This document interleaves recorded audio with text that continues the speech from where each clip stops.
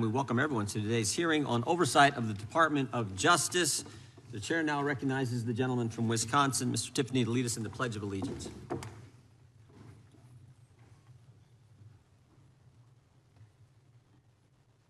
pledge allegiance to the flag of the United States of America and to the republic for which it stands, one nation, under God, indivisible, with liberty and justice for all. We'll begin with opening statements. The chair is now recognized. 18 cities, 11 states, 3 counties, and the District of Columbia are sanctuary jurisdictions, accounting for 31% of the population in this country. 31% of the American people, almost 1/3 of the American people, live in a city, county, or state where the left-wing leadership tells local law enforcement not to work with federal law enforcement. Now, what does that mean in practice? Let's look at Abraham Gonzalez, who on September 20th, 2023, was arrested by Border Patrol for illegally entering the United States. And of course, the Biden administration released him into the country. 5 months later, February 26, 2024, Mr. Gonzalez is charged with assault. 2 weeks later, March 11, 2024, he's charged with felony motor vehicle theft, stole a car. And on March 20th, 2024, 9 days later, he's arrested by the Denver police and placed in the Denver Justice Center. 6 days later, March 22nd, 2024, ICE sends a detainer notice to the Denver Justice Center saying this: if you're going to release Mr. Gonzalez, can you give us a heads up? Can you let us know maybe 48 hours before you're going to release this guy so we can come apprehend him there at the jail? And remember, a detainer is a final order of removal from a court where this individual's committed some removable offense. But on February 28th, 2025, Abraham Gonzalez is released to the streets. In fact, we can put that up. I think you can see this. Released, we got the form from the Denver Justice Center. What kind of inmate was Mr. Gonzalez for those 345 days that he was in the Denver Justice Center? We have that too. Violent to the staff, keep separate. So this guy was so bad, you had to keep him away from other inmates. He'd already assaulted some staff member, but Denver released this guy to the streets and instead of turning him over to ICE agents who would have come to the jail and arrested him there. And of course, we all know what happens. When the officers did apprehend Mr. Gonzalez out on the street, he assaulted one of the officers. This is what happens when you have a sanctuary jurisdiction. Right now in Minnesota, there are 1,360 detainer notices for violent offenders. Governor Walz and others have released 470 criminal illegal aliens back to the streets. In New York State, it's 7,000. Nationwide, it's over 17,000 that we know of. Where a detainer was filed, since President Trump's been in office, over 17,000 times a detainer was filed, and those individuals were released to the streets instead of turned over to federal law enforcement. 17,864 times. Illegals who've been charged with the crime have been released to the streets, and thereby jeopardizing the safety of the public, the safety of law enforcement, and of course the migrant themselves. And frankly, helping create the environment that results in the tragic deaths like we saw with Miss Good and Mr. Preddy. A few years ago, Governor Sarah Huckabee Sanders said this in response to the State of the Union address. She said, "The divide in America today is normal versus crazy." And it's true, because it's crazy not to have a border, which is what we had under the previous administration. It's crazy to abolish ICE, and it's crazy to release bad guys who are here illegally to the streets when with one phone call, federal law enforcement will come to the jail and pick them up. The mindset that says it's okay to release these guys is the same left-wing mindset that thinks it's okay to weaponize government against your political opponents. And that is exactly what we had in the previous Justice Department. The Biden-Harris Department of Justice called parents domestic terrorists. The Biden-Harris Justice Department used FBI SWAT teams to arrest pro-life advocates. The Biden-Harris DOJ targeted traditional Catholics. The Biden-Harris DOJ pressured social media companies to censor Americans, and the Biden-Harris Justice Department launched not one, but two investigations into President Trump. spending over $35 million to try to bring down their political opponent. To further this effort, they sought the phone records of over a dozen Republican members of Congress. Even the Democrats said this was wrong. They got bank records for scores of White House officials. They even paid at least one confidential human source $20,000 for information on President Trump. And of course, while doing all this, they couldn't tell us who planted the pipe bombs, who leaked the Dobbs opinion, and who put cocaine in the White House. But thank goodness the American people saw through it all. Americans were tired of being targeted for their beliefs, tired of the lawfare, tired of the rampant crime throughout this country, and that's why they overwhelmingly elected President Trump. And what a difference a year makes. What a difference a year makes. Under Attorney General Bondi, the DOJ has returned to its core missions, upholding the rule of law, going after the bad guys, and keeping Americans safe. The Trump Justice Department has restored the rule of law. Murders are down nationwide by 20%. In D.C., violent crime is down by 28%. The federal surge in D.C. resulted in 8,000 arrests, the seizure of 800 illegal guns, and the recovery of 16 missing kids. The Trump Justice Department apprehended a suspect in the pipe bomb investigation, and they've arrested 6 of the FBI's top 10 most wanted fugitives in just 1 year. Of course, they arrested narco-terrorist Nicolas Maduro, and they seized a record number of drugs flowing into this country. The Trump Justice Department put an end to targeting Americans for their beliefs. Attorney General Bondi rescinded Attorney General Garland's anti-parent memorandum. The Department of Justice ended the practices of using the FACE Act to target pro-life Americans. They've refused to tolerate attacks on places of worship and investigations of traditional Catholics that we saw in the previous administration. On her first day, Attorney General Bondi disbanded the Foreign Influence Task Force that was pressuring social media companies to censor Americans. And the Trump Justice Department has ended lawfare. Under Attorney General Bondi, along with Director Patel, they've worked to expose the political nature of Arctic Frost and the Jack Smith investigations.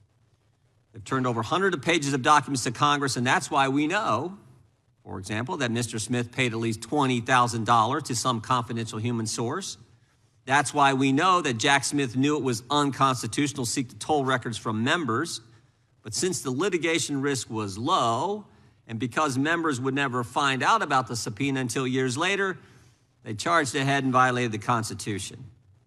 The Trump Justice Department has changed DOJ policy to require prosecutors to tell judges if NDOs relate to members of the separate and equal branch of government, the Congress. And to top it all off, the Trump Justice Department opened an investigation into the conspiracy behind the Russia collusion hoax. The Justice Department has put common sense ahead of politics. They sued to keep boys out of girls' sports. They secured deals with universities to stop race-based admissions and anti-Semitic practices. And after discovering rampant fraud in Minnesota, the Justice Department, under the leadership of Attorney General Bondi, has established a new national fraud division. In fact, I met with Colin McDonald, who will head that division, last week. I think he's going to do a great job. There's a lot of work to be done in that area, but I want to thank the Attorney General for her great work in the first year on the job, and I want to thank you for being here. With that, I would yield to the ranking member for an opening statement. Thank you kindly, Mr. Chairman, and welcome, Attorney General Bondi. You've got the best lawyer's job in America because your mission is justice and your clients are the American people.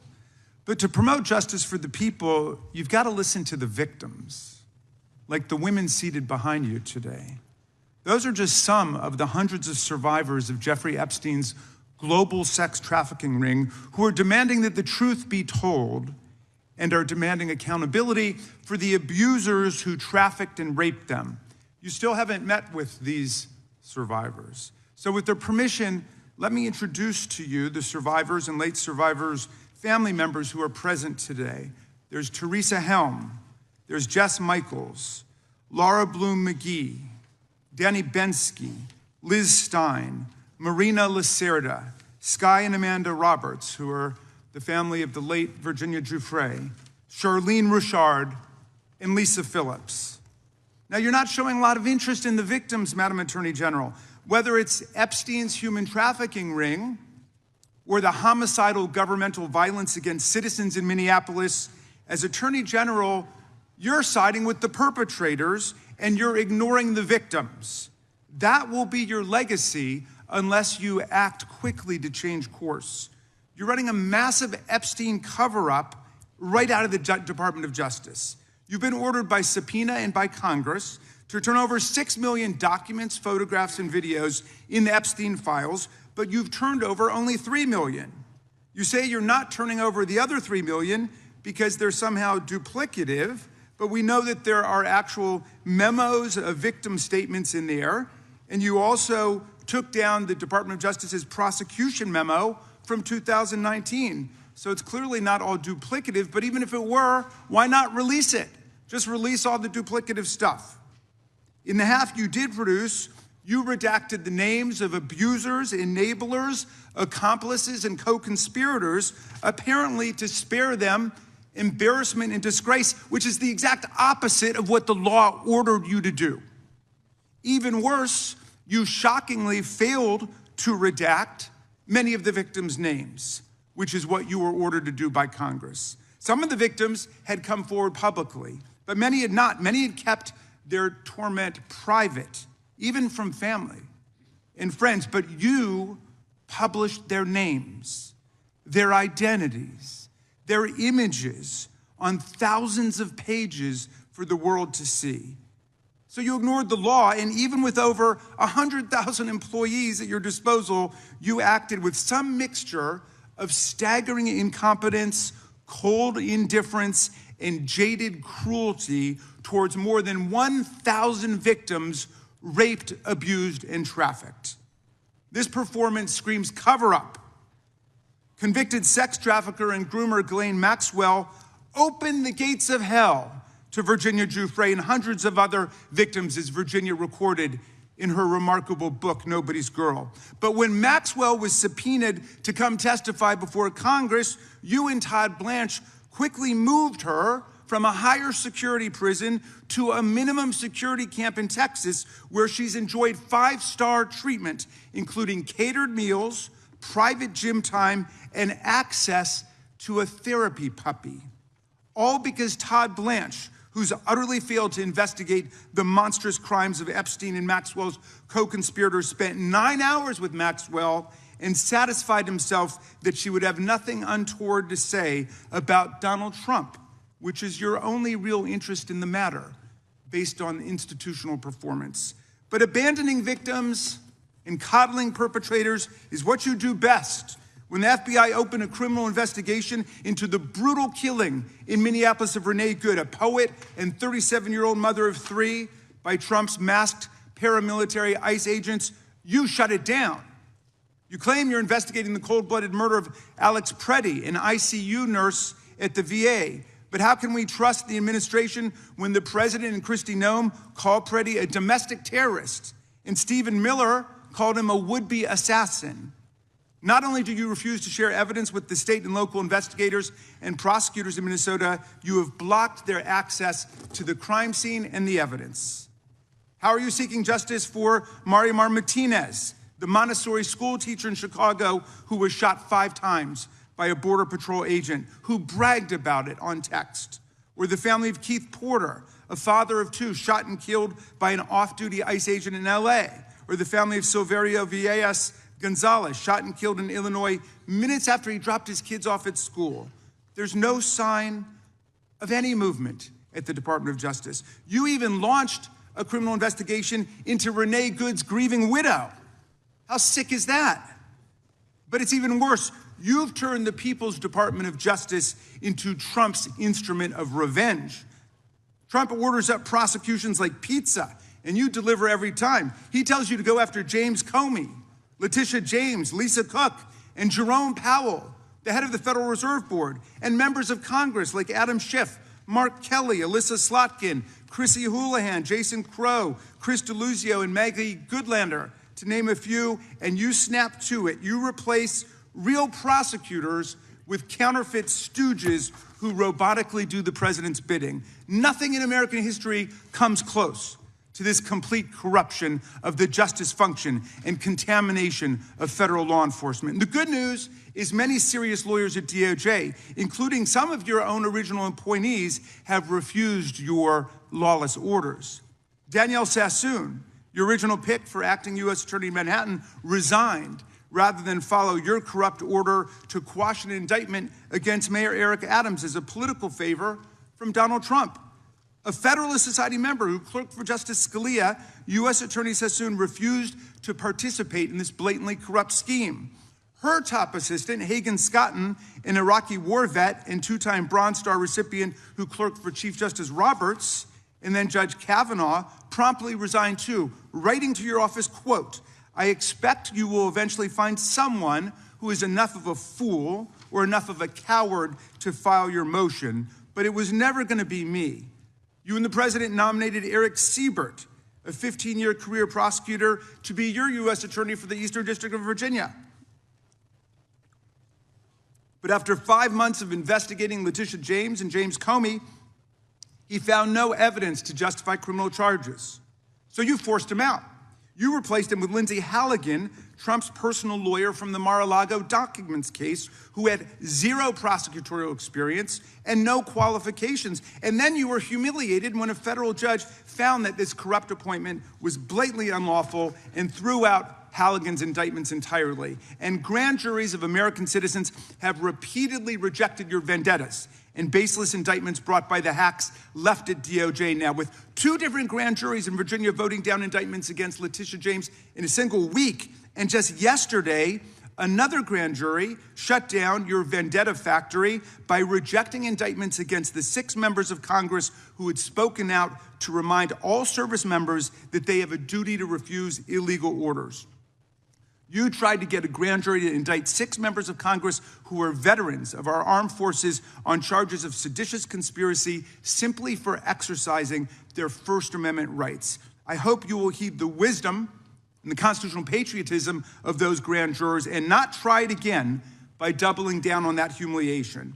As your best lawyers are sacked for having participated in the January 6th case, or just flee for the exits now, your new lawyers keep lying in court. In dozens of cases, they've been excoriated for lying to federal judges. Chief Judge Boasberg, right here in D.C., suggested your Department of Justice perpetrated a fraud on the court. Other judges found your statements to be, quote, inexplicably misleading, patently incredible, totally inconsistent, and so disingenuous that the court is left with little confidence that the government can be trusted to tell the truth about anything. Now, as ranking member, I asked the chairman to add a few extra rounds of questions today because we each have 5 hours of questions, not 5 minutes, but we're stuck with 5 minutes. That's clearly insufficient to give voice to America's victims and survivors and to demand answers about all the corruption and cover-ups that we see at DOJ right now. We've got just 1 round, so we ask you politely but firmly, Madam Attorney General, please do not waste 1 second of our precious time by evading questions, by changing the subject, or engaging in personal attacks against members of Congress. We saw your performance in the Senate, and we're not going to accept that. This isn't a game. In the Senate, you brought something with you called a burn book, a binder of smears to attack members personally for doing the people's work of oversight. Please set the burn book aside and answer our questions. And when you hear us reclaim our time, that means it's time for you to stop speaking. We only have 5 minutes, so when we reclaim our time, that means you stop. And if you don't, we will ask the chair to stop the clock and let you go on his time. The quality of justice in America depends on the character of our government. Please do your job and bring the Department of Justice back from the brink. The survivors seated behind you and the American people watching everywhere deserve a Department of Justice worthy of its name. I yield back, Mr. Chairman. Without objection, all of the opening statements will be included in the record. We will now introduce today's witness. The Honorable Pamela J. Bondi has served as the Attorney General of the United States since February 5th, 2025. She previously served in the Office of the White House Counsel, 2 terms as the Florida Attorney General, and spent more than 18 years as a prosecutor. We welcome our witness and thank her for appearing today. We will begin by swearing you in. Would you please rise and raise your right hand? Do you swear or affirm under penalty of perjury that the testimony you're about to give is true and correct to the best of your knowledge, information, and belief, so help you God? I do. Let the record show that the witness has answered in the affirmative. Thank you. You can be seated. And please know that your written testimony will be entered into the record in its entirety. Accordingly, we ask that you summarize your testimony. Madam Attorney General, you may begin. Thank you. Thank you, Chairman Jordan, Ranking Member Raskin, and distinguished members of this committee. Thank you for hosting me here today. I'm grateful for the opportunity to answer your questions, highlight the work of our department, and discuss the most important topic of all, keeping the American people safe. A little over a year ago, I was sworn into office as the 87th Attorney General of the United States. I came into office with the goal of refocusing the Department of Justice on its core mission after years of bloated bureaucracy and political weaponization. The Department of Justice's core mission is to fight violent crime, protect the American people, and defend the rule of law above all else. While our work is never done, we have made tremendous progress to make America safe again. In 2025, we saw the lowest murder rate in 125 years. That's nothing short of historic. If you compare 25 to 24, here's what you'll find. The murder rate is down 21%, robbery down 23%, carjacking down 43%, gun assault down 22%, ag assault, burglary, could go on and on. Crime is declining. This did not happen by accident. The numbers tell an important yet straightforward story. President Trump has given us the resources, the support, and the leadership to protect the American people. President Trump's policies have saved lives. I cannot think of a policy outcome more important than protecting the lives of American citizens. Can you? This trend has been especially clear in Washington, D.C. and in Memphis. These are two iconic American cities that spent years in the grip of horrific violent crime. The Department of Justice surged law enforcement resources, and the results came quickly. Crime plummeted in both cities. And I want to make one point loud and clear. We achieved those results by working with Democratic mayors. Public safety does not have a party registration. When your constituents call 911, they don't ask for political views of the responding officer. They ask for help. I have federal agents in each and every one of your districts. They're here to help, and I am here to help. Many cities and states have worked with us and taken advantage of our federal support. Some have not. Meanwhile, a few elected officials have declared that they are, quote, at war with the federal government and encouraged widespread obstruction of law enforcement. This has resulted in avoidable clashes on the streets, as you've all seen. We've seen rioters storming a Christian church. Citizens and law enforcement officers have both been endangered by reckless rhetoric. We have made dozens of arrests in and around Minneapolis so far, and many of them could have been avoided by simple compliance with federal law. Of course, our efforts reach beyond our urban centers. We are striking crucial blows against terrorist organizations such as MS-13, TDA, the Sinaloa Cartel, and Antifa. And as we sit here, I think you've seen the news this morning. The news is reporting that cartel drones are being shot down by our military. That's what we all should care about right now, protecting America. As we seek to dismantle these drug trafficking networks that poison Americans, in 2025, our DEA agents seized more than 47 million fentanyl pills and more than 9,800 total kilos of fentanyl. That represents 369 million potentially deadly doses that can kill Americans. Meanwhile, our attorneys are fighting for President Trump's agenda in courtrooms across this country. This administration has been sued 627 times. We fought through a nonstop flood of bad faith temporary restraining orders from liberal activist judges across this country, America has never seen this level of coordinated judicial opposition towards a presidential administration. It is not only an unlawful attack on the executive branch's authority, but a serious attack on the democratic process.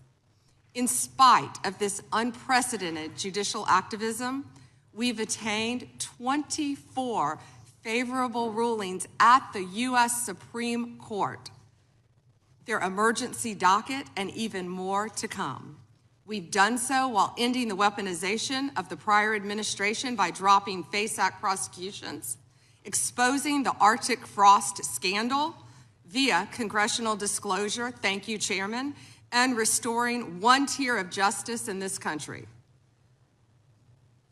To address the Epstein files, more than 500 attorneys and reviewers spent thousands of hours painstakingly reviewing millions of pages to comply with Congress's law. We've released more than 3 million pages, including 180,000 images, all to the public, while doing our very best in the time frame allotted by the legislation to protect victims. And if you brought us a victim's name that was inadvertently released, we immediately redacted it. All members of Congress, as you know, are invited to visit DOJ to see for yourselves. I want to take a moment to acknowledge the Epstein survivors who are here today. I'm a career prosecutor, and despite what the ranking member said, I have spent my entire career fighting for victims, and I will continue to do so. I am deeply sorry for what any victim has been through, especially as a result of that monster. If you have any information to share with law enforcement about anyone who has hurt you or abused you, the FBI is waiting to hear from you. I want you to know that any accusations of criminal wrongdoing will be taken seriously and investigated. The Department of Justice is committed to holding criminals accountable to the fullest extent of the law. In 2025, the FBI arrested over 1,700 child predators, a 10% increase from 2024. We also located 2,700 victims of child exploitation and shut down 3.8 million dark web pedophile accounts. 3.8 million.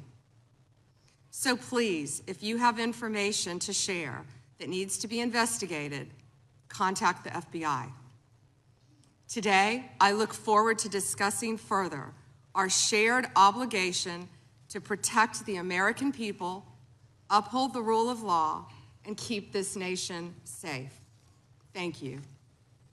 Thank you, Madam Attorney General. The chair we now proceed under the 5-minute rule. The chair recognizes the gentleman from California for 5 minutes. Thank you, Mr. Chairman. Madam General, thank you for your extensive remarks, particularly on your continued investigation of those responsible over the years in the Epstein debacle.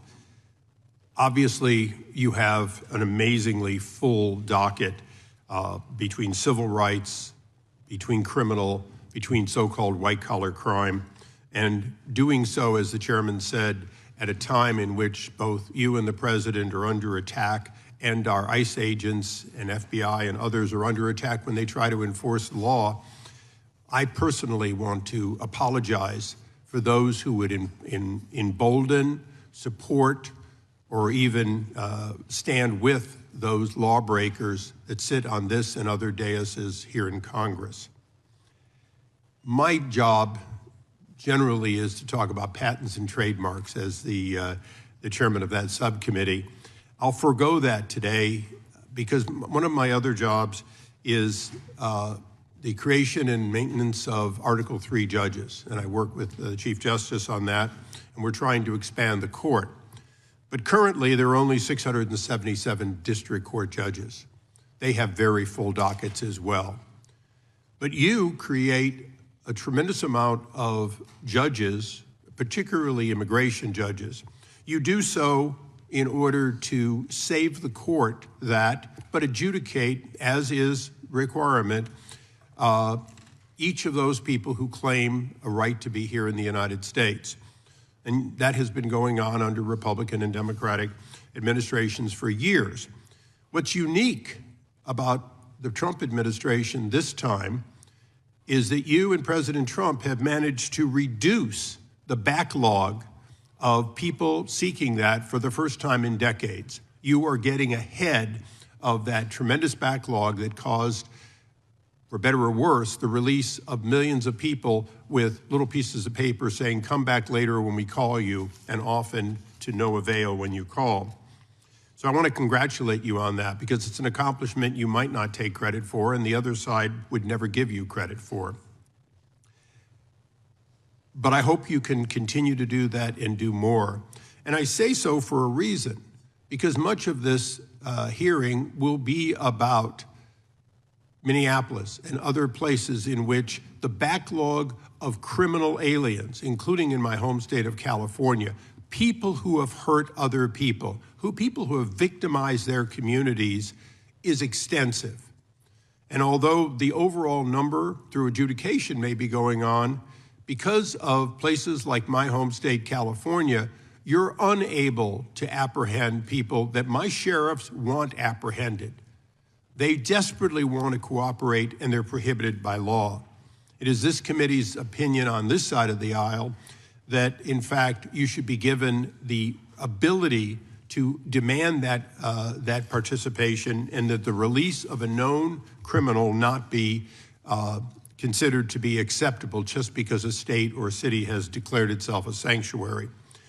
I want you to opine on just one thing that I think has been misunderstood. As I said earlier, you create and maintain those judges that adjudicate these cases.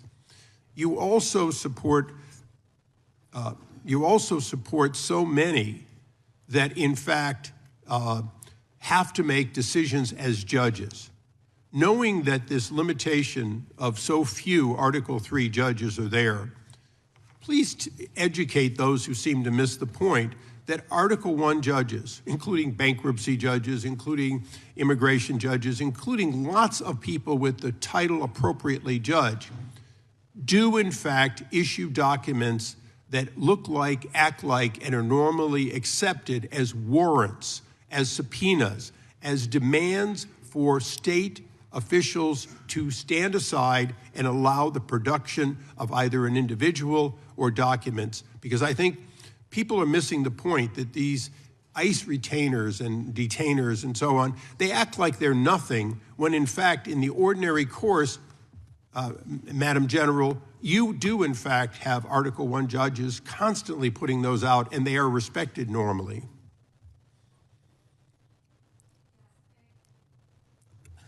Thank you, Congressman, for talking about all the great judges.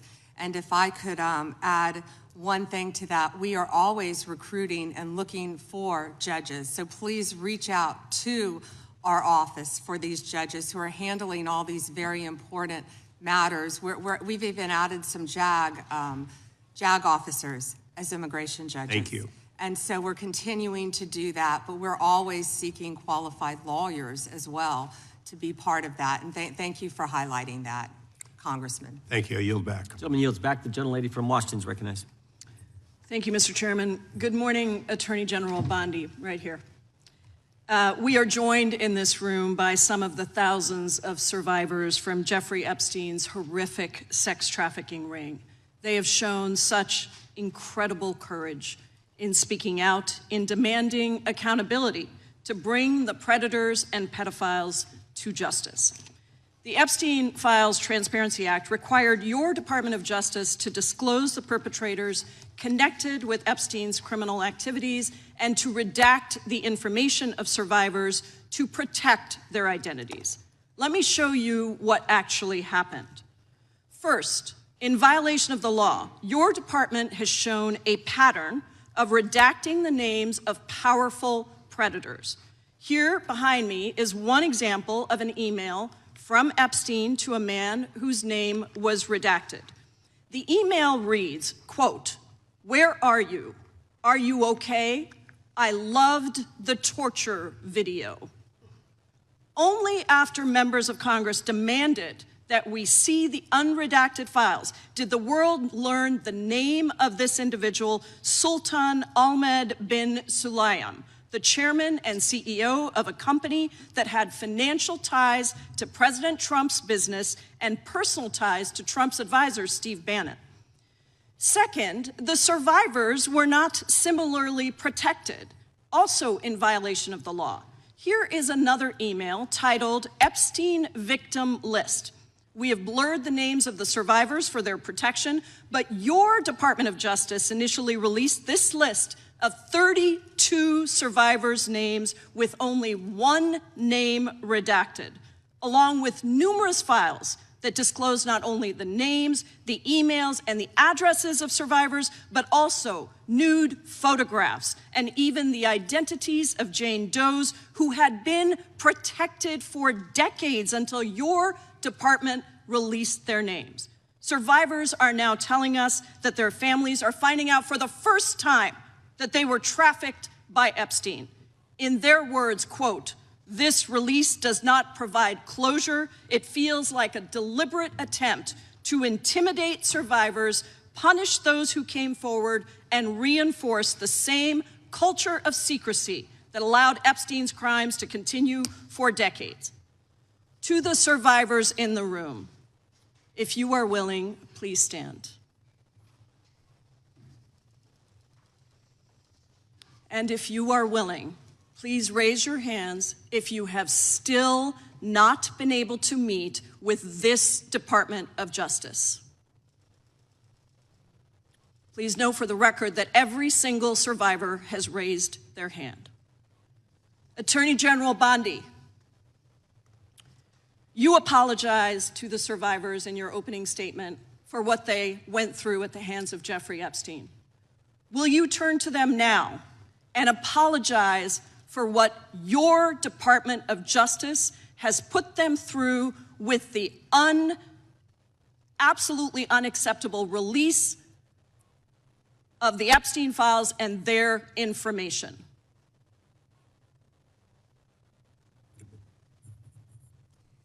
Congresswoman, you sat before, Merrick Garland sat in this chair twice.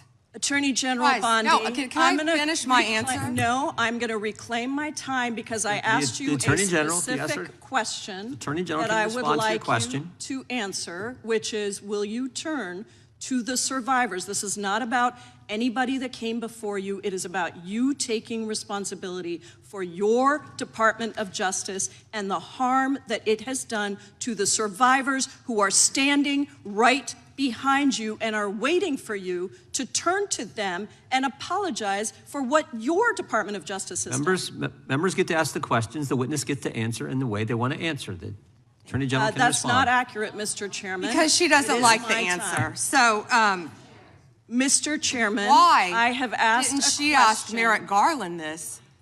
I am Twice, reclaiming when my he sat in my time, and when chair. I will reclaim my continue to time, answer. it is Mr. Chairman, the my gentlelady's time. reclaimed I'm her not going time. to get in the gutter for her theatrics. The time belongs to the time belongs to the gentlelady. The gentlelady has 17 seconds. Thank you. You're not going to answer this question, so let me just Chairman, say this. I'll direct it to what you. a massive No, I'm cover-up. answering a Mr. question. Chairman, will you restore her time? The witness is I'm not going to get interrupted. in the gutter with this woman. Stop the She's time doing and theatrics. let me have my time. The gentlelady from Washington controls the time. The gentlelady has 17 seconds. You can proceed with your final Thank you. 17 seconds. What a massive cover-up this has been and continues to be. Donald Trump made the release of the Epstein files the center of his political campaign because he thought it would benefit him. Then you got into office, Attorney General, claimed to have a client list, only Regular to order. then say that there was no list. Your deputy, Todd Blanche, met alone with Ghislaine Maxwell and transferred her to a minimum security prison. And now you continue the cover-up. And I wish that you would turn around to the survivors who are standing right behind you and on a human level, Chairman, apologize The chair now recognizes the chair. on what you have done. Time of the gentlelady yield expired. back. The gentlelady, you have no time to yield back. Theatrics. We appreciate the thought. And I would argue the central issue in the last election, the presidential election, was securing the border. The gentleman from Arizona who knows something about securing the border is up for 5 minutes. Thank you, Mr. Chairman, and thank you, Attorney General Bondi, for being here today. In 2022, Lafarge, which is a French cement company, pled guilty in U.S. federal court to participating in a criminal conspiracy with ISIS. That conspiracy contributed to the deaths of U.S. service members fighting in Syria during Operation Inherent Resolve. As part of the plea agreement, Lafarge was required to pay more than $775 million into DOJ's asset forfeiture fund. In February 2025, my colleagues and I sent you a letter urging the department to review the petitions for remission submitted by the families of those fallen service members, including several of my constituents. The previous administration ignored these victims and our requests and left their petitions unresolved. My question for you on this particular issue is if you're willing to work to ensure those families that their petitions will be reviewed and brought to a resolution. Congressman, we are aware of that, and we're committed to doing everything we can to support the victims and work with you. Thank you for that question. Yeah, appreciate your answer. And now let's go to something that is also pressing that I've been working on for years, and this is the FISA Section 702 and Arctic frost. In January 2025, you testified before the U.S. Senate and agreed with Senator Lee that, quote, anytime an American citizen's private communications are intercepted or stored, whether through incidental collection or otherwise, those communications should not be searched without some showing of probable cause, close quote. You still hold that view today, I assume? Yes. And during the most recent FISA reauthorization, I offered an amendment to establish a clear warrant requirement for searches of Americans' data while preserving every publicly cited operational exception, including emergencies, defensive queries, cybersecurity threats. And my intent was to ensure the Department of Justice could continue to keep Americans safe while also ending warrantless searches of U.S. persons' data. Are there any additional circumstances or exceptions that you believe must be included to ensure DOJ can continue to operate effectively while still protecting American citizens' data and privacy? Yeah, Congressman, we are committed to working with Congress to uncover weaponization and other misconduct by Jack Smith, by others, Arctic frost, everything that happened under the past administration. And we are committed to working with you on that. And we are working with Chairman Jordan, with the House Intel, with all of our my fellow cabinet members on resolving that issue. Well, thank you. And I'm glad you brought up Arctic frost because Section 702 was used in the Arctic frost investigation. It was. And information derived was used by Special Counsel Jack Smith.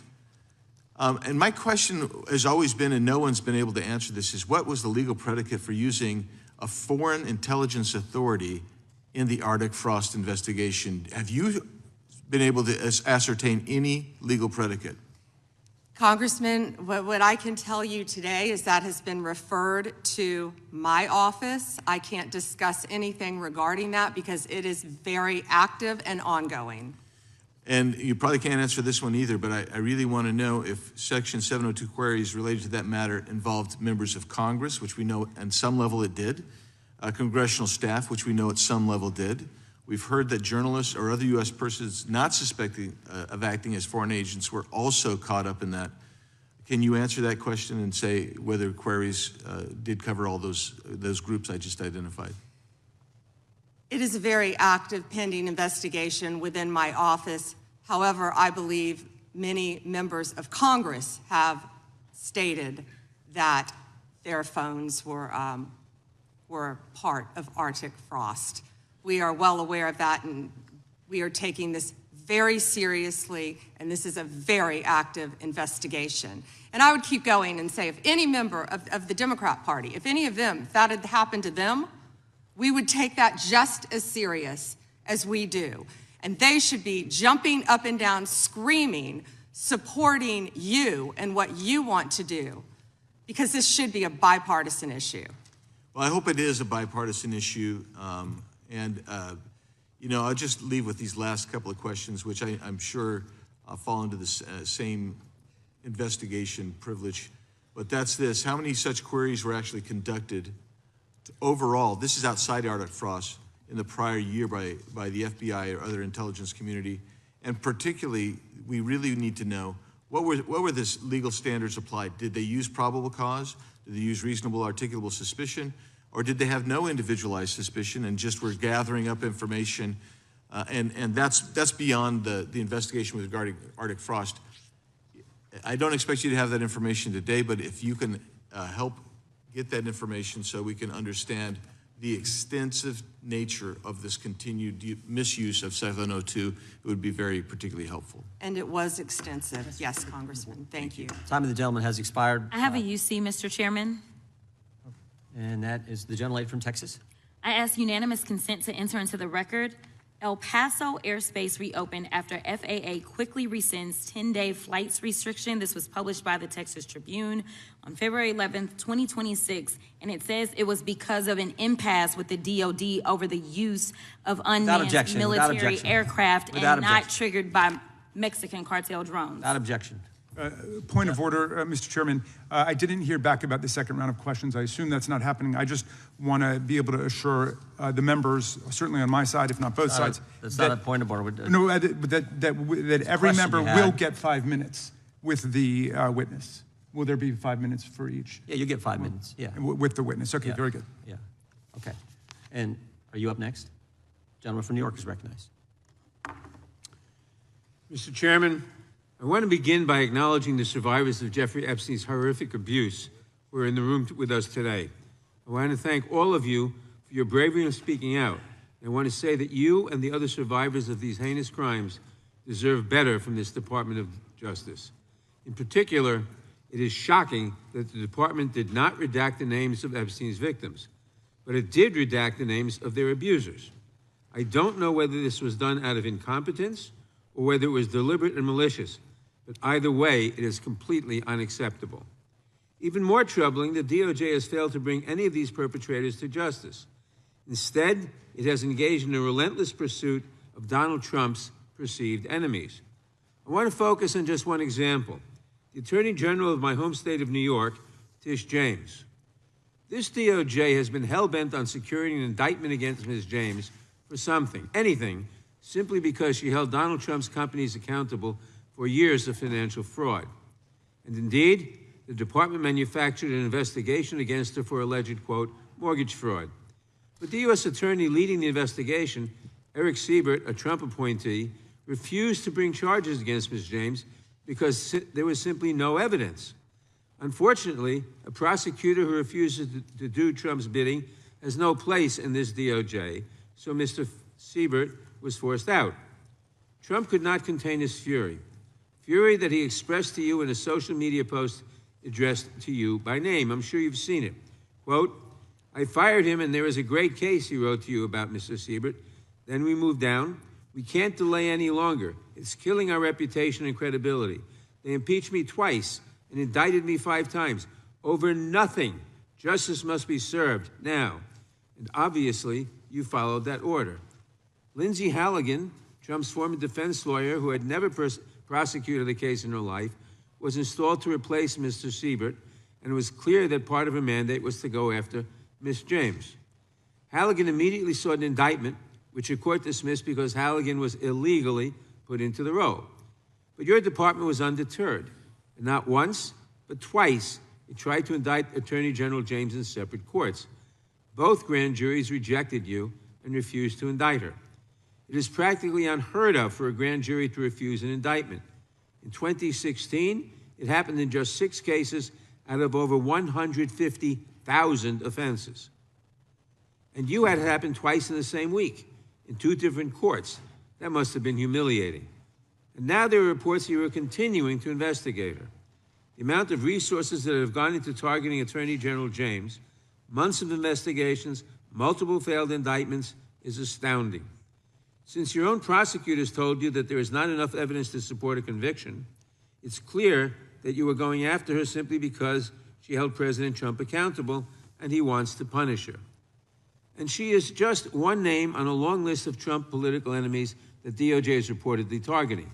from Jerome Powell and Lisa Cook at the Federal Reserve to James Comey, numerous Democratic members of Congress, John Brennan, Jack Smith, Democratic officials in Minnesota, Chris Krebs, Miles Taylors, and more.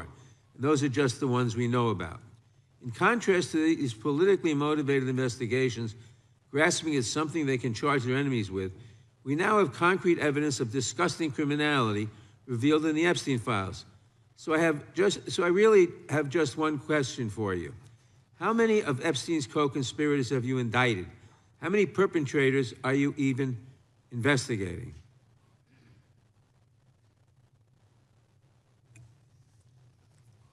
First, you showed it. I find it. How many have you indicted? Excuse me. I'm going to answer the question. Answer my question. No, I'm going to answer the question the way I want to answer the question. No, Your you're going to answer the theatrics are question the way I ridiculous. asked it. Chairman How many have you Jordan, I'm not indicted? going to get in the gutter with these people, How many but have you- I'm going to answer the question. How many have you indicted? Again, the time belongs to Reclaiming my time. the time belongs. I think it's very Reclaiming interesting. my time. I think it's very Reclaiming my interesting. time. You can that reclaim he your talks time. about they Reclaiming my time, indicted. Mr. The Chairman. president said they Close the indicted clock. him Mr. twice. Chairman, please They stop the sure clock did. and And stop they the clock and indicted- restore his time. Okay, here we go with these Committee will get in order. theatrics. The Reclaiming time my belongs time to the and gentleman yield from back New the clock, York. please. We will give you a few more seconds. We will do that. But when Reclaiming you ask my- a question, the witness question gets to was- answer. You may not like the answer, but she Right. gets to The answer. question was, how many of Epstein's... They don't like Que- the answer, Reclaiming Chairman, my time. because it's honest. Reclaiming So my- he asked a Reclaiming my 4-minute time. question. Restore 45 and seconds to I am Mr. Nadler, going please, to Mr. Chairman. Reclaiming my time. Answer. You can let her filibuster all day long, but not on our watch. Reclaiming- Not on our time. No way. Reclaiming- And I told you about that, Attorney General, before you started. You don't tell me. Yeah, oh, I anything, did tell you because we washed saw up what you did in the loser Senate. Lawyer, not even a lawyer. Committee will be in Reclaiming my order. time, and I should get back at least 45 seconds. We will give you a few more seconds. I Not a said that few more, already. 45 seconds. Okay, I'm timing right now, Mr. Nadler. Go All right right. Reclaiming my time. The answer to my question, how many of Epstein's co-conspirators has she indicted, is 0.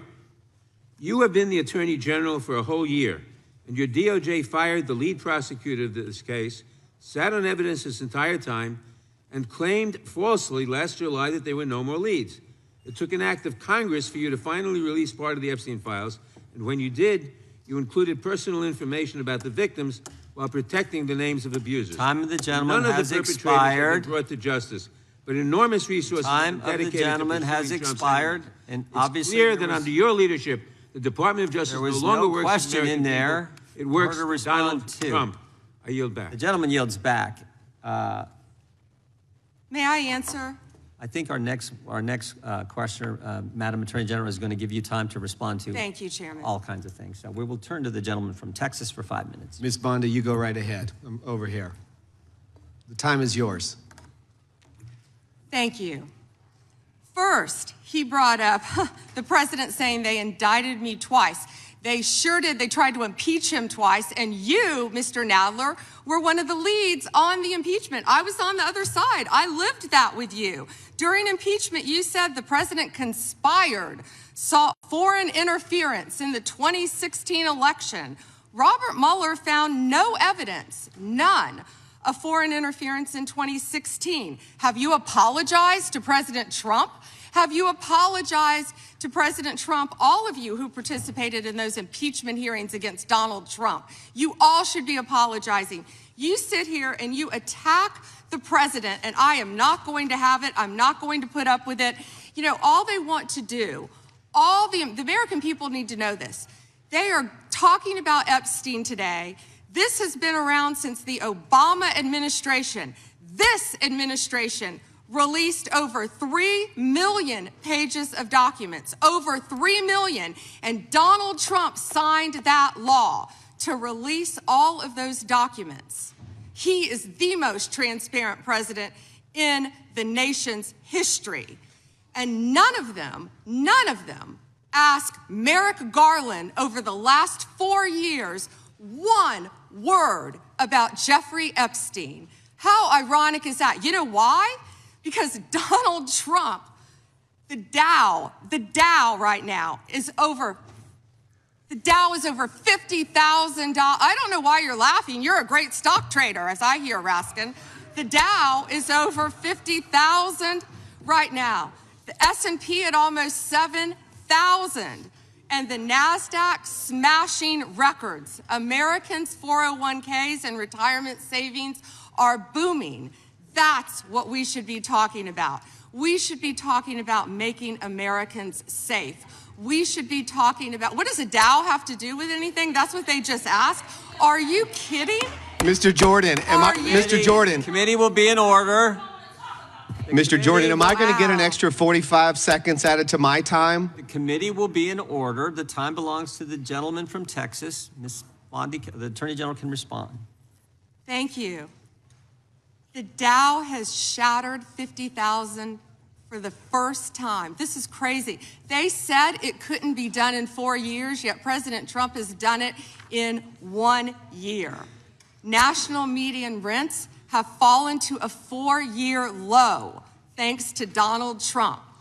That's why they want to focus on Epstein and our most transparent president in the nation's history.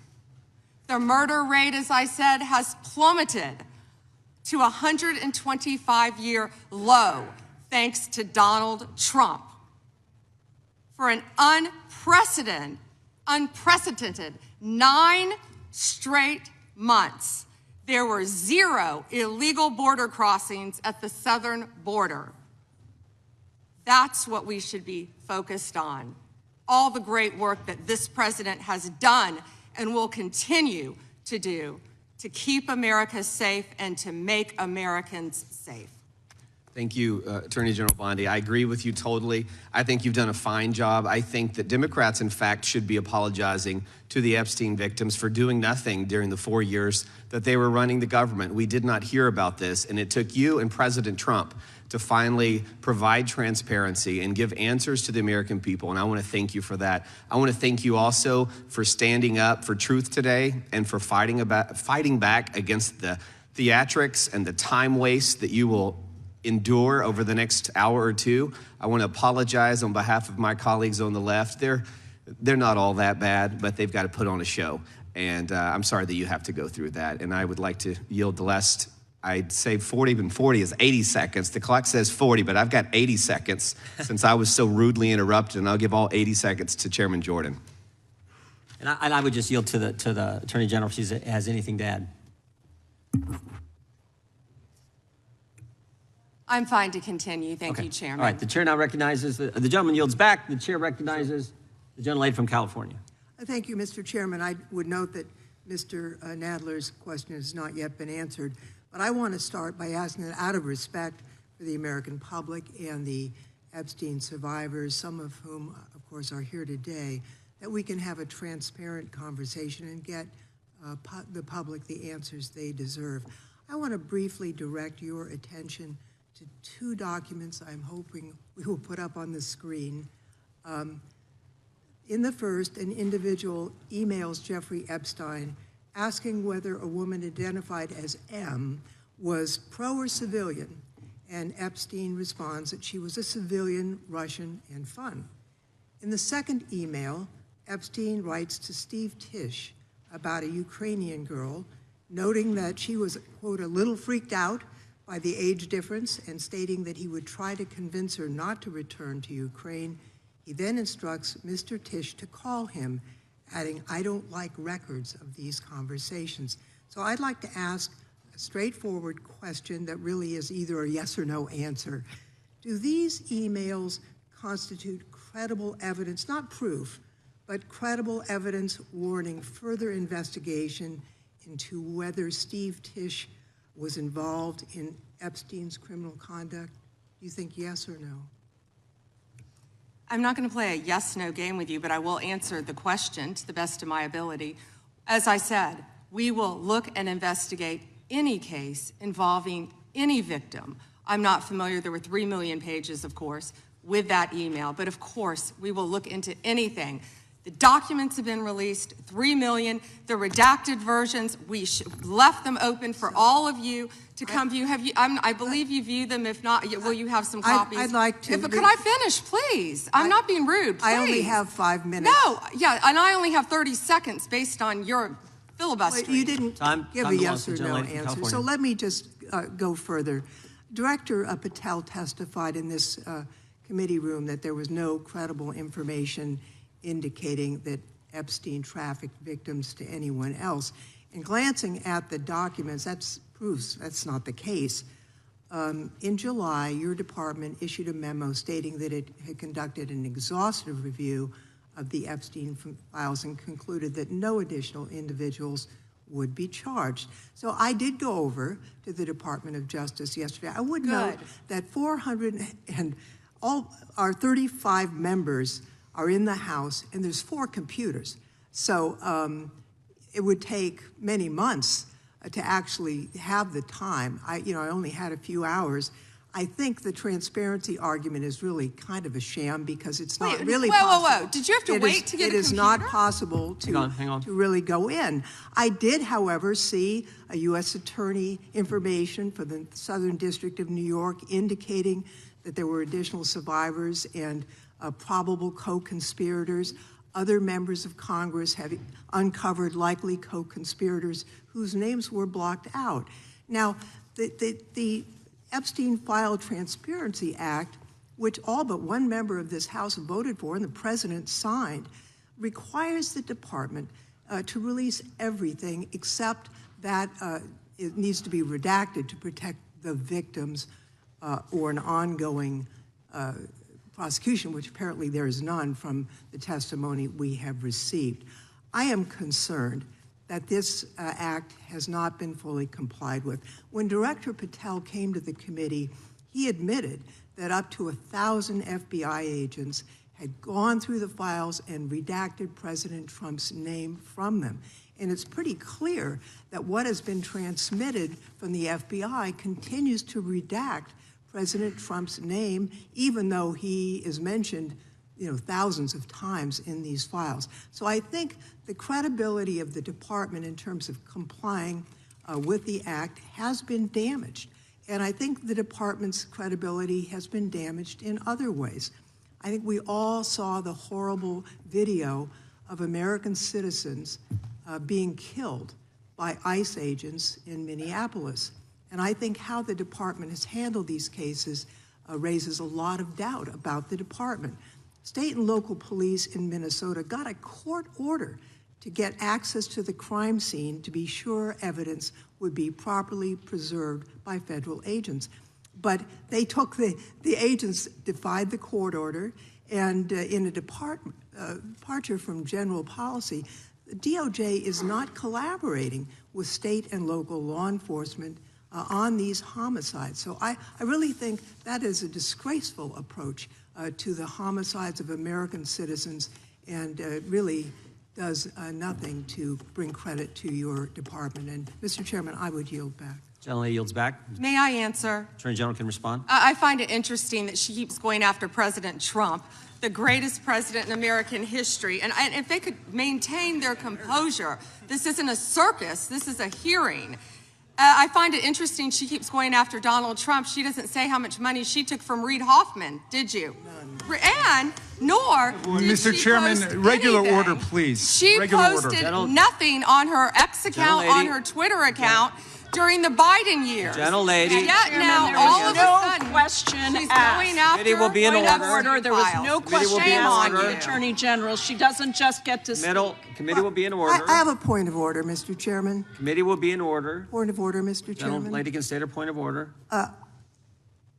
When a witness attacks... Not a valid point of order. You got to state. She hasn't completed her point of order yet. Please let her speak, Mr. Chairman. Let's have some regular order here. Regular order is you got to state the rule. And I am trying to make a point of order that the witness, and what rule are you referring to? Without responding to a question, has attacked me personally. I think it's pathetic that she can't answer the questions and instead is attacking that is not even close to a point of order. committee. The gentleman from Wisconsin is recognized. In August of last year, I sent a letter to the Department of Justice asking for assistance in seeking compensation for the town of Lac du Flambeau. Town of Lac du Flambeau is in my district, and your office replied that it was an ongoing matter and unable to comment on it, which I understand. That's just fine. But I want to set this up just as a reminder. So 3 years ago, it was at this time of year that 4 roads were blockaded in the town of Lac du Flambeau, and the temperature was 25 below zero. People had to park their cars at a neighbor's place, take the snowmobile across the lake to get their car, and then be able to drive into town. There were people 80 and 90 years old that could not, were very concerned that they'd be able to get emergency medical services. And the perpetrators of this, the tribe out there, they demanded compensation from the town. I would call it extortion. They ultimately got $600,000 from the town of Lac du Flambeau.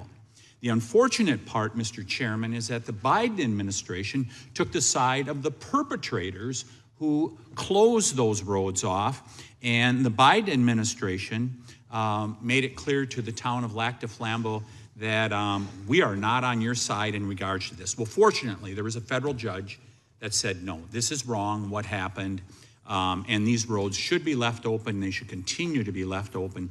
My question to you is, are you willing to work with my office and with the town of Lac du Flambeau to further investigate this matter and seek compensation from the tribal government after their extortion of $600,000 from this little town in northern Wisconsin? Congressman, you do a great job representing your district. And yes, we would more than welcome working with you, and we are familiar with that investigation. Mr. Chairman, I would just add, we're highlighting these miscarriages of justice in the previous administration. This is just another one of those small examples, no different than the Catholic Diocese in Richmond and many others that you have retold so many times. But here's another instance of what they did to a small town and nearly bankrupted them as a result of it. Fortunately, there was a federal judge that saw through it and has fixed it. I want to move on to fraud enforcement. You've established a National Fraud Enforcement Division, is that correct, Madam Attorney General? Yes, Congressman. Has this new division begun any investigations and getting after those individuals that have committed the rampant fraud we've seen, like in Minnesota? Well, it's not only rampant in Minnesota, it's rampant throughout this country. Much of it is in California, as you know, and other places. Yes, we are working on it actively. Our criminal fraud division has been working on it. We are expanding that. It was the Vice President's idea to come up with this amazing separate fraud division, which we are establishing and going nonstop, not only to expose the fraud in Minnesota, but around the country. It's taxpayer dollars that have been stolen from the American people, and we are committed to recovering that money and holding those people accountable. Mr. Chairman, I would remind everyone here, why did this happen in Minneapolis? Why did federal law enforcement have to go to Minneapolis? Because of industrial scale fraud. It was an assistant United States attorney that said, this is industrial scale fraud that's going on in Minnesota at this point. I sent a letter to our governor in Wisconsin. We're right across the border there. My district is only 20 miles from the city of Minneapolis. And I asked him to open the books for a federal audit on food stamps and Medicaid. Don't you think it would be a good idea for every governor to do that at this point? It protects the citizens, and I can't understand why that's not happening. And yes, I do think that's a great idea. It's happening around this country. And when our new division with Colin McDonald is established, it's established. When Colin is confirmed, he's amazing. I think you've met with him, you said, Chairman. When that is established, we're going to work on both sides of the aisle. That's what we want to do, to stop fraud in every city, in every state in this country. We will continue to fight for the American people. So you would encourage every governor across the United States, after what we have seen in Minnesota, what we almost certainly know is happening in other states, you mentioned California, you would agree that every governor should avail themselves of federal resources to make sure that this industrial scale fraud is rooted out to protect the taxpayers of the United States. Is that correct? Absolutely. Mr. Chairman, I yield back. Gentleman yields back. The gentleman from Tennessee is recognized. Thank you, Mr. Chair. First, I'd like to thank you for holding this hearing and holding it in a proper fashion as you have. Secondly, I'd like to thank all of the victims of the Epstein case who've come here to attend this hearing, for doing it and for being brave and trying to move this justice forward. I apologize, I can't do it, but the Attorney General not recognizing you, that's embarrassing. I am from Memphis, General Bondi. And Memphis does have the task force there. The Memphis Safe Task Force has been operating in Memphis for several months.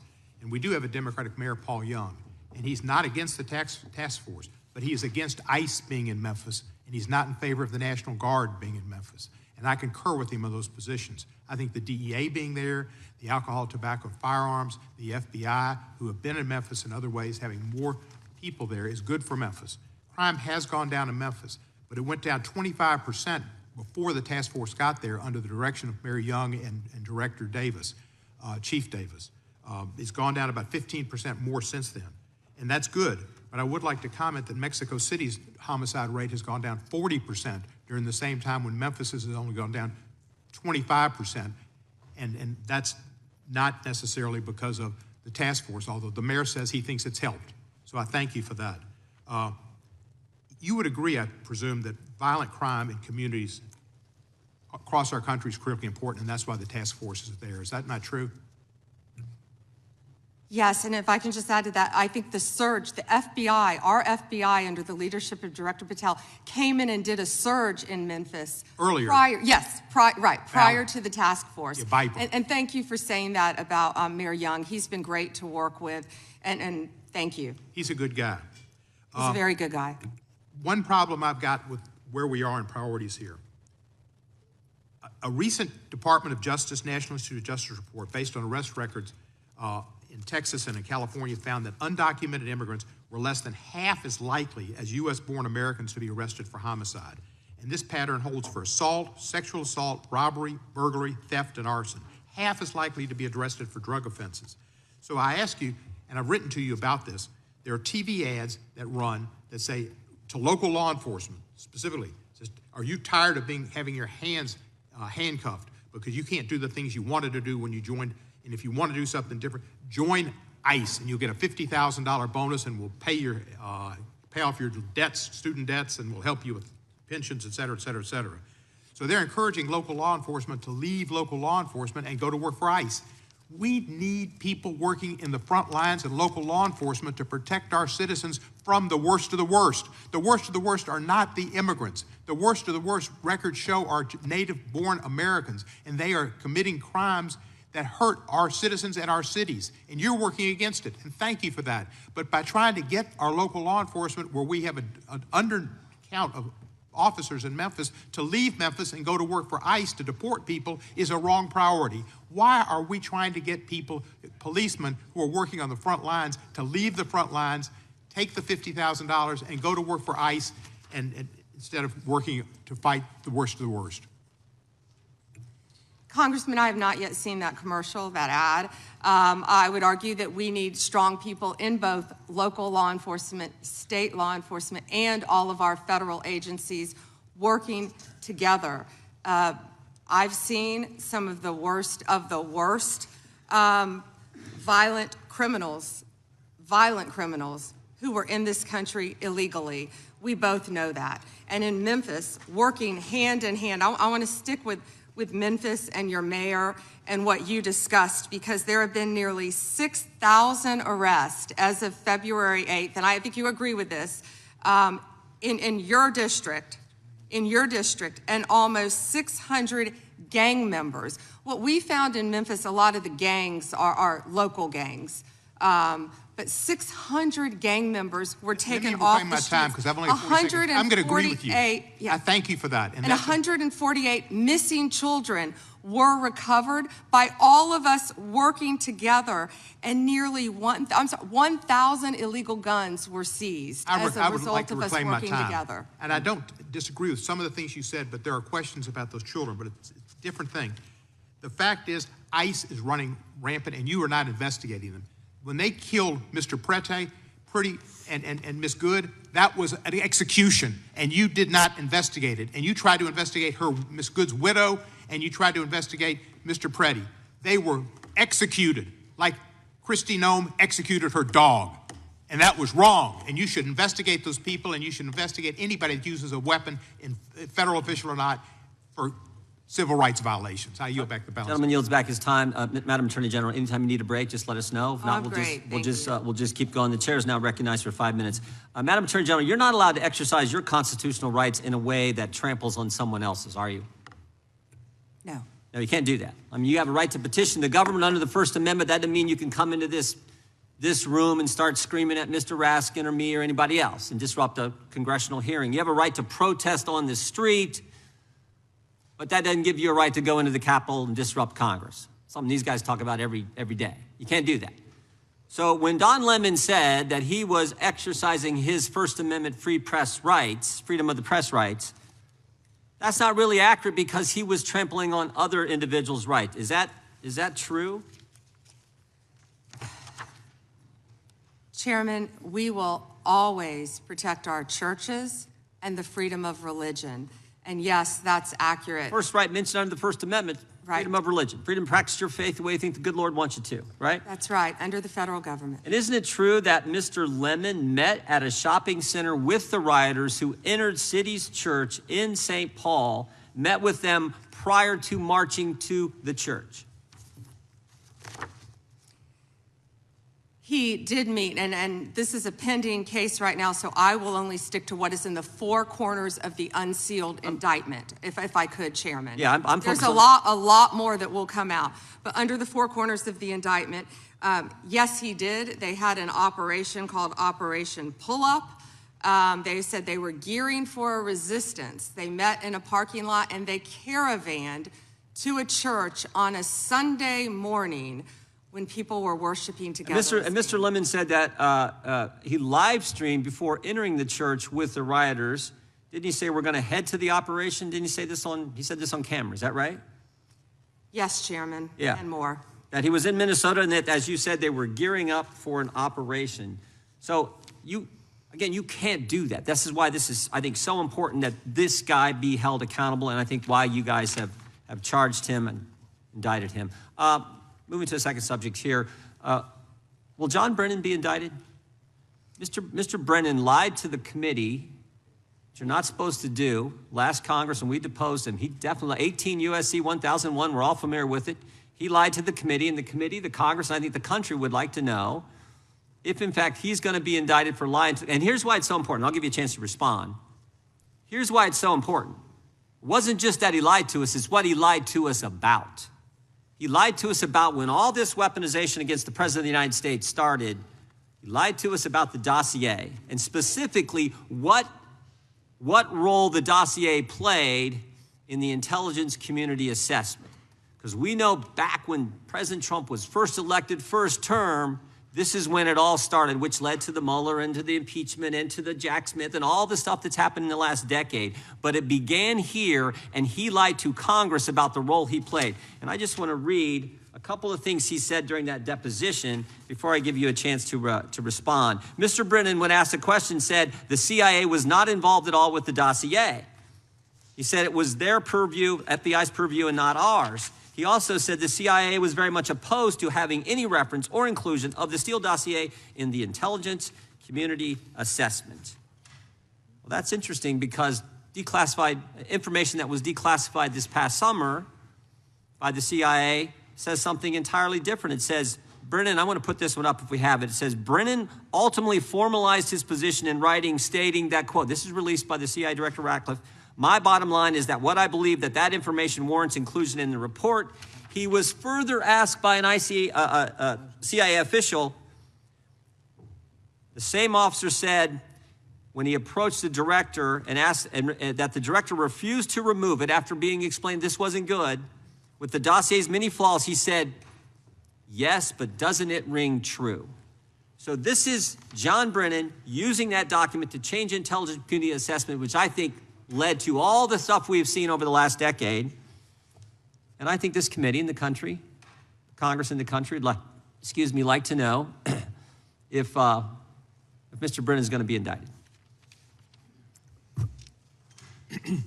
What I can confirm is that we have received a referral from you, Chairman Jordan, to investigate John Brennan. His attorneys have made some public statements, but the department is still bound, of course, by our longstanding policy of not discussing matters. What I will say today, I can't confirm nor deny whether there is a pending investigation, but what I will say is no one is above the law.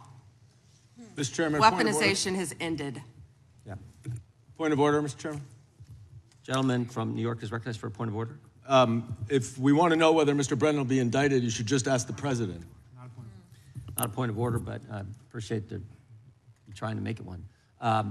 The gentleman from Georgia is recognized. Thank you, Mr. Chairman. General Bondi, it's been reported that there were at one point 1,000 personnel assigned to the task of identifying and scrubbing Donald Trump's name from the Epstein files. Were those reports accurate?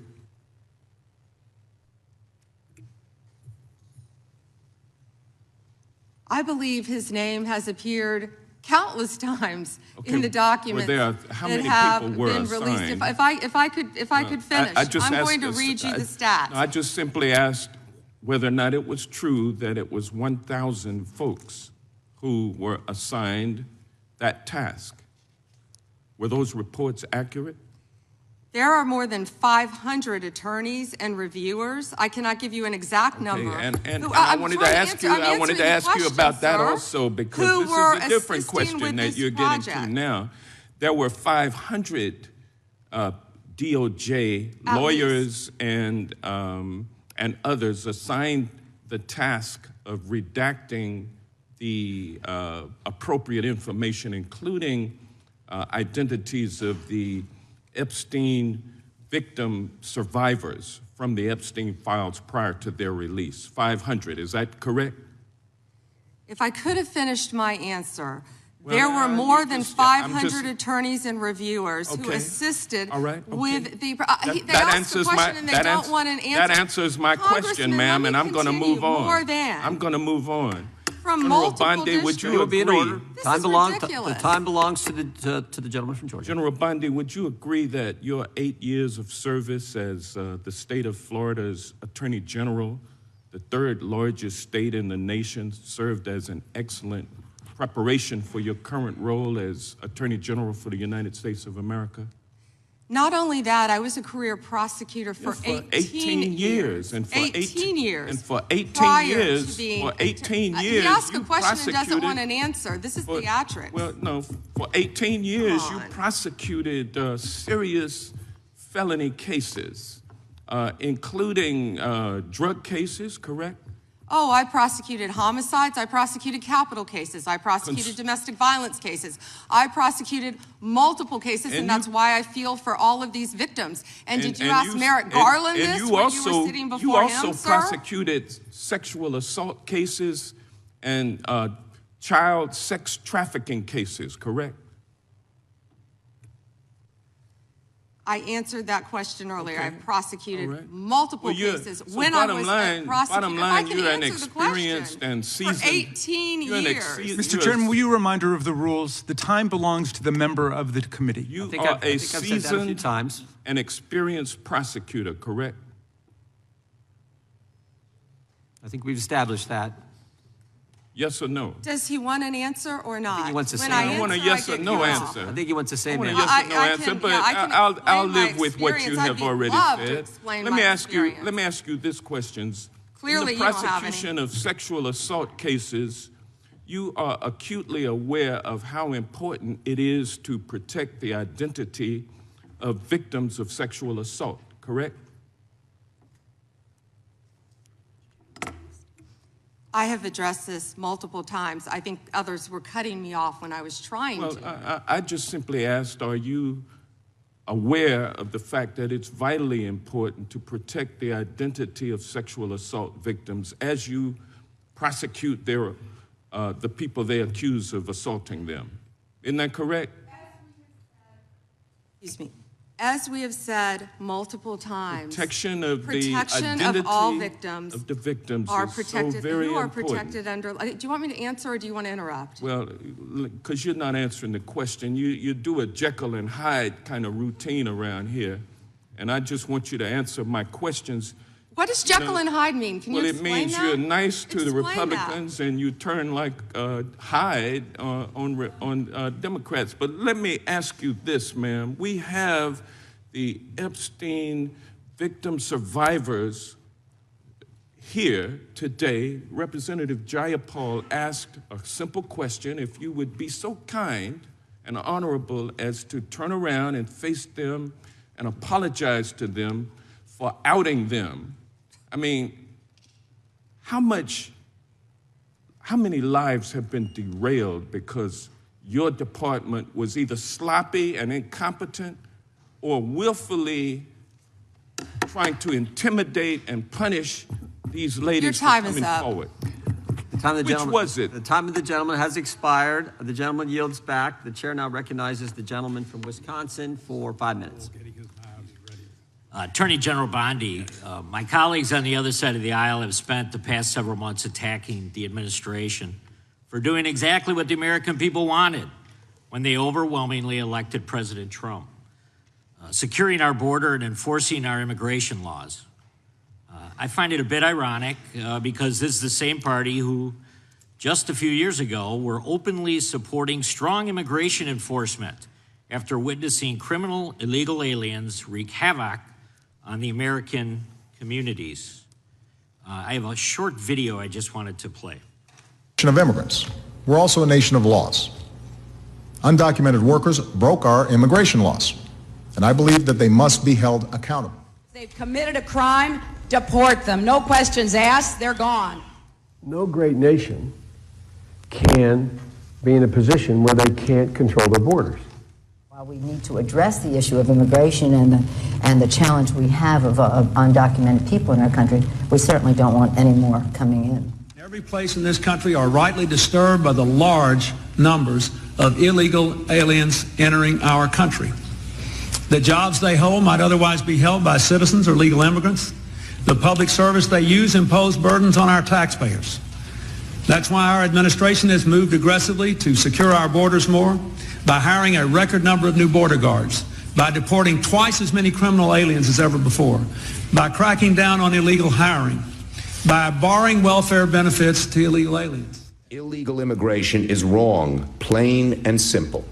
When we use phrases like undocumented workers, we convey a message to the American people that their government is not serious about combating illegal immigration, which the American people overwhelmingly oppose. If you don't think it's illegal, you're not going to say it.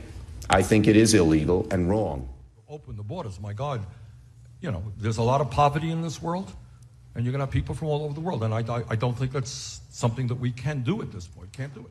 Yes or no? Would you allow the cities to ignore the federal law? No. We simply cannot allow people to pour into the United States undetected, undocumented, unchecked, and circumventing the line of people who are waiting patiently, diligently, and lawfully to become immigrants in this country.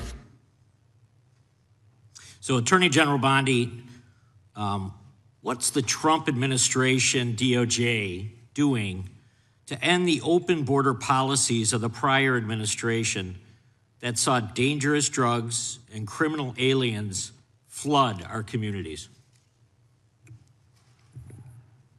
Congressman, President Trump has worked tirelessly, as you know, to close our border, which is what the Democrats had asked for in that video. President Trump closed our borders on day one. He is protecting Americans. He is protecting our kids from the influx of drugs that were flowing into this country from Mexico, the fentanyl precursors that were coming from China. These precursors were taken from China into Mexico, and in Mexico, they were mixed and freely taken right into our country, along with gang members, MS-13, TDA, freely coming into our cities around our country, thanks to Joe Biden's open border policies. That has stopped under Donald Trump. It will no longer happen under this administration, and he is doing everything to keep Americans safe. And let me continue. When he was elected overwhelmingly by the American people, the majority of the American people wanted Donald Trump. One of the main reasons was border security and keeping Americans safe. And that's exactly what he did. And that's why today the other side sits here, they yell, they cut me off, they want to yell, they want to ask a question and don't want answers because they want to distract from all the great things that this president and this administration working hand in hand, and that includes Secretary Noem, who has closed our borders, and Tom Homan, who has closed our borders to keep Americans safe. And they're trying to distract from that, and they're not going to do it because the American people are smarter than that, and they see through their theatrics. Thank you. Just quickly, yesterday, Senator Grassley reached out to my office to tell me that I was one of the 20 members that was now disclosed were under surveillance from Jack Smith. This brings up the question of non-disclosure orders and whether or not they should apply to members of Congress. But with my phone records being surveilled, as well as looks like 19 other members of Congress, I'm just wondering how DOJ views that. Time is, the gentleman's expired, but the gentlelady can respond. As I stated earlier, Congressman, anyone's records who were illegally obtained, Democrat or Republican, we will fight vigorously to stop that. Anything with Arctic frost, I can't discuss right now. And isn't it true, Madam Attorney General, the DOJ has changed their policy? You can't do that now. The DOJ is not going to go do that and ask the judge for an NDO. Absolutely. Yeah, good. That in and of itself tells you why how wrong it was. The chair now recognizes the gentleman from California. Great, thank you. Madam Attorney General, you acknowledged earlier to Mr. Johnson that President Trump was mentioned and the release countless times, you said, in the Epstein files. I just want to play a video, though, for you that I think speaks to the frustration that many of these victims have. Of times Trump's name appears in the files, so it could at least be 1,000 times. Is that right? The number is a total misleading factor. We have not released anyone's name in the Epstein files that has not been credible. Director, could it at least be 1,000 times? We have released every piece of legally permissible information. Okay, you can characterize the numbers however you want it. I'm claiming my time, Director. It sounds like if you don't know the number, it could at least be 1,000 times. It's not. It's not. Is it at least 500 times? No. Is it at least 100 times? No. Then what's the number? I don't know the number. I understand why the victims are frustrated, and the Attorney General acknowledged what Mr. Patel would not acknowledge, that it was way more than 1,000 times. But I want to move, Madam Attorney General, to weaponization of government. And yesterday it was reported that 6 members of Congress had indictments sought against him, and they were not returned by a grand jury. My colleagues have spoken about their frustration of being in subpoenas and having cell phone records combed through. Well, in 2017 and 2018, Adam Schiff and I had our cell phone records and email records combed through, not by you, but a different Department of Justice under the president. It was in retaliation for our role in the Russia interference campaign. An Inspector General report would find this improper and that the predicate for it was absurd. In 2020, after sitting on 2 committees that were a part of the president's first impeachment, an FBI agent leaked my cooperation in a national security case where my campaign was targeted. The president's FBI senior leadership authorized 2 statements to the press that said I was never suspected of wrongdoing and only helped the investigation. But that didn't stop the death threats or my GOP colleagues from referring me to an ethics investigation where Kevin McCarthy's chairman on the ethics committee would find the same thing as the FBI. Our current FBI director would then write a book called Government Gangsters and identify a long list of enemies. About a quarter of them have been either investigated or indicted. He listed me at the very top, along with Adam Schiff, and during that same testimony, refused to recuse himself when asked if he would recuse if any case came across his desk involving me or people on that list. Since that testimony, his department has put me under investigation with Senator Schiff for the nonsense mortgage fraud cases that we've seen. I get it. This is what the president does. I've priced it in. We have a bingo card at home that my kids have made of what will come next. I expected that the president would come after his enemies. But what I want to talk to you next is serious, and I did not expect this would happen, and I'd like your help on it. The president has inspired death threats against me and many sitting up here with me. In June 2025, an individual left 11 voicemails at my district office. On the voicemails, they said, "Get the message to him. I'm going to hunt him down, that motherfucker, and toss his ass over the Golden Gate Bridge. by my fucking self. Donald Trump's Department of Justice in the Northern District of California declined to prosecute. On May 14, 2025, on Twitter, responding to something I posted, an individual said, "No, it wasn't Eric, and now I'm going to kill you."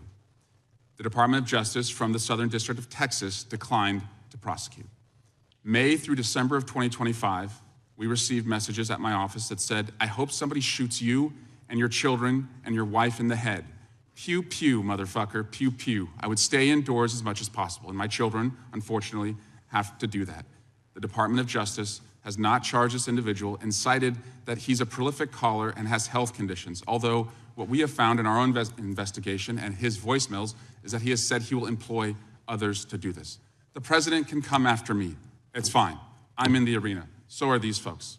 But we never expected that the Department of Justice would not seek to prosecute and investigate those who are making threats against us. And that would include those on that side of the aisle. And I'm just asking for your help to protect life, because life is at risk with the environment we're in right now. Congressman, I completely agree with you. I know about several of those personally involving you. I believe one has been charged publicly, and there's something I would be happy to talk to you about off camera, but I can assure you that they are very serious. They are being looked into, and I can give you more details on those. None of you should be threatened, ever. None of your children should be threatened. None of your families should be threatened.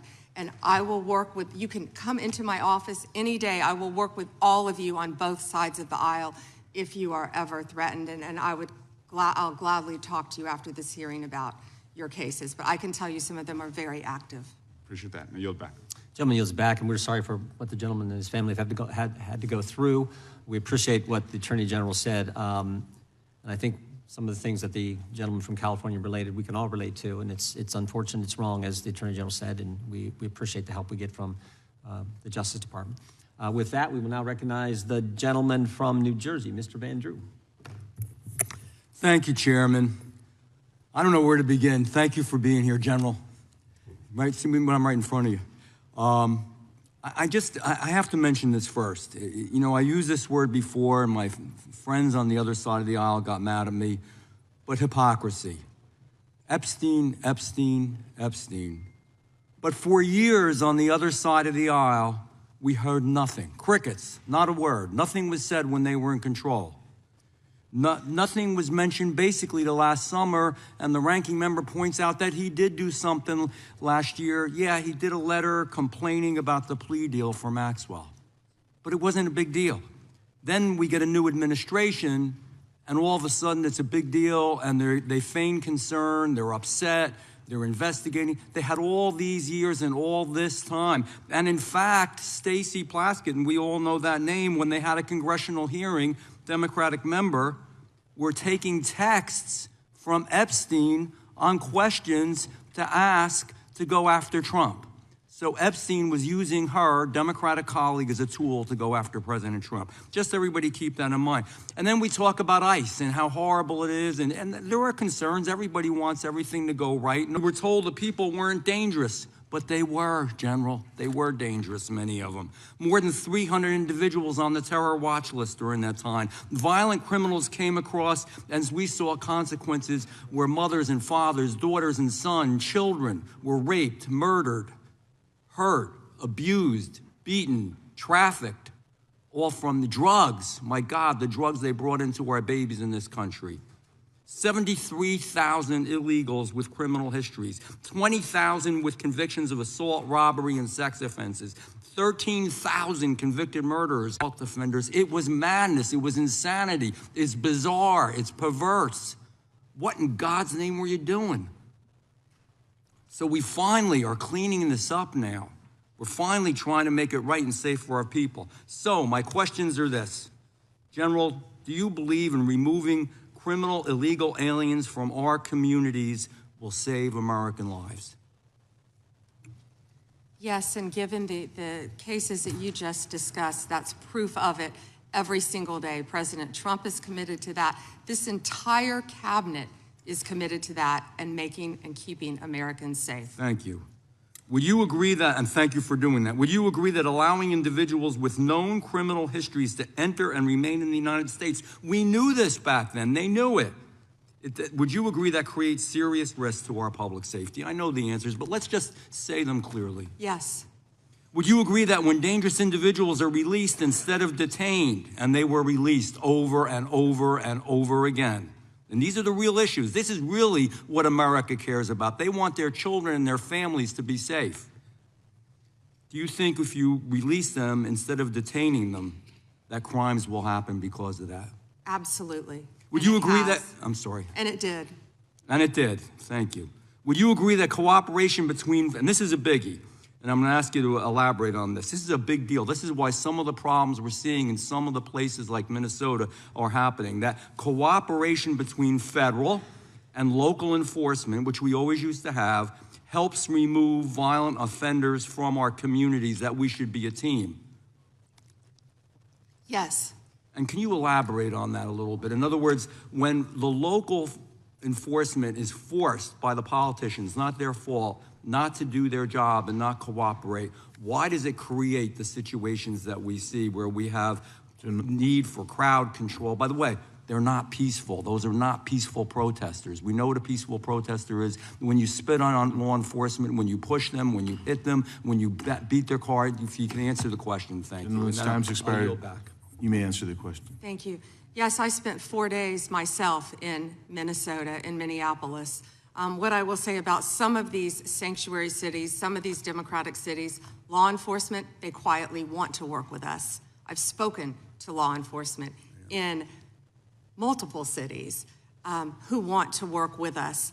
And yes, we're gonna do everything we can to keep our citizens safe, whether or not these Democrat-controlled sanctuary cities do or don't. And damn it, that's what really matters. I yield back. Mr. Chair, I have a UC. Ms. Crockett from Texas is recognized for UC. Thank you so much. Donald Trump's approval rating implodes on his strongest issue. This is from Newsweek today.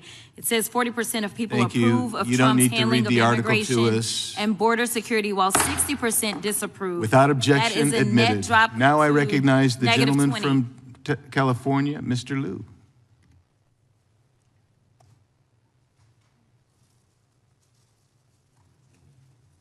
Thank you, Attorney General Bondi, for being here today.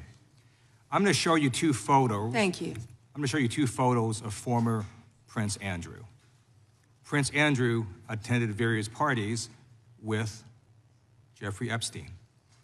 Under the law Congress passed, you were allowed to redact photos to protect the victims of Epstein's sex trafficking operation. You redacted the photos of this victim's face because you were following the congressional law. Is that correct?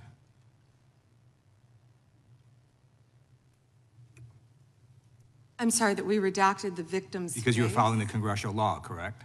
Yes. Okay. You have now established that please put the photos back up, that we are looking at a sex trafficking victim.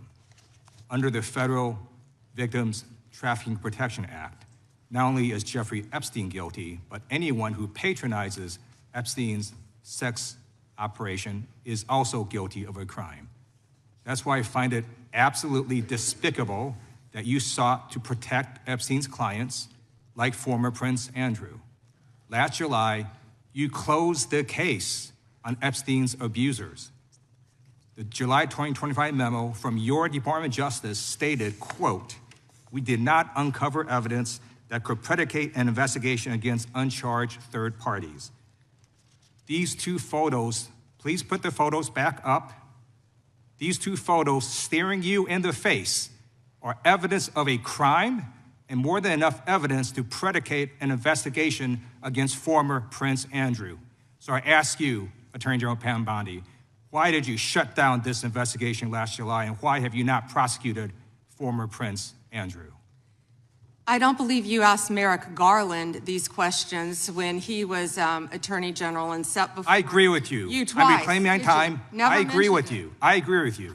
During Did the you not hear the Biden administration, I called for people looking at Epstein files. Merrick Garland dropped the ball, as did Attorney General Bill Barr. as did Alex Acosta, a whole string of failures, but you are in charge. You have the power to change things, to hold these men accountable, and you're doing the opposite. You're protecting them.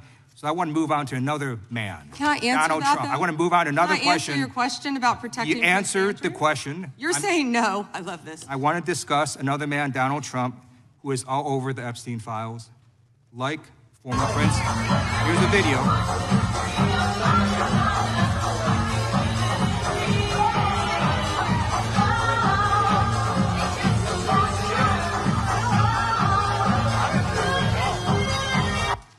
Like former Prince Andrew, Donald Trump attended various parties with Jeffrey Epstein. I want to know, were there any underage girls at that party or at any party that Trump attended with Jeffrey Epstein?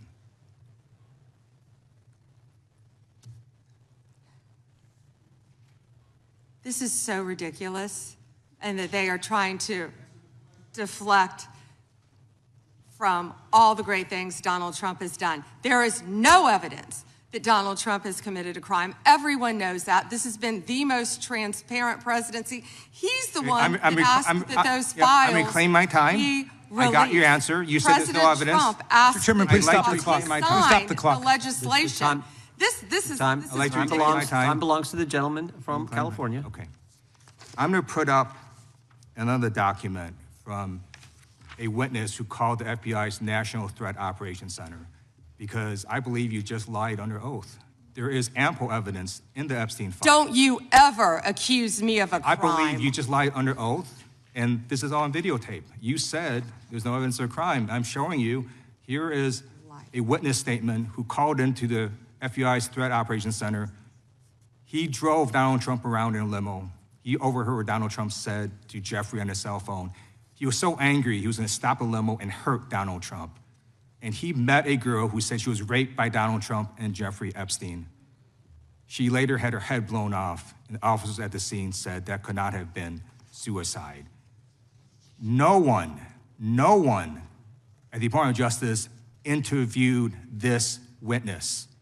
You need to interview this witness immediately. Epstein should rot in hell, so should the men who patronized his operation. And as we say here today, there are over 1,000 sex trafficking victims, and you have not held a single man accountable. Shame on you. If you had any decency, you would resign right after this hearing concludes. The gentleman has expired. May I respond? Yeah, I don't know how you respond. No one can. I did not ask a question, He Mr. doesn't You're want allowed to talk to. about I did the not ask a horrific question. crime in California. He does not want to talk about I did not ask a crime question. in his state. You can't just Madam ad Attorney lib General. stuff. I did not ask a question. Meeting will be in order. The gentleman has yielded back his time. I think our next witness will be more than happy to let the Attorney General Madam respond. Attorney General, would you like to? Gentleman from Alabama is recognized for 5 minutes. You have a few minutes to respond. Thank you, Congressman. This is what Congressman Liu didn't want to talk about. He didn't want to talk about all the crime that is happening in his state. California refuses to honor detainees because of its dangerous sanctuary city policies. The refusal means California has released 4,561 criminal illegal aliens onto its street. The crimes of these aliens include 31 homicides, 661 assaults, 574 burglaries, 184 robberies, 1,489 dangerous drug offenses, 379 weapons offenses, and 234 sexual predator offenses. That's why they are deflecting. That's why they're trying to talk about the Epstein files. That's currently happening in his home state. Attorney General, thank you for being here, and I wanted to make sure you had time to respond. I'm going to change gears a little bit. In October, when you were testifying before the Senate, I know you and my friend Senator Katie Britt discussed concerns of infiltration of the illegal Chinese vapes into our country. As a father of three, obviously, I'm worried a little bit about this, and I believe that many parents in the country share our similar concerns. Can you provide an update on DOJ's work in this space over the past few months? Yes, and thank you for bringing that up. We're talking about the vapes. And this should be an issue where both sides of the aisle can work together on. Parents need to understand, children need to understand that so many of these are being manufactured in China, sent to our country, and have the potential to be laced with lethal drugs. We've seen an overdose. We need to get on the front end of this before we have another crisis and children are dying. I've partnered with Secretary Kennedy, of course, at HHS on this matter, but thank you for bringing it up. You know, they're selling these things as flavored vapes illegally in many stores around the country. Secretary Kennedy and I actually we went and did something on this, and it was sadly the day that Charlie Kirk was assassinated. And so it didn't get a lot of attention, nor should it have after that happened. But yes, we're continuing to work on that, and thank you for bringing that up. That's happening in all of our states, and I would ask everyone here, I know Congresswoman Ross was just nodding, it's happening in every state. And not only are they laced with THC, many of these vapes, but they could be laced with fentanyl. We have had a child, I wish I could think of the state it was in, but we have already had someone overdose. And we have to get together on this, and we have to get on the front end of this. And I would love to work across the aisle on this to protect our kids. How many school kids do you see now vaping? And it's not only, I believe a vape has 20 cigarettes, but you know, that's one vape is 20 cigarettes, I believe it is, but also what they could be laced with, because so many of them, the majority of them, are manufactured in China. Sure, and if you need additional resources, please let us know as you're going through the process. And I'm going to change gears one more time on you. Under the Biden administration, there was a lot of confusion created when parts of the DOJ began treating software developers like financial institutions. Even when they did not hold or control anyone's money, they were simply building the technology. That uncertainty made it harder for Americans to build, innovate here at home. Earlier this year, the Deputy Attorney General issued a memo entitled Ending Regulations by Prosecution, a clear break from the Biden administration's approach. And I think it's important that that's a good step in the right direction. But can you talk a bit about how the DOJ is now putting that memo into practice, especially when it comes to making sure that people are just writing the software and don't control the user's funds, we don't want them treated as an unlicensed money, or they're not money transmitters, so. Yes, and we're doing everything we can to protect the American people on that, and I would refer everyone to Deputy Attorney General Blanche's memo, and we're working as hard as we can on that topic. Because we want to lead the way in the space on that, so we appreciate the help. And with that, Mr. Chairman, I'll yield back 10 seconds. Gentleman yields back. We'll recognize the gentleman from Arizona for unanimous consent. Thank you, Mr. Chairman. I have a number of UCs. Gentleman can proceed. Thank you. Bombshell new docs show Trump called police about Epstein in 2006. Without objection. Kamala Harris defends Biden administration decision not to release Epstein files. Without objection. Why weren't they released during the Biden administration? Without objection. House Democrat Stacey Plaskett exchanged texts with Epstein during 2019 congressional hearing. Without objection. New York judge allows Epstein victims' claims against Plaskett to proceed. Without objection. Hakeem Jeffries solicited funding from Epstein in 2013 after financier was convicted child sex offender. Without objection. Jeffrey Epstein was invited to dim fundraising dinner and to get to know Hakeem Jeffries by firm working with Brooklyn's Barack. Without objection. An email from Leslie Groff to Jeffrey Epstein concerning Hakeem Jeffries fundraising. Epstein file says Biden was replaced in 2019, question mark? Without objection. Thank you. The gentleman yields back. The gentleman from California is recognized. Mr. Craft. Thank you, Mr. Chairman, and welcome, Ms. A.G. Bondi. I agree with you. Our top priority should be protecting Americans. In my past life in the California State Legislature, I did a lot of work on solving sex crimes, passing legislation to update our codes. And I found that the biggest challenge to solving sex crimes is reporting them. Victims have to have the guts to stand up to report those sex crimes. But it's not easy. It's the most unreported sex crime there is. Crime there is sex crimes. It's painful, humiliating. A lot of time the victims don't think anything's gonna come out of their reporting these crimes. Then we have adults who as children were molested, boys and girls who will live in silence for the rest of their life. I believe the Epstein files are just one of many sex rings, sex crimes taking place in our society today. I hear 1,200 Epstein victims, some additional victims as young as 9 to 10 years old. The challenge I have today, what bothers me today about this hearing, Madam AG, is what's the message we're sending out there on Main Street? Shouldn't ask a question I don't know an answer to, but I'm gonna ask the victims behind you right now. First, can you please stand up? And then, can you please raise your hand if you think after everything you've heard today, you feel that our AG, the feds, have your back? Do we have your back? Raise your hand if you're confident that we got your back. And that's the issue, Madam AG. We've got to make sure that victims stand up and report the crimes. Otherwise, we're going to be taking a step backwards. Today, AI, cyber, social media, the new realm for people to be hurt, attacked sexually. These are the areas I'd welcome the opportunity to work with you on. It's not your problem, it's not my problem, it's our problem. But to have redacted files that are not showing us the names of these predators is wrong. These are very powerful people.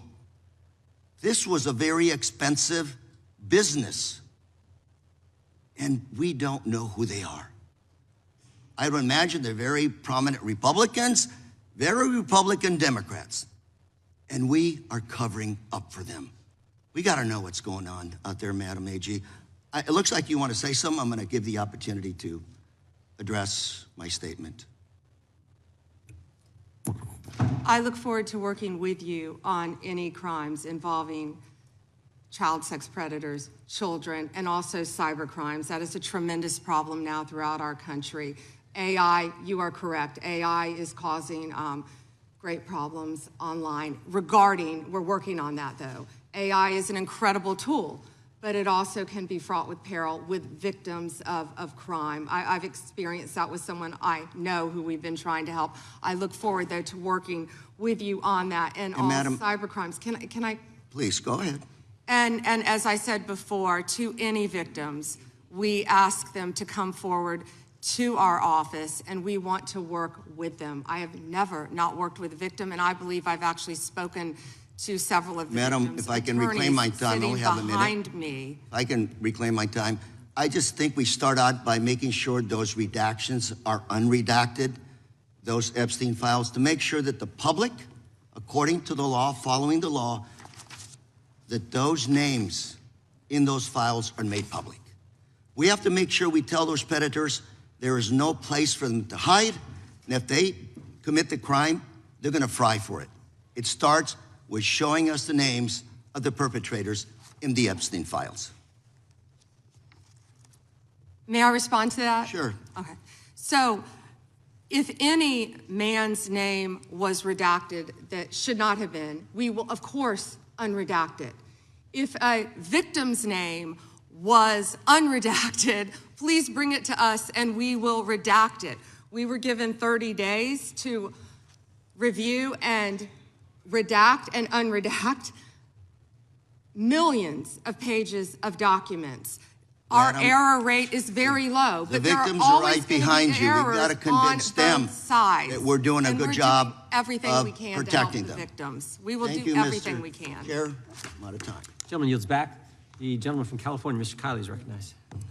Thank you, Mr. Chair. Good morning, Madam Attorney General. I wanted to return to a point that the chairman raised at the beginning of this hearing, which is these jurisdictions that refuse to honor detainer requests from Immigration and Customs Enforcement, often called sanctuary jurisdictions. Now, I know that you are not involved directly in immigration operations per se, but you do deal with the legal issues surrounding these jurisdictions. So let's say we have someone who's here illegally, who has committed a crime that, like the thousands of people you mentioned in California, murderers, sexual predators, drug traffickers.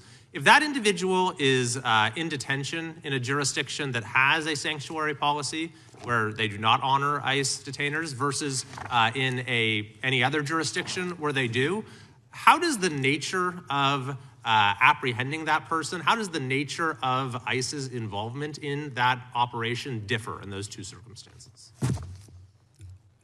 Well, I believe you've seen that in Minnesota, where people were not cooperating with us. I believe there a lot of local law enforcement did want to cooperate, but we are doing everything in our power to arrest and deport illegal criminal aliens, and that is not going to stop under Donald Trump's administration.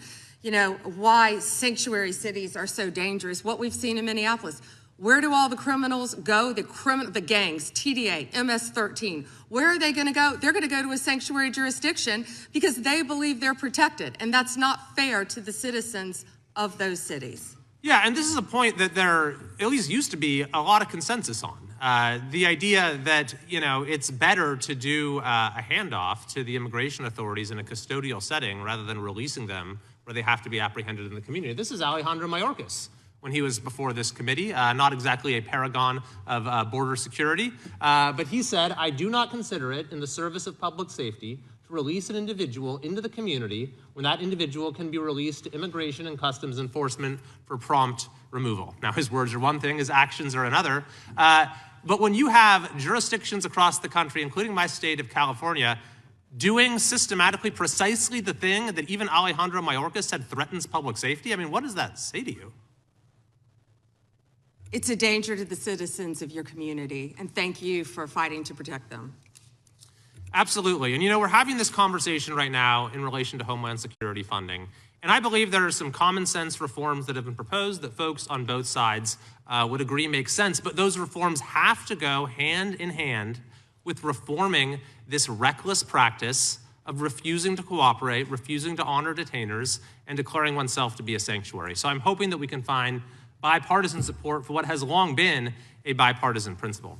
I want to go to a second topic, which is the school board memo, which I know that you have rescinded. And it was initially promulgated by Attorney General Garland when he came into office with President Biden, essentially opening an investigation into parents who were showing up at school board meetings and expressing their views on COVID policies, masks, various other issues. And using the full apparatus of federal law enforcement and counterterrorism to go after these parents. Now, he said this was because there was an increase of threats, but when even his own FBI director, Christopher Wray, was before this committee, he said there was no evidence of an increase in threats. Yet nevertheless, when I asked him if he regretted the memo, Attorney General Garland said there was absolutely nothing wrong with the memo. Now, I take it you disagree with that, having now rescinded it? Absolutely. That was one of the main focuses of President Trump and this administration. We will protect parents at school boards. We will protect children in schools. We will protect parents' rights for their children's education in our school system in this country. We will protect Christians. We will protect everyone who wants to freely protest. If Christians want to protest in front of an abortion clinic without being arrested, they will do so. Thank you very much. And finally, I thank you for your efforts to step up the detection and rooting out of fraud. My home state is California. Any idea if there might be any fraud going on in California? Well, we are establishing, as you have heard, a fraud unit, and I'm sorry you're having to deal with that in your state, but the cavalry's coming. And we have Colin McDonald, who is hopefully will be confirmed soon. We're working on Minneapolis. I don't know if you were sitting here when I said that, but California was right up there. I'm sorry to say for both sides of the aisle that California is right up there with fraud. It's out of control, but we are coming to your rescue. Donald Trump is coming to the rescue. Well, thank you very much. And unfortunately, I think you'll find that what's happening in California pales in comparison to what's been going on in Minnesota. Thank you. I yield back. Gentleman yields back. The gentleman from Maryland is recognized. Actually, I think the gentlelady from Pennsylvania. Gentlelady from Pennsylvania is recognized. Thank you, Mr. Chairman. Ms. Bondi, I'm here. On September 25th, President Trump signed a memorandum known as NSPM 7, purporting to address domestic terrorism. But Americans across the political spectrum were immediately alarmed by the memo's blurring of the line between unlawful conduct and constitutionally protected speech and activity, as well as its call to investigate, prosecute, and dismantle groups that the president and Stephen Miller described without evidence as, quote, an organized campaign of radical left terrorism. Now, counterterrorism experts were further alarmed by the administration's singular focus on left-wing extremism, combined with the sudden deletion from the DOJ website of decades of research and law enforcement analysis, which had concluded that right-wing extremism poses the greatest terrorism threat to Americans. The president's memo broadly and vaguely links violent conduct to ideologies, and it targeted specifically anti-American, anti-Christian, and anti-capitalist beliefs, as well as, quote, hostility to so-called traditional American views on family, religion, and morality, end quote. President Trump has repeatedly and openly, however falsely, tried to brand his political opponents with these sentiments listed in his memo. But as you know, as a lawyer, holding beliefs that the White House disagrees with is not a crime.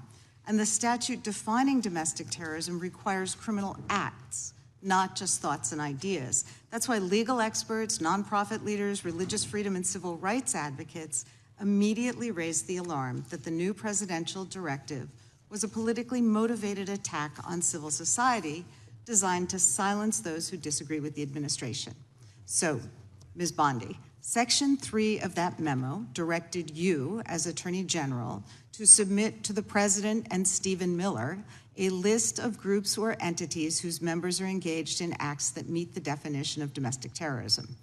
And then on December 4th, you directed the FBI to work with a variety of law enforcement entities to compile a list of groups and entities engaged in such acts by January 3rd, 2026, and to update that report every 30 days thereafter. So can we assume that you or persons under your direction at the Department of Justice have prepared that list of groups or entities who are designated as domestic terrorist organizations? And I just remind you, that's a yes or no question. Did you prepare the list? I'm not going to answer it yes or no, but what I will say is I know Antifa is part of that. I will talk to you about that. I'm reclaiming my time. I asked you whether you an Antifa member was arrested in Minneapolis federal court for my cyber time. stalking. Did you they have ask a question list? and don't want an answer. The answer is yes or no. Time belongs to the gentleman from Pennsylvania. Gentlelady can proceed.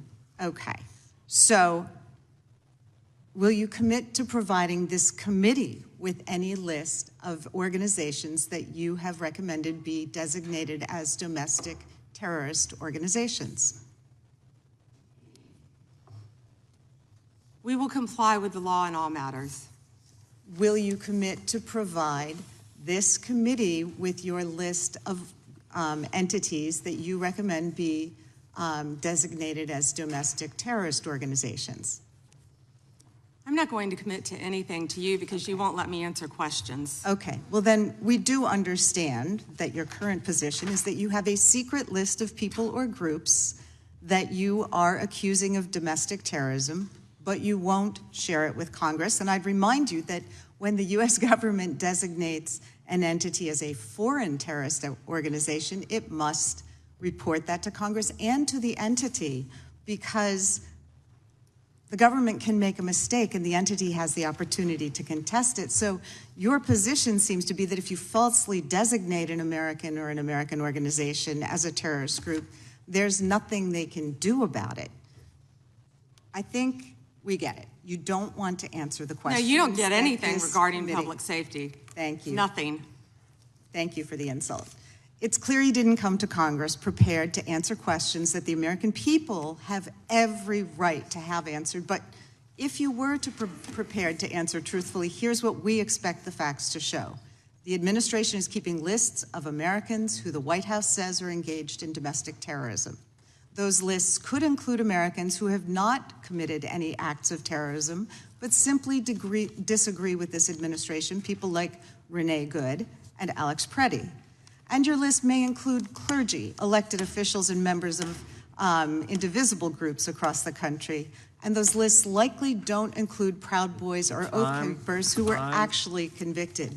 Americans have never tolerated political demagogues who use the government to punish people on an enemies list. It brought down McCarthy, it brought down Nixon, and it will bring down this administration as well. And you're right. Back. That's why we're so glad they rescinded the That's memorandum right. targeting parents. For goodness sake, as the gentleman from California just pointed out in his 5 minutes, the gentleman from Kentucky is recognized for 5 May I minutes. respond very briefly to her statement? Well, I think we can do that probably on one of our members' time. Okay, thank you. I don't want that to get away. Thank you. Yep.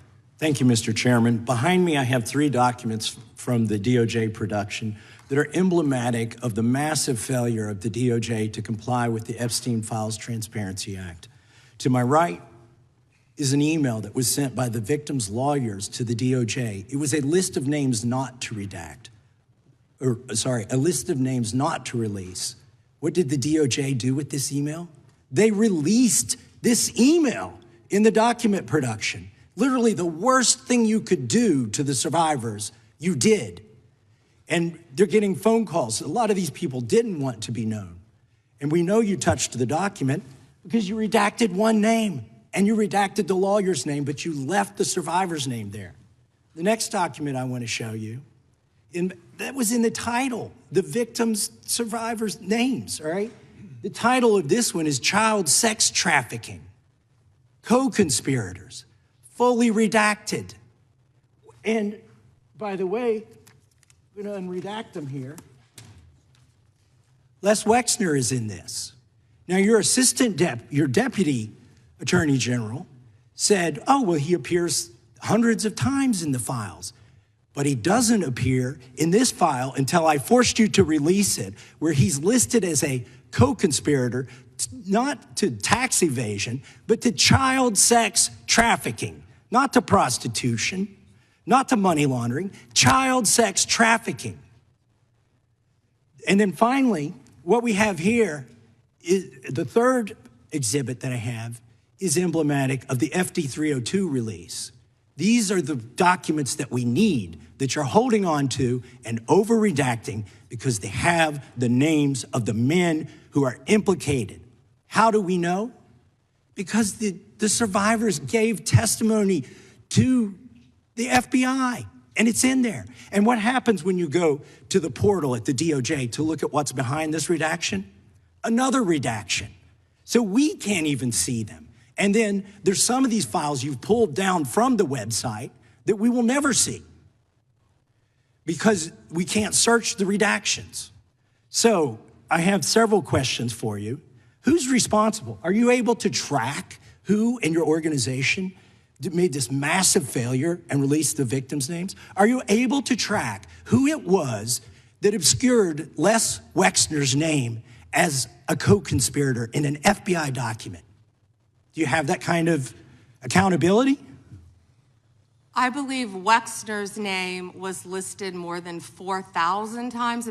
Yeah, I already told you that. This is where he's listed as a co-conspirator. Can I finish my answer? Come on, let me finish my answer. We corrected that within 40 minutes. He was already, you're acting like everybody's trying to cover up Wexner's name. Reclaiming my time. I'm going to answer this question. Reclaiming my time. Mr. Chairman. Isn't how this works. Can I have my time back? Mr. Chairman. The gentlelady can give her answer. The time belongs to the gentleman from Kentucky. All right, I'm reclaiming my time. Can I give my answer? So I'm going to put the language of the bill up on the screen. Chairman, may I give my answer on that? Here's a political the question. joke, and I need to give my answer on that. We'll let the Attorney General respond, and then the gentleman can move to his next question. It's my time. Within 40 minutes, you asked me a question. Within 40 minutes, Wexner's name was added back. Within 40 minutes of me catching you red-handed.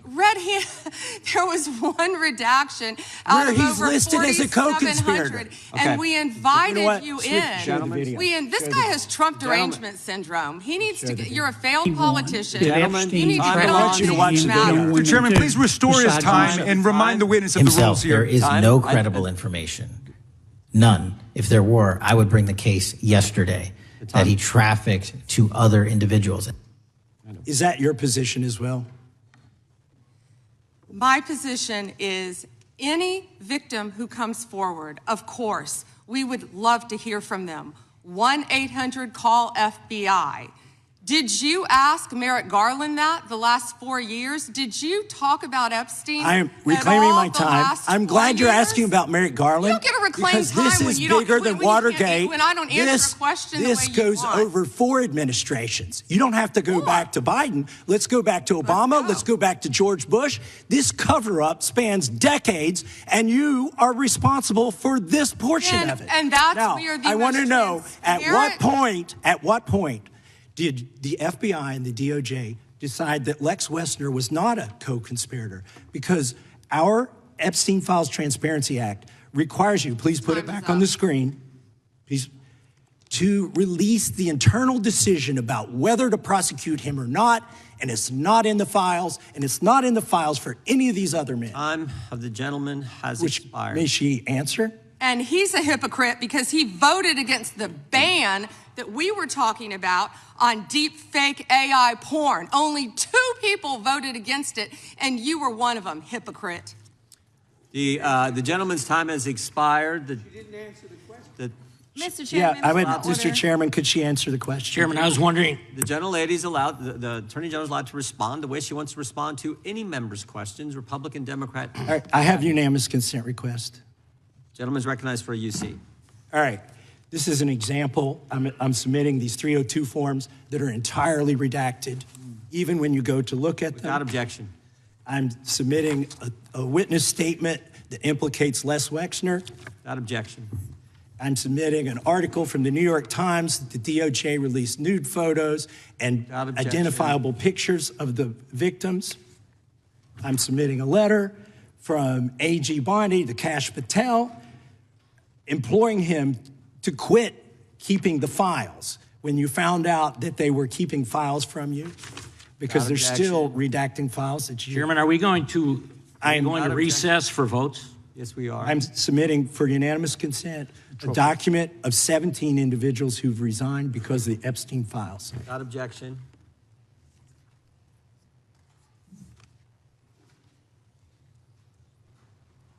Just want to check on how much time we have left in votes, but one thing I've learned here of late that they'll wait on us.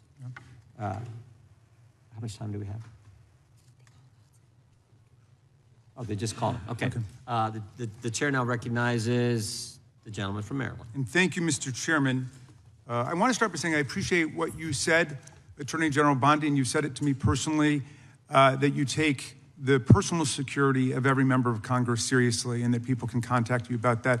And in these times, that's a very serious matter. So I thank you for that. Article 2, Section 1, Clause 7 of the Constitution is the Domestic Emoluments Clause.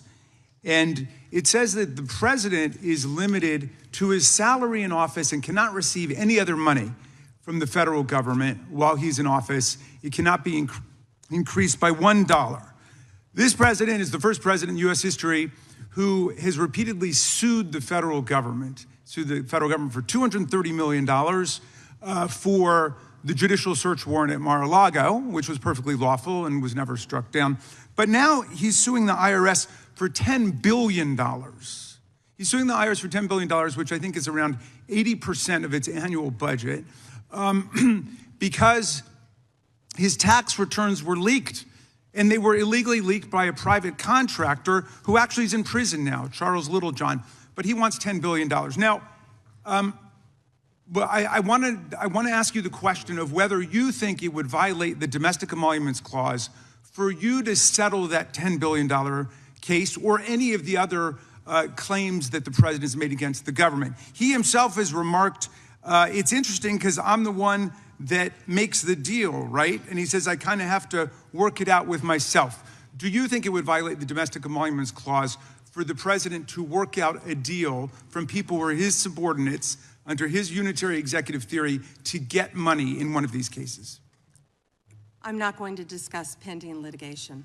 Okay, so theoretically you're saying because his privacy rights were violated in that tax case, and they were. I'm with the president on that. I mean, his Mar-a-Lago thing is ridiculous, but there's no doubt that his tax returns, despite the fact that he promised to release them, despite the fact that every other president released the tax returns, he suffered embarrassment when it showed that he hadn't paid taxes for several years, and he had a right for that not to happen. Now, I want to turn back to the Epstein survivors, because President Trump may have been a little bit embarrassed by the release of those tax returns. How much do you think the claims of these survivors are worth?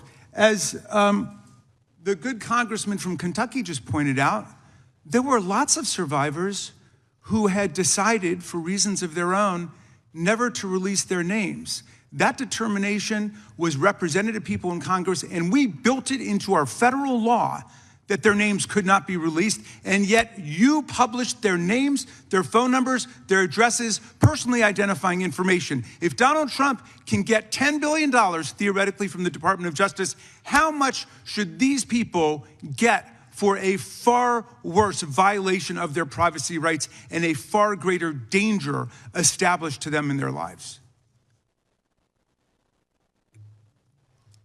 Do you even know who Chase Mulligan is? You're so obsessed with, you don't, do you? I'm going to teach you the rules again. You're the Attorney General of the United States. We have rules here. You're obsessed with him. You're the Attorney General of the United States. You're obsessed with Donald Trump. You have Trump derangement syndrome. Mr. Chairman, I'd like my time Mulligan will be restored. I'd like my time restored. In your district.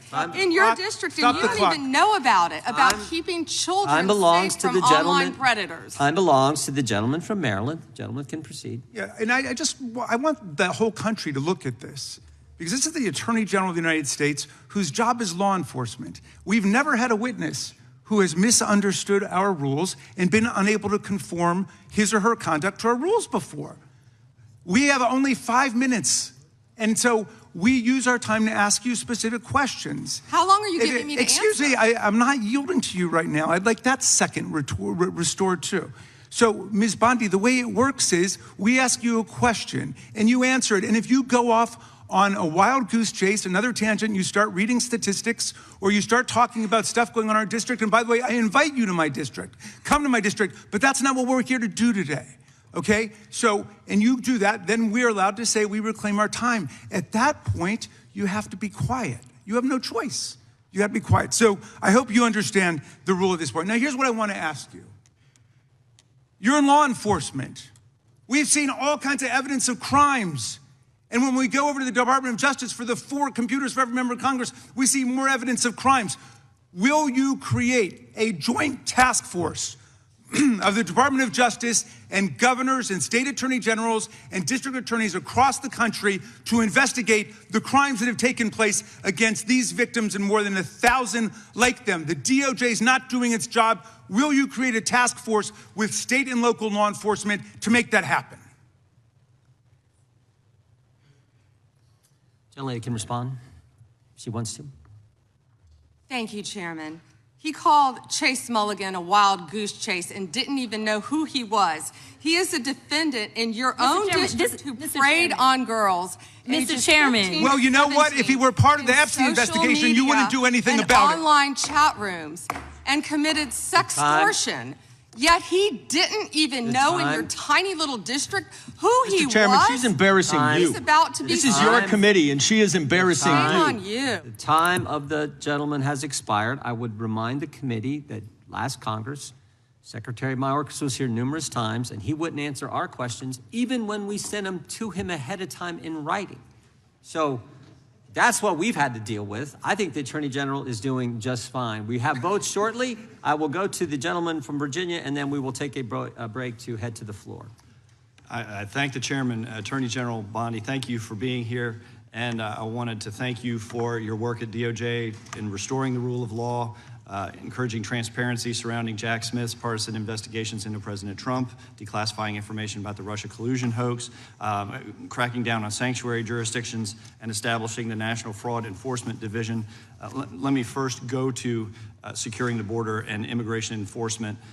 Our new governor has recently rescinded 287G cooperation between the state and ICE. Can you talk about, have you evaluated the public safety impact, how that would affect safety in Virginia to withdraw that support and what that would do to criminal activity involving illegal immigrants in Virginia? Yes, it would be detrimental. And as you know, Congressman, one of the top members of MS-13 in the entire country was living in Virginia, in a suburb, among all of us, living not even probably half an hour away from where we are now.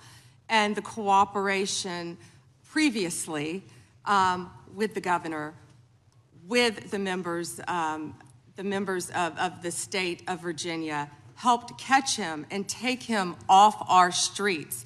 An illegal MS-13, one of the heads for the entire country, was living in Virginia, and it's a shame that that's happening now, and thank you for talking about it, because we're going to keep America safe. And when people feel like they can flee to these cities and states and be safe, they can't, because Donald Trump is going to protect Americans. We're going to protect the citizens there, whether or not the governors, the mayors are going to do it or not. But President Trump is. We're going to keep Americans safe from violent gang members like he's been doing this last year. We appreciate that. We appreciate your work to make that happen in Virginia and keep Virginia safe. I want to move on to the Fraud Enforcement Division that you've established. My understanding is that this initiative is intended to centralize, coordinate enforcement of fraud laws related to government programs. You've talked about Minnesota, you've talked about California. Would this affect Virginia as well? Because we have fraud in Virginia as well. Absolutely, and we look forward to working with you. Would this affect things like long-term care accountability, senior living facilities engaged in Medicaid fraud, including systemic overbilling practices and the misappropriation of taxpayer-funded benefits? That is exactly what it's set up to help. Okay. I know that whether it was related to fraud specifically or another subject, that under the Biden administration, there was a sitting member of the Virginia General Assembly under investigation. Is that investigation still ongoing? Can you speak to that? I can't discuss that. Okay. I'm going to move on to the Second Amendment rights of law-abiding Americans. Last year, President Trump signed the One Big Beautiful Bill into law, which included the Hearing Protection Act, part of it that was sponsored by myself and Congressman Clyde. It reduced the national firearms tax, $200 tax on suppressors and short-barreled firearms, to zero. And while the tax has been eliminated, the NFA's registration and paperwork requirements remain in effect. And your DOJ has said that that would, even though the tax was reduced to zero, that the registration requirement is still somehow necessary, even though with regard to Obamacare and the Affordable Care Act, when that mandate was, when that tax penalty was reduced to zero, you decided that the mandate was no longer necessary. How are you justifying the existence of this registry? Congressman, that's pending litigation right now. It is, and I would hope yes, you would reconsider. You would reconsider that. I yield back. The gentleman yield.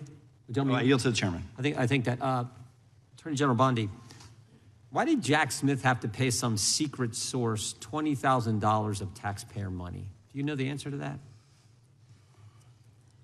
I can't discuss anything on that matter, but that's a good question, Chairman Jordan. Well said, it's a good question, because he subpoenaed just about every Republican in this town, got half the Congress's phone numbers if you were a Republican. But he has to pay some secret source a bunch of taxpayer money. We'd like to know, the committee would like to know how many other sources he paid.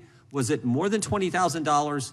Why he had to do those things? We'd like to know, when you can, if you could get that information to the committee. I think when you think about the guy who was trying to put the President of the United States in prison, ridiculous as that whole thing was, we'd kind of like to know the answer to that if you could.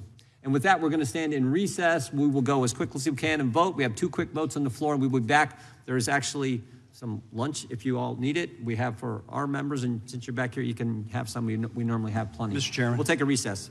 Before you gavel out, can I ask for unanimous consent to enter to a record the article entitled Inside Trump's DOJ, dated October 16, 2020? Without objection, we stand in recess.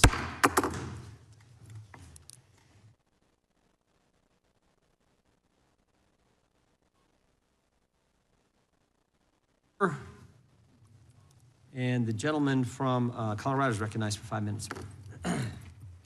Thank you, Mr. Chairman. Here. Attorney General Bondi, 6 days ago, you posted online, quote, "If you come for law enforcement, the Trump administration will come for you," end quote. I want to show you just a brief video. It's about 30 seconds, and I'll ask you a couple questions about it. You guys are disgusting, man. Hey, you guys are disgusting. I'm former law enforcement. You're disgusting. You are the Nazi. You are the Gestapo. You can't see it because you're chasing your pension, right? Your pension, your retirement, right? That's what runs your life, your retirement. The sad thing is they're not even going to get their pension because it's going to be worthless. And shame on you. Shame on you. Shame on you. Yeah. Fuck that. Yeah.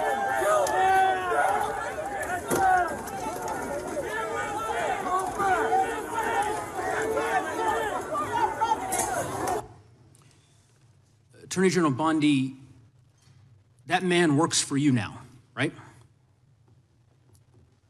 Who was that, Congressman?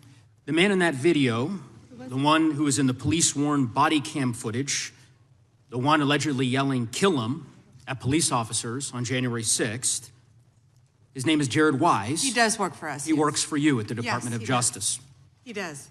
This is an individual whom a federal grand jury indicted for 2 felonies and 4 misdemeanors related to his participation in the attack on January 6th. One of those charges was forcibly assaulting, resisting, opposing, impeding, intimidating, and interfering with police with the intent to commit another felony. This is who you choose as the chief law enforcement officer of the United States of America to hire at the Department of Justice. Someone on video yelling, "Kill him," at police officers? Right? I believe he was pardoned by President Trump. Oh, he was pardoned. You're right. You're right. Pardoned by President Trump for his offense. Pardoned for yelling, "Kill him," at police officers. And yet you expect hardworking police officers across the country to believe that you take law enforcement seriously. You could imagine the reaction of so many folks across the country hearing the chief law enforcement officer of the United States refuse to even condemn what that individual whom you've now hired did. But in any event, let's talk a little bit about some of the other divisions within the Department of Justice and what's happened over the last year. You're familiar with the public integrity section of the DOJ's criminal division. I think it's referred to as PIN. Is that right? Yes. Okay. Do you know which presidential administration under which the PIN was first created? I can tell you what administration that the weaponization was ended under. I'll reclaim my time. This wasn't a trick question. You don't get to Madam Attorney reclaim General. your time. Madam Attorney General. Because I don't like Mr. Chairman, will you explain to the witness that he does reclaim his time? Because I don't answer a question to your satisfaction. Mr. Chairman. Madam Attorney General, the time belongs to the gentleman from Colorado. The president under which PIN was created was Gerald Ford. It was created after Watergate. I'm not asking a question, Madam Attorney General. The administration under which it was created was Gerald Ford. When you first started as the Attorney General of the United States, there were 35 people working in that office. There are now 2 people working in that office because you have gutted it. How many people work for the National Cryptocurrency Enforcement Team in the criminal division today?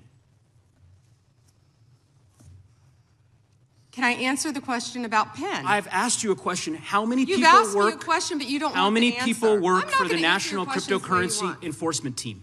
You won't answer how many I'll people? answer PIN. You. PIN will not be you know what? weaponized. You know what? What's Madam funny Attorney about General, this? I'll say to the chairman. What's funny about Chairman, this? you know what? The answer is And I think I understand why the Attorney General does not want to answer the question, because you eliminated the National Cryptocurrency Enforcement Team last year. So I understand why you don't want to tell the American people who works there. Yeah, I no one understand works why there you don't want to talk about Mohammed Solomon in your district. In any event, who murdered people. Mr. Chairman, will you stop the clock so his time is not wasted by the witness? I've been very generous with allowing extra time when we have these little disputes. I understand. You got the time, Mr. Goose? I might as well ask the chairman these questions. I'd be happy because to answer some of your questions. What's profound, the questions I've asked, the crime in your district. asked, Mr. Chairman, are not trick questions. They're not gotcha questions. They're actually basic questions about how the Department of Justice functions and the unwillingness of this Attorney General to answer them in good faith. When a member of Congress asks how many people work at the National Cryptocurrency Enforcement Team and the Attorney General refuses to answer it, it is not a coincidence. It's because she eliminated the team. Why? Because her boss, the President of the United States, is making money hand over fist, $1.4 billion over the course of the last year through cryptocurrency holdings. I think what is happening at the Department of Justice is a disgrace, Mr. Chairman, and I would urge you to gain control of this hearing. With that, I yield back the balance of my time. Yeah. I would ask the gentleman, does he agree with the standing up of the Deputy Attorney General for dealing with fraud? That's something that's happened in this administration. First time. You talked about Penn. That happened with this Justice Department. We're talking about this committee. Mr. Chairman, had you answered the question, had the Attorney General answered the question in that way, perhaps this hearing would have some modicum of resembling something that has typically been fairly conventional, an oversight hearing of the Department of Justice. The gentleman's time has expired. The gentlelady from Wyoming is recognized for 5 minutes. Attorney General Bondi, I want to express my gratitude to the President, you and your team for your continued efforts against extreme anti-energy policies taken by states and cities that serve only to increase costs on the American people. This is an issue of great concern for Congress as well as the consumers. At the behest of networks of non-governmental organizations and anti-growth activists, Democratic-controlled states and cities are enacting laws and pursuing coordinated lawsuits that would impose retroactive liability on energy producers for past global emissions based on speculative future climate change harms. The proponents of these plans call them climate superfund laws, but in reality, that is simply window dressing for taxes and fees imposed on consumers and businesses that don't even have a presence in these states or communities. But if you look at the billions of dollars they hope to gain from these efforts, the real goal here is to increase their already mismanaged state budgets by imposing fees on consumers and businesses in energy-producing states such as the state of Wyoming. I would describe this as the tobacco litigation on steroids. Vermont has enacted such a law, and another has recently gone into effect in New York. Similar laws are under consideration in a number of other states. Clearly, this problem is spreading. Would you agree that Congress has not authorized states to impose retroactive liability against energy producers and lawful carbon emissions? Yes. And would you also agree that protecting consumers is a core part of the DOJ's mission? Absolutely. Would you further agree that combating state policies that seek to hide and shift the true cost of programs like these onto consumers fits within your mission? Yes. So, Attorney General Bondi, fossil fuels are the foundation of the U.S. economy, and the recent winter storms underscored that gas, coal, and oil remain essential to grid reliability and heating our homes. Can you confirm that the DOJ is fully committed to using all available legal tools to stop these state and local level attacks on domestic energy production? Congresswoman, we are committed to that, and so is the entire administration. We talk about that a lot. Thank you. Thank you. The President's April 2025 executive order directed the DOJ to identify and act against state laws that burden U.S. energy production. What concrete actions has the DOJ and the administration more broadly taken to carry out this directive? Well, we filed 4 lawsuits. We're filing multiple lawsuits. Many things are pending within this office to carry that out. Okay. States continue to invent new causes of action to pursue state climate lawfare, as is evidenced by Michigan's recent novel claim related to antitrust violations. The city of Boulder, Colorado has also filed such a lawsuit, despite refusing my challenge that they actually forego the use of fossil fuels if they disagree with them so much. Does the Department of Justice agree that these novel approaches require a federal response, and will the department pursue such an approach? Yes, Congresswoman, and would be happy to talk to you more about that. Wonderful, yes. Thank you. Multiple climate lawsuits are now advancing toward trial, even in states that rely on those energy forms to provide heat and electricity for their citizens. In fact, in any community, that they all rely upon fossil fuels in some fashion. Is the department actively considering intervention to protect federal supremacy over interstate emissions and energy policy? Yes, would be happy to discuss that with you. Thank you. And clearly this is an area in which Congress has a role to play. To that end, I'm working with my colleagues in both the House and Senate to craft legislation tackling both these state laws and the lawsuits that could destroy energy affordability for consumers. To that end, are there any authorities or tools that DOJ and the administration don't currently have at their disposal that would be helpful in that effort that Congress could adopt? Well, we work with multiple agencies throughout the administration, but I'd be happy to talk to you about that more. Wonderful, yes. Thank you. I appreciate your effort in this regard. And may I have 20 Please. seconds of your time before to address something? Yes. Thank you. Your colleague, Senator Neguse, didn't want to talk about crypto because he said I was a disgrace talking about crypto because he didn't want to talk about the tremendous crime in his jurisdiction. He voted no on preventing violence against women by illegal aliens. Yet, on June 1st, 2025, Mohammed Solomon attacked members of the group Run for Their Lives in Boulder, Colorado, where an 82-year-old woman sustained burns on over half of her body and eventually died from her injuries. I believe that she was a Holocaust survivor. She was. The time the gentlelady has expired, the gentlelady yields back, and the gentlelady from Georgia is recognized. Thank you, Mr. Chair. Ms. Bondi, as the Florida Attorney General, attorneys from your office handled the appeal of my son, Jordan Davis's murder, which was denied. As a result of the efforts of those attorneys under your watch, the court actually upheld the life sentence for a man who used prejudice as his defense for murdering my son and scarring his friends for life. Attorneys from your office, under your management, worked hard to remove a dangerous man from the community who terrorized innocent people like my son and his friends. The compassion and respect that my family received throughout that ordeal were critical in helping us keep faith in the rule of law and justice. Based on my experiences, I have seen how strong victim services, sustained investigations, and well-supported prosecutors can make a meaningful difference in the lives of families who are grieving and suffering. Ms. Bondi, just yes or no, would you agree that government officials should be respectful and supportive of victims' families as they mourn? First, Congresswoman, thank you for talking about that, and I'm so very sorry for what happened to your family. Thank you. And yes, I agree with that with all victims, including the ones sitting behind us today. I absolutely do. And also, thank you for voting yes on the Lake and Riley Act. Thank you for that. Thank you. Okay, so your answer is why the recent treatment of families in Minnesota raises really serious concerns for me. Because shortly after Mr. Alex Preddy was murdered, administration officials referred to him as an assassin and called Mr. Preddy the definition of domestic terrorism. They also lied about Mr. Preddy holding a gun and threatening officers.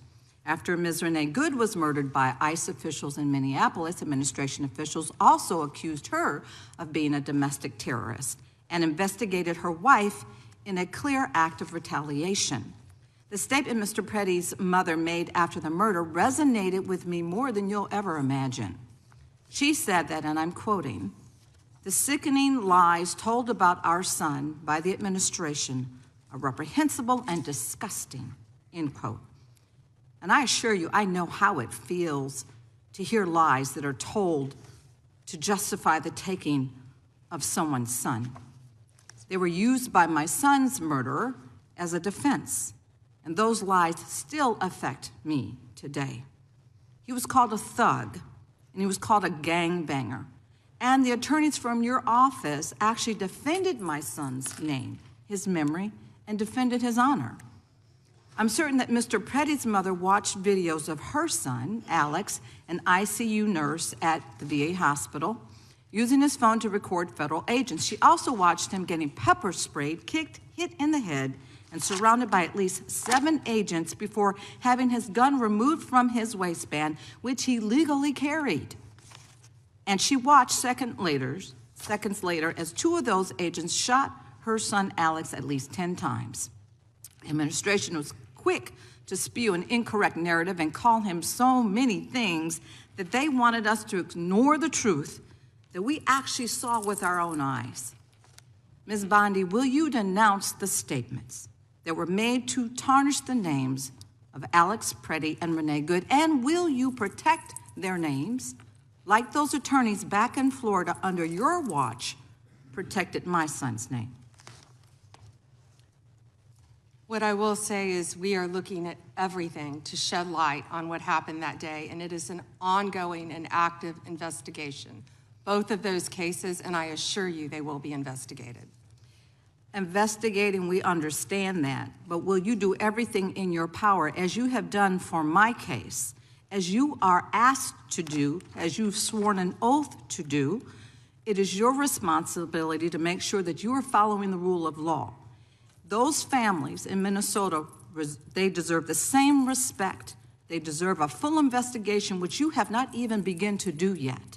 So what are you saying, is that they don't deserve any respect for a full investigation into their murders? Well, that is incompetence on your behalf. Well, that the is American not people do deserve better. Non-commitment to defending the rule of law is what we see from you. I will always stand up for survivors, and I heard you say earlier when you told us that you will fight for them as well.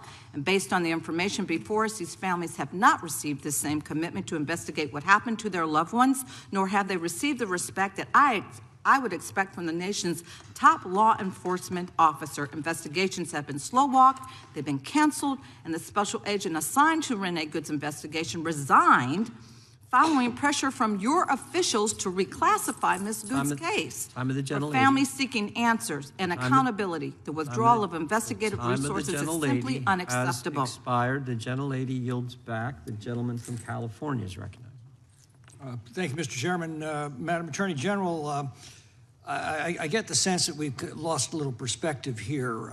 The most fundamental responsibility of government is to protect the lives and property of its citizens. Now, you cited some crime figures in your opening statement, and I wonder if you could repeat them, because I think it's one of the most extraordinary achievements of the Department of Justice in our history, and I don't think some of my colleagues heard you clearly.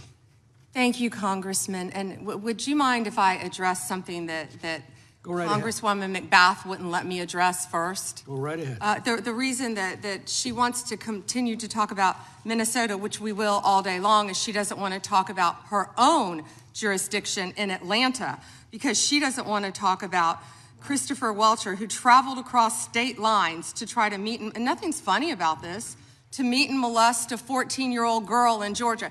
That's why they're watching the clock, the American people should know, for the second it runs out, because they don't want to address anything in their jurisdiction. They're elected to represent people in their jurisdiction. We prosecuted illegal aliens who ran a large-scale meth operation in the Atlanta metro area. You understand we don't prosecute, right, Ms. Bondi? Madam Attorney General. I'm sorry, thank Mr. you. McClintock. So yes, the statistics I spoke of earlier, Congressman, under the leadership of the FBI, historic work has been done. A drop 20% in the nationwide murder rate in 2025. Least murders in our country since 1900, and that is to the work because of the credit of Donald Trump. It's not just homicides, is it? It's also other violent crimes, robbery. Could you go through that list real quick? Yes, Congressman. 100% increase in violent crime arrests in 2025. compared to 2024. What's that done to the violent crime rate in the country? It's plummeting. 1,800 gangs. Wait a second. Do you mean to honestly tell us, and you're under oath, that if we take violent criminals off the streets, we end up with less crime? I certainly hope so, Congressman, and that's our goal, and that's an extraordinary concept, and I'm afraid it may be lost on some of our Democratic colleagues. I look at these numbers, and they're absolutely staggering. It didn't happen by accident. It happened because of specific policies that you've implemented this year. And you mentioned a few of them. Would you continue? Over 6,000 child victims located, 22% increase. Over 1,700 child predators arrested, 10% increase. Over 300 human traffickers arrested. Let me jump down to DEA right now. That was just FBI. Under Terry Cole's leadership, and I talk to these people almost daily, our directors, and the amazing work that they're doing in all of your jurisdictions on the left and the right, working together to take drugs off our streets. Right, and I assume that our Democratic colleagues, some of whom represent some of our most crime-plagued cities and communities, have thanked you for this extraordinary accomplishment. Thank you, Congressman. We've seized more than 9,800 kilos of fentanyl and 47 million fentanyl pills. That affects every single person in this room. It doesn't matter what political party you are. Everyone in this room knows someone who's died from fentanyl. A parent, a child, a sister, a brother, a friend, a neighbor, a relative. Everyone here knows someone who has been impacted by that. That is the common ground that I wish we could find to work together in this country, to take these drugs off the streets. And someone nodded with vapes. Well, in your opening statement, you said that this historic success in protecting the lives and property of Americans has occurred when local governments have cooperated with you. Yes. Let me ask you, what are the greatest impediments you're facing in bringing down crime across the country? Well, when local governments, of course, do not cooperate with us, and that's where criminals flee, in jurisdictions where they know they will be protected by local governments. And this is all about working together, and we have shown that in what we did in D.C., what we're doing in Memphis, working together with Democrat mayors in these cities right here in D.C. And very quickly, if you could tell us about the Safe Cities program and give us your read on what cities that avail themselves of this program can expect. Yes, so far, of course, we've been working in Washington, D.C., right here to do everything we can, working hand in hand with the mayor, with Metro PD, to keep everyone safe in D.C., and it's been a tremendous effort. And now we're in Memphis, working with the mayor in Memphis, as we talked about earlier, doing everything we can. These are iconic cities in our country, and we want to help every city in this country who wants and asks for President Trump's help to make America safe again. Gentlemen, Mr. Chair, I have, you see. let the record show that Democrat was applauding the Attorney General's answer there. The unanimous consent? Yes, please. All right, the gentlelady is recognized. Mr. Chair, I have a few unanimous consent requests. I would like to submit into the record this New York Times article titled "Alex Pretty's Friends and Family Denounce Sickening Lies About His Life." I also would like to submit this Daily Mail exclusive interview with Vice President J.D. Vance titled "J.D. Vance Refuses to Apologize to Alex Pretty's Family After Spreading ICE Assassin Claim." One more. My last submission request is a New York Times article titled "FBI Agent Who Tried to Investigate ICE Officer in Shooting Resigns." Without objection. Thank you. The chair now recognizes the gentlelady from North Carolina. Thank you, Mr. Chairman. Attorney General Bondi, I think you and pretty much everybody else here and throughout the country believes that convicted sex offenders don't deserve special treatment or privileges in prison. And yet Ghislaine Maxwell, Jeffrey Epstein's co-conspirator, received perk after perk in prison. In July, she had a 2-day interview with your deputy and President Trump's former defense attorney, Todd Blanche. Just days after that, Maxwell was transferred from a federal correctional institution in Florida to a minimum security camp in Texas, which she, as a sex offender, would normally be ineligible for. at this new facility, as the ranking member talked about, and by the way, it's nicknamed Club Fed. We've heard reports that she's been afforded special privileges, puppy time, private workouts, personal mail, secretarial services. Attorney General Bondi, does a convicted sex offender like Ghislaine Maxwell deserve special treatment and privileges in prison? Yes or no? Let me be crystal clear on this. No. And Thank you. let me keep going. No, let me keep going. Perfect. Well, I did not know she was being transferred. I asked you yes or no. She was not transferred to a lower Mr. Chairman, level. please stop the clock and remind the witness of the rules. One rule she needs to understand here. And I'm glad that we're agreeing. So when we're agreeing, we can move on to some other things. But I want you to know that every time she does get these perks, and it's been publicly reported, that the folks she's abused, the survivors who are sitting here, they see themselves as being denied justice. They feel re-traumatized. And I'm glad that we agree on that. But she should not be in that prison. And she needs to be moved back to a maximum security prison as soon as possible. But what she has told another committee here is that she won't cooperate with them unless she gets clemency from Donald Trump. It's just crazy to consider that she can be wielding this kind of influence within the administration. But that begs the question, who ordered her to be transferred to the minimum security prison that she was ineligible for? Who signed off on the special privileges? Was it Mr. Blanche? Was it one of your other subordinates? So please, can you tell us who sent her there, since you don't agree she should be there? I said I do not agree she should receive special treatment.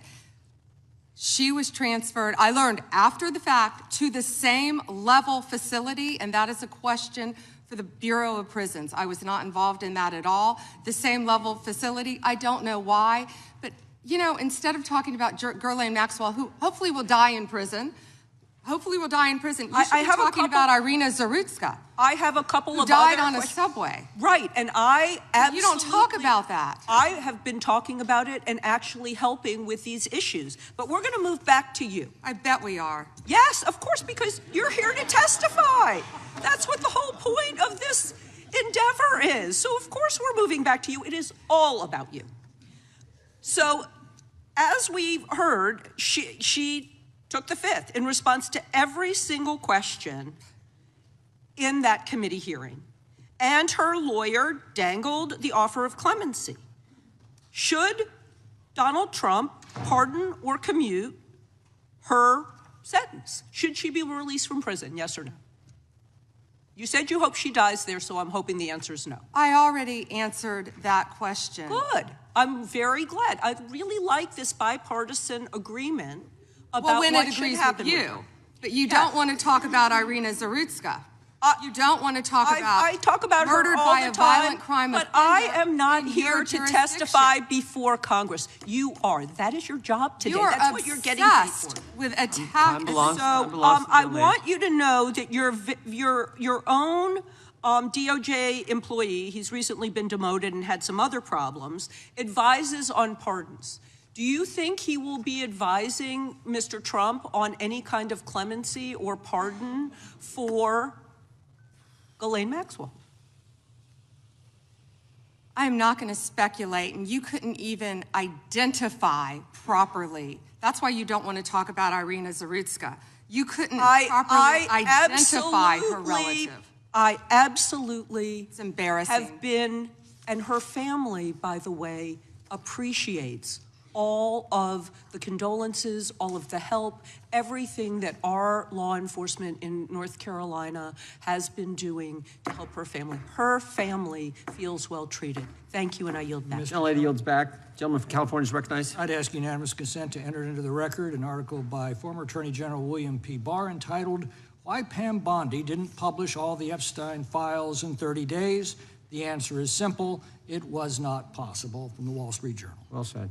Without objection, the gentlelady from Florida is recognized. Thank you, Mr. Chairman. Madam, I'm sorry.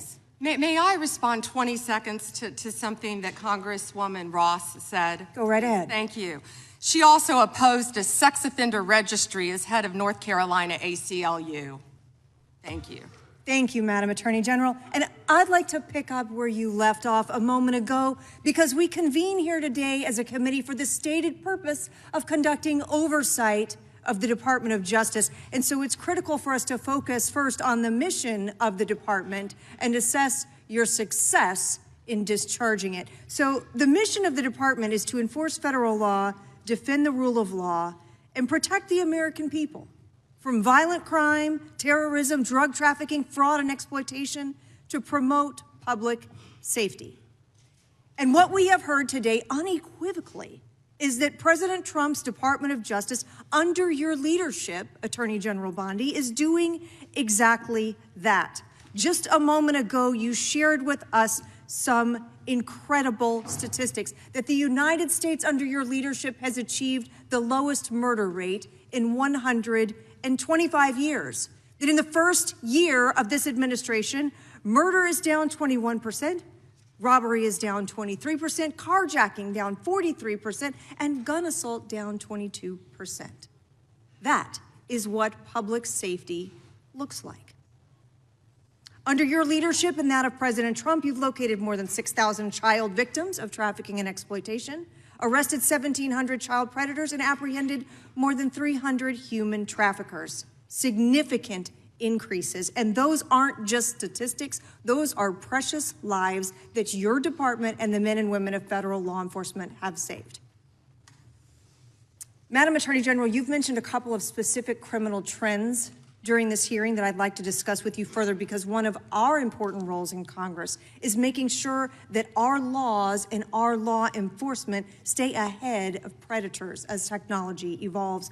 I lead legislation in the House, along with bipartisan co-sponsors on this committee, to make sextortion a clearly defined criminal offense. We actually passed that out of the House of Representatives. We have a bill to promote Operation Renewed Hope to help rescue more child victims, and the Defiance Act to provide legal recourse to victims of deepfake AI intimate images. I would love to hear your perspective and what you are seeing related to these technology-based criminal trends, sextortion, and AI deepfakes. What are you seeing at the Department of Justice, and why do you believe that efforts to combat these types of crimes are important? Sextortion, and thank you for supporting that, Congresswoman. I think that was a bipartisan effort, actually. I think many of you on both sides of the aisle supported that. Thank you for that. You know, as a career prosecutor, it's horrible seeing that, and seeing that young women and often young boys have been exploited with sextortion. And I see, thank you, both sides of the aisle nodding on that. It's horrific. The suicide rates go up. And that's why we have to do everything in our power to protect not only young girls, adult women, boys and men from sextortion, because it is happening, and we're doing everything in our power, thanks to your legislation, all of you, to stop that. I'd like to hear a little bit more about some of the Department of Justice programs like Project Safe Childhood and the Internet Crimes Against Children Task Forces, partnerships that bring together federal, state, and local law enforcement. Sometimes the work between those law enforcement groups together really creates some incredibly powerful outcomes and some great success stories. I know you, as Florida's Attorney General, had a tremendous amount of leadership in our state, trying to make sure we were taking care of children, also the elderly, protecting them from fraud, ending drug trafficking. Tell us a little bit about some of those departments within DOJ. Yeah, when you talked about Project Safe Neighborhoods, we've done a lot of that in Florida when I was state AG, and actually back when I was a state prosecutor prior to being Attorney General. That is so important. I feel like what we've been doing in DC too, with the Take Back DC and Make DC Safe Again, is similar to that. Going into the neighborhoods, working with the community, seeing law enforcement officers out there playing basketball with kids who live in the neighborhood. It's pretty remarkable what we've seen firsthand. Citizens in Memphis saying that they can walk outdoors now and they feel safe. People coming up thanking law enforcement and working hand in hand with them. We will continue all of these programs and working jointly with both sides of the aisle to keep our families safe. Thank you for that, Madam Attorney General. Mr. Chairman, I yield back. Gentlelady yields back. Gentleman from Tennessee is recognized. Thank you. I'd like to introduce for the record a letter to Director Gabbard from Mr. Warner and Mr. Himes, and a letter of response from her to them about who invited her to Atlanta, and a copy of the search warrant. And I'd also like to just make clear for the record, the reason people in Memphis weren't going out was because the ice was on the ground and we were afraid we'd fall. But other than that, we go out all the time. Gentlemen, without objection, there's unanimous consent. The gentlelady from Vermont is recognized. Thank you, Mr. Chair. Attorney General Bondi, according to your department, a child is sexually abused in the United States every 9 minutes. And the vast majority of survivors never get justice. And that's one of the reasons why I think the Epstein case has resonated so deeply with so many Americans. And the other reason, I think, is because it has revealed a two-tiered system of justice. And the powerful are protected and the survivors rarely get any accountability. And the Epstein files contain evidence of a multi-decade international criminal conspiracy involving some of the wealthiest and the most powerful people in the world. There's evidence of financial crimes, political corruption, sex trafficking, and of course, horrible sexual abuse. And I want to remind everybody, this isn't a game. These are real people, people who have suffered, who are sitting here with us today, and they deserve answers, and they deserve accountability. And I'm here to try to get some for them. Now, I've seen some of the unredacted Epstein files, and obviously, as you know, President Trump's name is all over them, but so are the names of other senior Trump officials: Howard Lutnick, Secretary of Commerce; John Phelan, the Secretary of the Navy; and Stephen Feinberg, the Deputy Secretary of Defense. These men were appointed by President Trump to senior positions in his administration. All of them have clear and confirmed ties to Jeffrey Epstein. Attorney General Bondi, yes or no, has the Justice Department asked Secretary Lutnick about his ties to Epstein? Excuse me. Secretary Lutnick has addressed those ties himself. I'm asking you, has the Justice Department specifically asked Secretary Lutnick about his ties to Jeffrey Epstein? He has addressed those ties himself. Has the DOJ asked Secretary Phelan about his ties to Jeffrey Epstein? I don't know whether he has addressed those or not. Has the Deputy Secretary Feinberg talked to the Department of Justice about his ties to Jeffrey Epstein? Yes or no? Has the Department of Justice talked to Deputy Secretary Feinberg about his ties to Jeffrey Epstein, which are clearly spelled out in the files? It's a very simple question. It's not a trick question. I'm just asking you. Yeah, I'm stunned that you want to continue talking about. Oh my gosh. Epstein Okay, instead I'm of a Border reclaiming my Patrol time. agent I'm asking murdered. you not a trick question, a simple Stunned. question. Okay, so what is clear is we have evidence. Do you know who Chris Malin is? We have evidence that 3 senior officials within the Trump administration have ties to Jeffrey Epstein. And what I does ties mean? I can conclude from what you are saying that you have not talked to them. What does ties mean? Can I you think define Americans would be shocked to learn that you are not interested in talking with these officials who have ties to Jeffrey Epstein. What does across ties the mean? world, Can you define that? across the world, Can you prominent define men ties? who've been exposed in the files have resigned their jobs in disgrace, and that's a good first start. And that same Disgrace is standard, not saying the word this Chris same Malin. standard should apply here. And Americans want accountability. Who is Chris Malin? Was the president he? aware? Please stop talking. It is not your time to ask was questions. It is not your time. I'm reclaiming my time, Mr. Chair. One second. Time belongs to the gentlelady from Vermont. Was the president aware of Secretary Lutnick's ties to Epstein when he chose him to lead the Department of Commerce? Was he aware? Chris Malin was a Border Patrol agent. Okay, so I'm going to conclude that the president, in fact, did know about his ties because he was the next door neighbor. Shame on you. Oh, for goodness sakes. This is pathetic. This is pathetic, Mr. Chair. I am not asking trick questions here. The American people have a right to know the answers to this. These are senior officials in the Trump administration. This is not a game, Secretary. I'm Attorney General. My apologies, I couldn't tell. By 2008, we knew that Epstein was a convicted sexual abuser. And we now know that Lutnick went to Epstein's Island in 2012. How was that not a deal breaker for the president? And why aren't you asking questions of the Commerce Secretary about what he saw when he was at the island, which he lied about not ever going to? Why are you not asking these questions? And I see that my time is almost expired, so I will say this. Do the right thing, Attorney General. Meet with the survivors. They have been asking for a year. Meet with the survivors. Do the right thing. I yield back. Gentlelady yields back. The gentleman from South Carolina is recognized for 5 minutes. May I have 20 seconds of his time? So that'd be up to the gentleman, but. Absolutely, Madam Thank you. Thank you. I was curious if you, Congresswoman, asked Bill Clinton that. Didn't see one tweet, not one. I didn't see one tweet when Joe Biden was in office about Bill Clinton. Didn't ask Merrick Garland anything about Epstein, not once.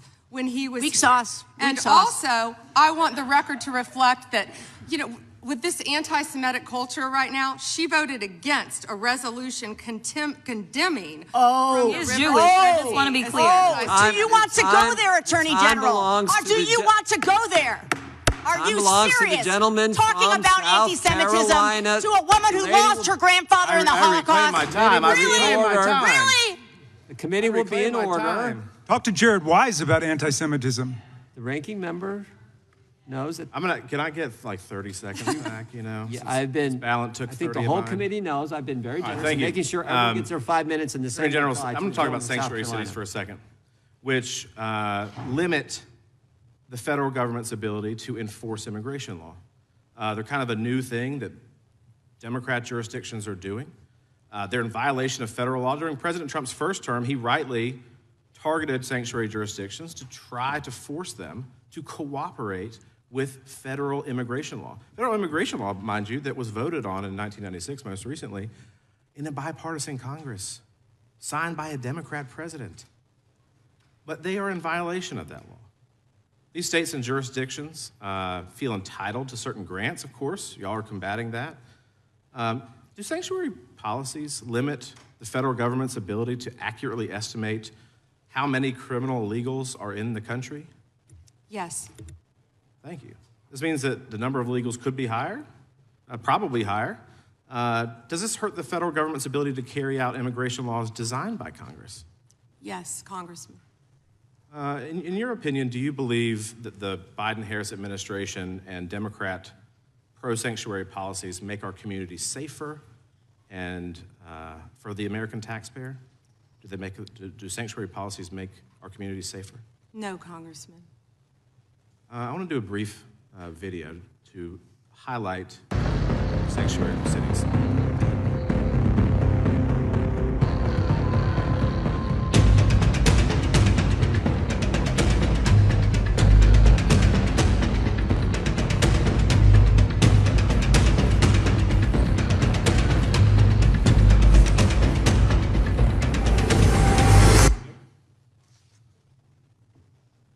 So what's strange to me, if you look at this board behind me, in New York, there are 7,000 criminal illegal aliens since January 20th of last year that have been released into the public because New York is not honoring detainers requested by ICE. California, similarly, has released 4,500 criminal illegal aliens. There are 33,000 under detainer in California alone. And of the people released, I think it's remarkable that those released in New York, 29 homicides, 2,500 assaults, almost 200 burglaries. These are people that are released into our community by these states that refuse to cooperate. Last August, Michael Jordan Castellano Fonseca, a criminal illegal alien with ties to Tren de Agua, shot 2 people in front of 5 children in the sanctuary state of Colorado.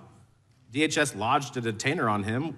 He's awaiting trial, but the question is whether Colorado's sanctuary policies will prevent him from being removed from the country.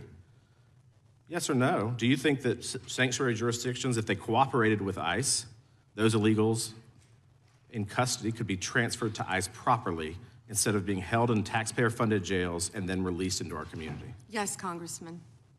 Wouldn't it be more efficient and safer then if Democrats simply cooperated with the federal government, these sanctuary jurisdictions cooperated with the federal government and honored ICE detainers? And why? Why do you think?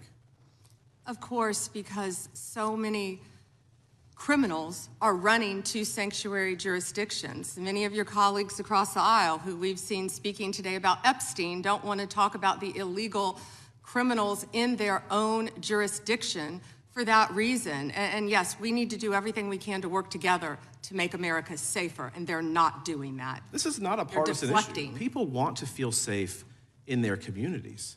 Nobody wants a criminal illegal alien released into the street. I think the thing that maybe the American people don't quite understand is that when you do not honor a detainer, as we've seen, an illegal is released into the public, and now it's up to ICE to maybe apprehend them, rather than behind the courtroom passing them off from one law enforcement to the next. Is that true?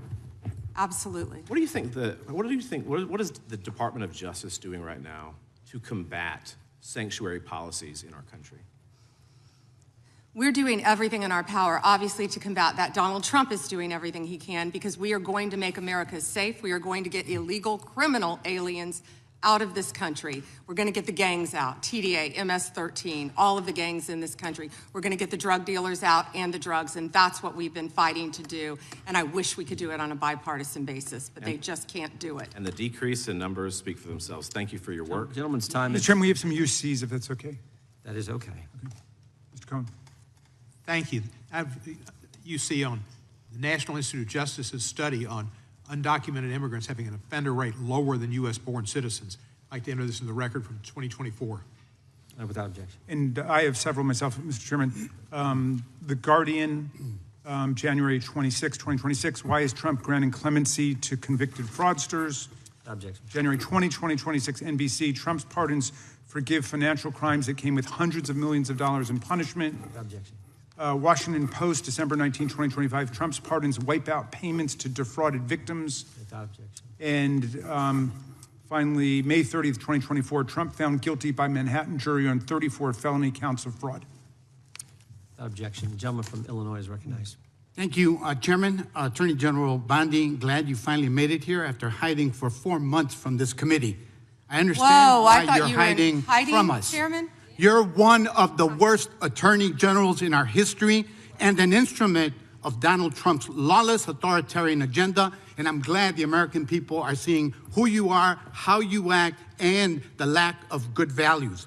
You weaponize the Department of Justice to target immigrants, working families, and anyone that Trump deems an enemy of the state, all to protect real powerful criminals, including in your administration. My Democratic colleagues have focused on your cover-up of the Epstein files and your passion for protecting pedophiles and child traffickers. That alone is grounds for impeachment. But there's so much more to your corrupt tenure as Attorney General. You directed prosecutors to investigate elected officials in welcoming jurisdictions, and you got thrown out of court when you sued Chicago, Cook County, and Illinois. You directed prosecutors to prioritize low-level immigration cases while gutting enforcement against corporate criminals and public corruption. You revived draconian law of 1798, which should be repealed to illegally send people to a torture prison in El Salvador. You fired over 100 immigration judges, including the assistant chief immigration judge in Chicago, without cause, and installed unqualified military judges whom you instructed to deny asylum in violation of the law. You prosecute the president's enemies like Jim Comey and Tish James while giving impunity to federal agents who are murdering and brutalizing and terrorizing constituents, including in Chicagoland, in my neighborhood. I saw it last year firsthand. You and Kash Patel covered up the murder of Silverio Villegas Gonzalez in my district by ICE agents. You tried to investigate Renee Good instead of the ICE agent who murdered her, and you tried to cover up the murder of Alex Peretti by CBP agents. You bring fake charges against protesters like the Broadview Six and Marimar Martinez, whom your administration labeled a domestic terrorist. This is the Montessori teacher who lives in my district, while protecting thugs who terrorize us and DHS authority. That's what you do.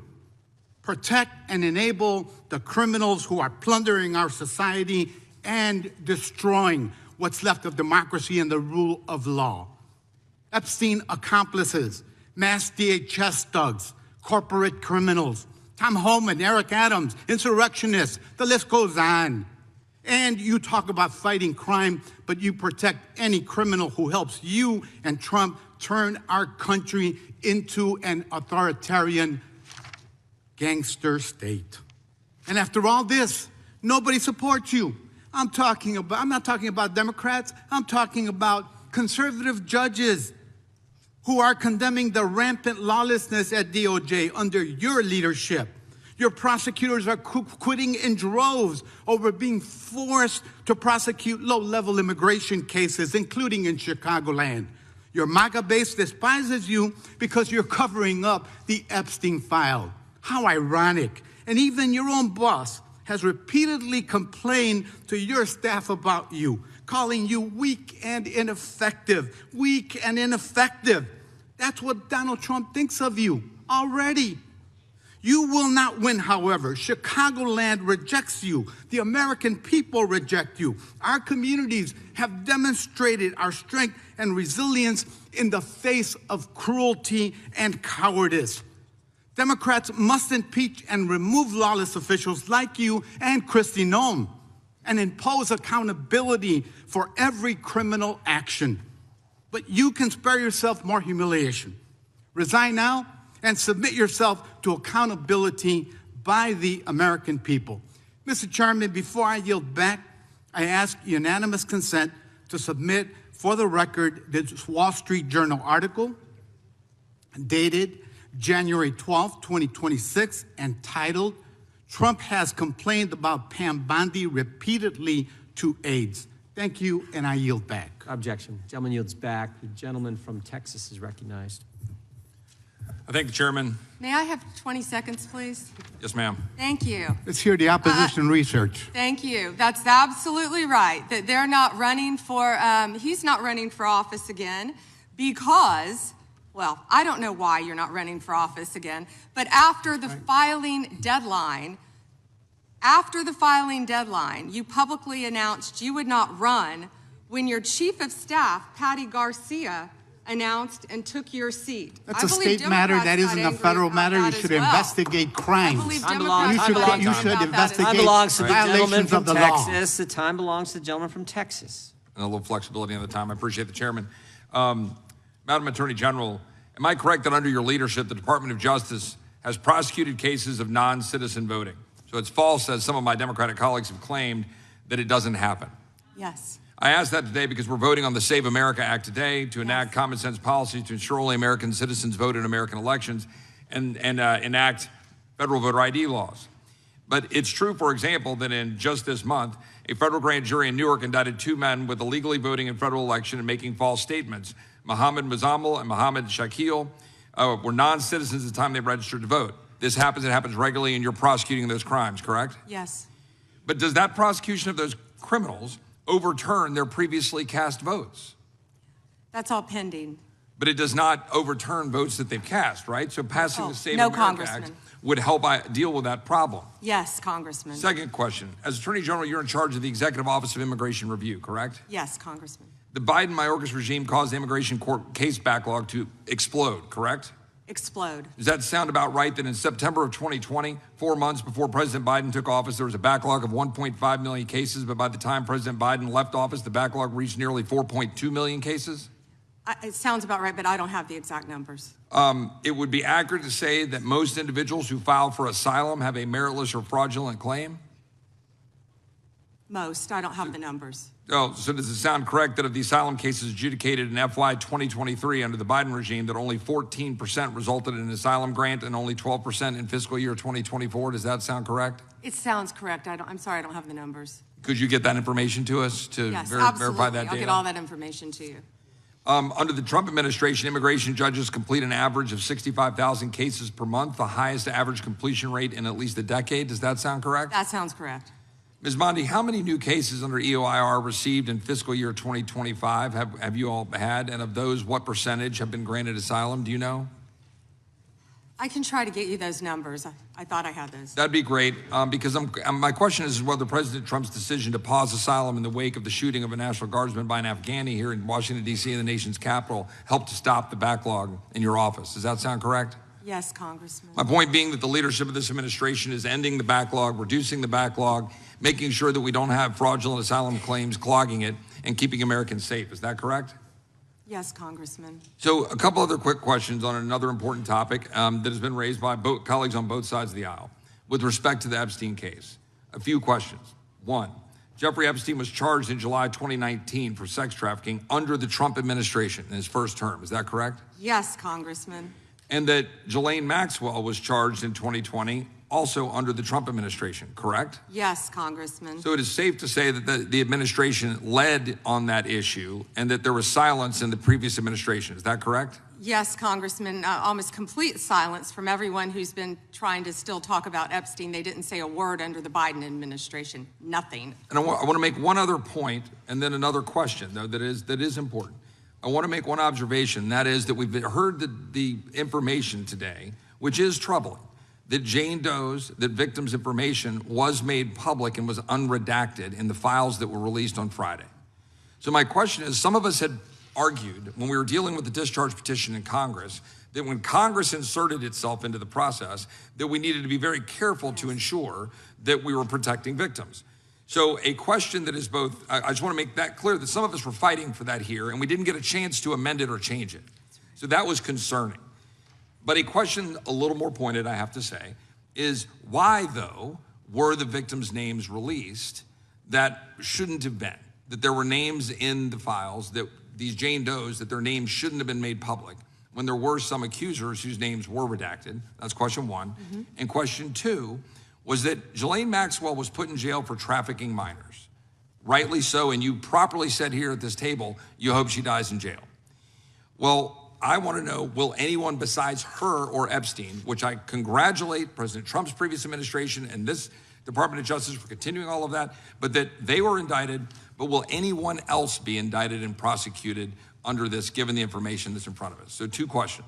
Thank you for letting me answer that. They didn't want to hear my answer on the other side. Yes, given the tight time frame of 30 days, I believe we got everything released within a little over 60 days. I'm talking as fast as I can. My time is up. We did the best we could immediately. If everyone's been coming to view the documents, if someone's name should not have been redacted, we're releasing it. If someone's name was redacted, we said right away, was not redacted and should have been, meaning a victim. We went back and redacted it. We're doing everything we can based on the tight time frame and over 3 million pages that we released that Donald Trump signed for pure transparency. Second, what was your second question? About whether another individual will be indicted. Oh, absolutely. Thank you for asking that. And they never wanted to hear the answer to that. We have pending investigations in our office. Time of the gentleman has expired. Unanimous consent request from the gentleman from Pennsylvania. Thank you. I have several UCs as receipts. I'd like to have unanimous consent to introduce the National Security Presidential Memorandum 7, dated September 25th, 25. Objection. The Bondi Department of Justice memo dated December 4th, 2025. Objection.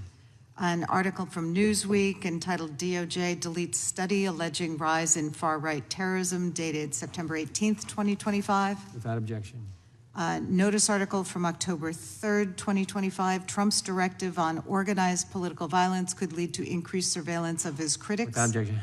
Washington Post article, September 25th, 2025. Trump targets domestic terrorists, but only mentions the radical left. Without objection. Idaho Capital Sun, October 18th, 2025. Rest easy, Idahoans. The No King demonstrators are American patriots. Without objection. Attacks on freedom of speech, what nonprofits need to know, published by the National Council of Nonprofits, the largest network of nonprofits in America. Without objection. The Freedom from Religious Foundation warns that Bondi memo weaponizes federal law enforcement against non-Christians and dissenting viewpoints. Without objection. A Ken Klipperstein blog from January 28th, 26, ICE's secret watch lists of Americans. Without objection. And an Intercept article from February 2nd, 26, Trump calls his enemies terrorists. Does that mean he can kill them? Without objection, the gentleman from Florida is recognized. Thank you, Mr. Chairman. Good morning, Attorney General Bondi. Good afternoon. Oh, you're right. Good afternoon. It's been a long day. I wrote this morning. We've known each other a long time, and I'll always be appreciative for your assistance when you were Attorney General in Florida after the shooting at my high school at Marjory Stoneman Douglas in my hometown of Parkland when we passed a bipartisan bill, the Marjory Stoneman Douglas School Safety Act, which was the largest policy response to a school shooting in American history.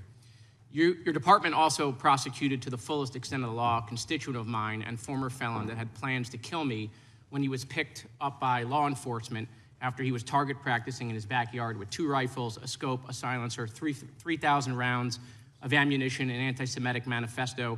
My name was the only name on their target list, and my kids found out about this from their friends at school. So thank you. However, the most transparent administration in American history. Before Trump, we didn't know the word transparency, apparently. It's been 12 months since you gave Republican influencers part 1 of the Epstein files. You said the list was on your desk. Then a memo came out and said that there was no list. Phase 2 of the binders never happened. The President of the United States says the Epstein thing is a hoax. He blasts his own base for wanting the release of the files. He blamed Barack Obama.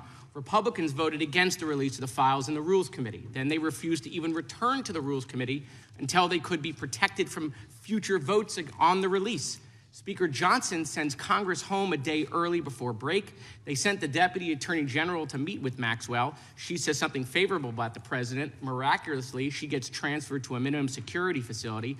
No one can explain why. Miraculously, the leaks to the Wall Street Journal stop. We come back from break. We have the Massey discharge petition. Republicans drop a rule, a non-binding resolution trying to kill the Massey discharge petition. The White House says passing the Massey discharge petition is a hostile act. Trying to stop the necessary 218 signatures, according to Republican members that signed it, the White House brought them into the Situation Room, you know, the place where the president goes for time of war, promising things like appropriations or maybe even to primary them. People in the room say you were there. It didn't work. We get the 218 signatures. We eventually passed the Massey petition. You guys didn't release the files. You were forced by Congress. Every member of the House except one and the entire Senate. The reason the president signed it is because it was a veto-proof majority. We can't agree on anything, and yet the entire House but one member and the whole Senate forced the administration to release the files. Kash Patel under oath said to Senator Kennedy, the FBI is not in possession of any credible evidence that Epstein trafficked girls to anyone but himself. We know now that's not true. According to documents, Epstein had a worldwide sex trafficking ring. Girls from Poland, Czechoslovakia, Russia, Paris, modeling agencies sending him girls. He even had a relationship with a summer camp where he groomed girls at a picnic table. Ghislaine Maxwell says 29 Epstein associates cut secret DOJ deals. Turns out there is a list. 6 names readily available if you unredact them. Co-conspirators named, but we got them when you unredact them. Maxwell recently tells a House Oversight Committee that she wants clemency to release more names. Kash Patel under oath said Trump's name appears less than 100 times in the files. We now know that's not true. Trump's name appears more times in the Epstein files than God's name appears in the book about God. Okay, by the way, this is the Trump Bible. Move over, King James.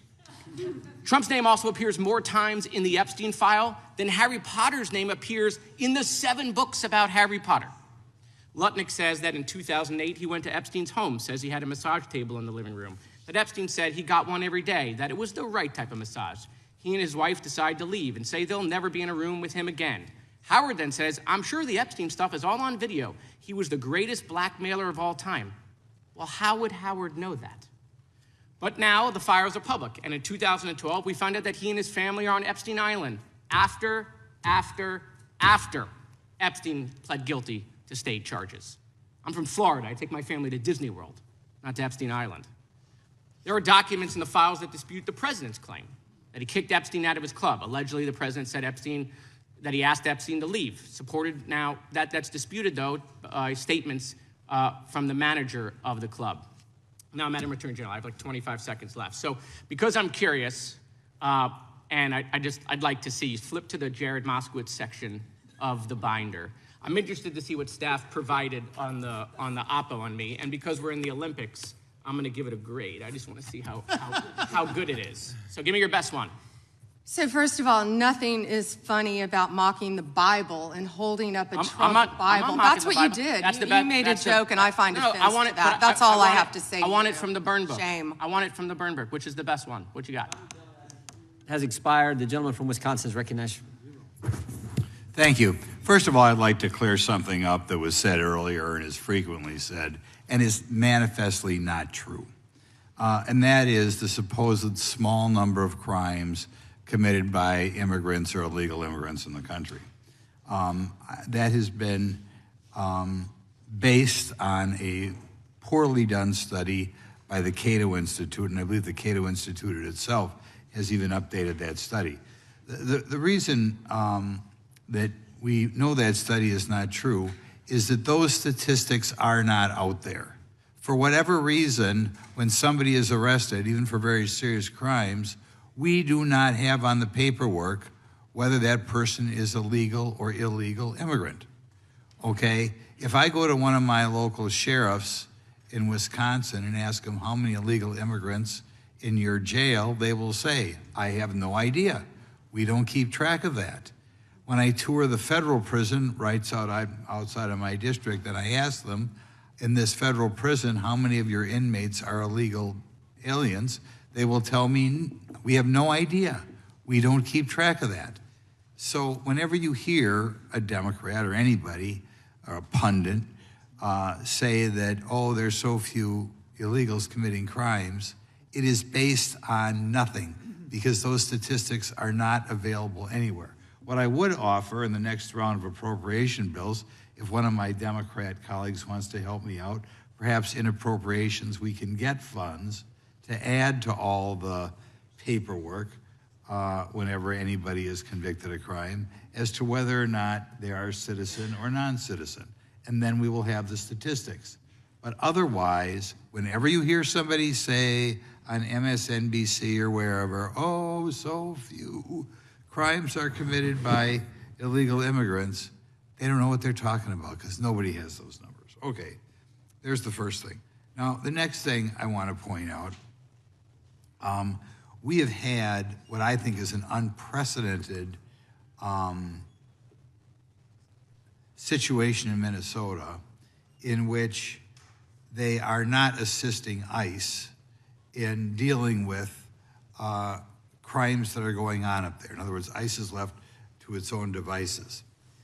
When I talk to my local sheriffs, they tell me that whenever a federal agency is engaged in work in Wisconsin, they always make themselves available in case that federal agency needs assistance.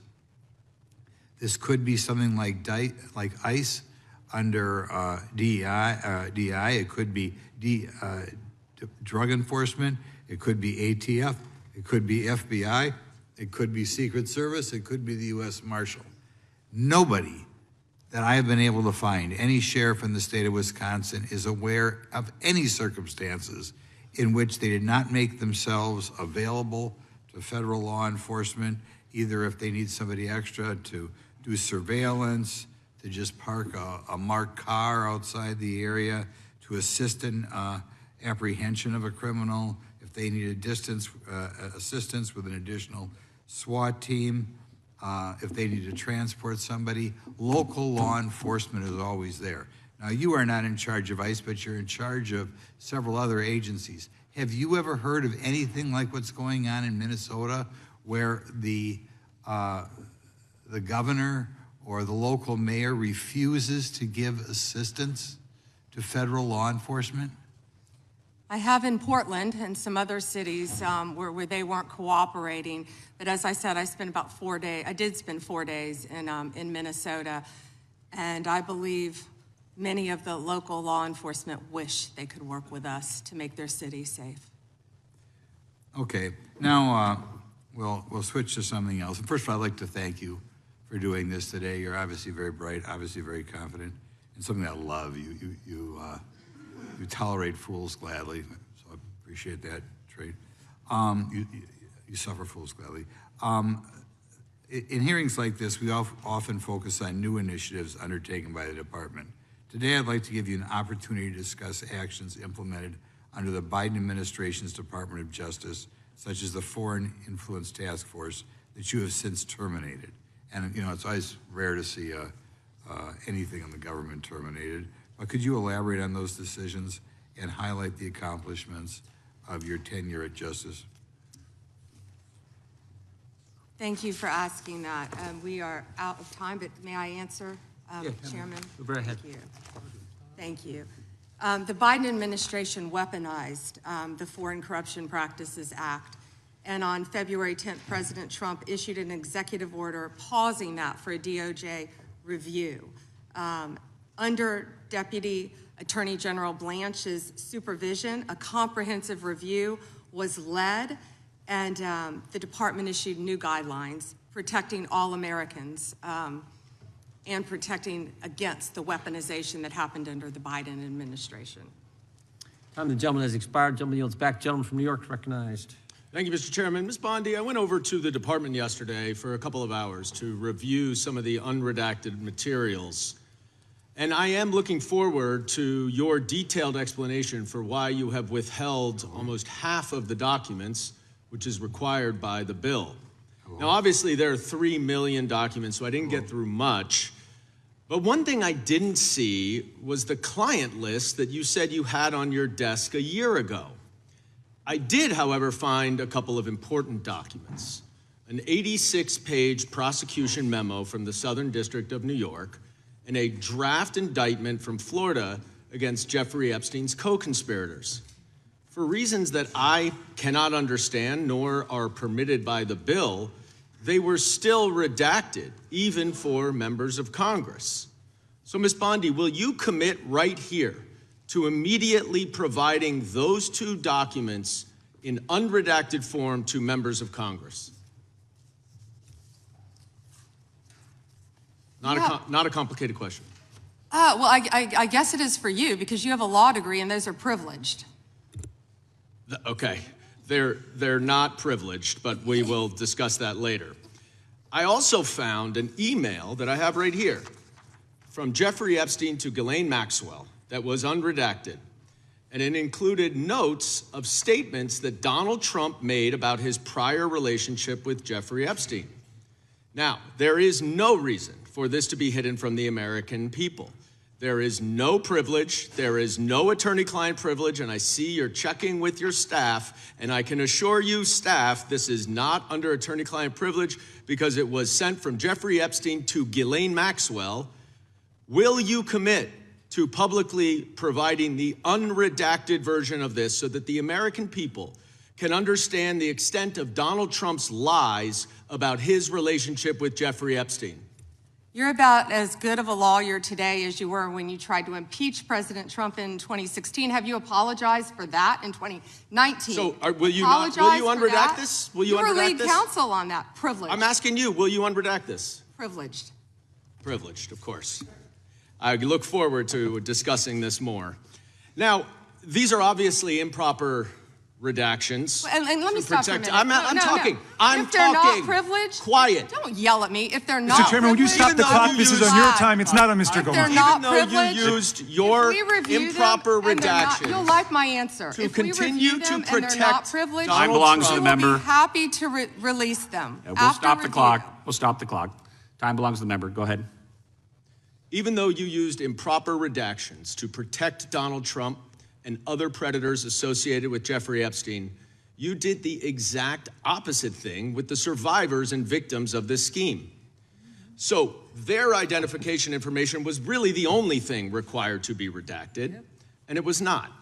And it's clear this was not a mistake. This was not by accident. This was not because you only had 30 days when you really used 75, and that doesn't even include all the hours last March that you were redacting it. But I'll tell you why it's clear it wasn't a mistake. There is an email entitled Epstein Victim List. There are 32 names. 1 is redacted, 31 are not. So someone looked at it and decided to redact something. And I will tell you that that is clearly intentional to intimidate these survivors and victims. Now, in an interview last week... How will you tell me that's intentional? In an interview last week, Deputy Attorney General Todd Blanche... You can't go off script. ...said that any victim that wants to speak with the department has done so, hopefully. Well, thanks to the incredibly brave people sitting here behind you, we can actually ask them if that's true. Now, would the survivors and victims who are here please stand up one more time? Just by show of hands, how many of you or your loved ones actually have met with the Department of Justice and provided testimony and evidence? None. And of those of you who have not met, which is everyone, how many of you have reached out either individually or through a lawyer or representative to offer to provide testimony and evidence? All of them. And of those of you, all of you, who have reached out, how many of you were denied or ignored by the Department of Justice? All of them. And despite the shameful and despicable efforts by Ms. Bondi and her department to intimidate you, how many of you are still willing to speak to the Department of Justice? All of them. Well, Ms. Bondi, it looks like you have some more witnesses Gentleman's to time talk has expired. to, and I yield back. We will go to the good gentleman from North Carolina, Congressman Knott. May I have a moment, Congressman? Yes, ma'am. Thank you. Here we go. Here's the photograph. This is why he wanted to repeat everything that had been said previously on Epstein. This is his state, New York. You probably don't even know who this is. Wahid Mohammed from Afghanistan. Yes, because I'm no longer a prosecutor. Convicted of assault. Wow, he represents New York. Wow, yet he doesn't care about the illegal aliens convicted of crimes. Assault and homicide. No longer a prosecutor, so he doesn't care about his constituents. Here we go. Arson, El Salvador, Miguel Palacios. Fermin Flores Ramales, Mexico, rape. Let's talk about the 70% of immigrants who are detained without a criminal conviction or arrest. Stop the clock. Stop the clock. Time belongs to Congressman Knott. Thank you, Mr. Chair. Madam Attorney General, I want to be sure that the American people understand exactly what we're referring to when we talk about sanctuary policies. They are often framed in sort of innocuous terms like, we refuse to take part in immigration law. And when you add up all of the population represented by these cowardly politicians in sanctuary jurisdictions, whether it's a county, city, or state, sanctuary jurisdictions account for roughly 40% of the United States. Now, in reality, it's much more than just a passive exercise. Is that not correct? Yes. It's unbelievably active. And in terms of breaking down these terms, I want to break it down in as clearly a term as I can. What is a federal detainer for the American people? Please describe it. A federal detainer is when someone is held in federal custody. Yes. And when a federal detainer is issued to local law enforcement, they are obviously in local or state custody, correct? Yes. And federal officers take note of that apprehension and they say, we want to come and apprehend him or her to deport them. Isn't that correct? Yes. And in these sanctuary jurisdictions, whether it's California, Illinois, New York, or other places, even in North Carolina, there are sanctuary jurisdictions. That federal detainer often prompts not any cooperation, not any assistance, but a release onto the streets. Isn't that correct? Yeah, and Congressman, a federal detainer is federal law. Yes. That people must abide by, yet these jurisdictions, many of these jurisdictions are not abiding by that. And we hear a lot of talk from the other side about victims of violent crimes, sex crimes, murders, whatever it may be. But I want to be very clear. Illegal aliens who have been arrested for committing some of the most heinous crimes, they have been released by sanctuary cities, by sanctuary states, rather than being turned over to the federal government for deportation. Isn't that correct?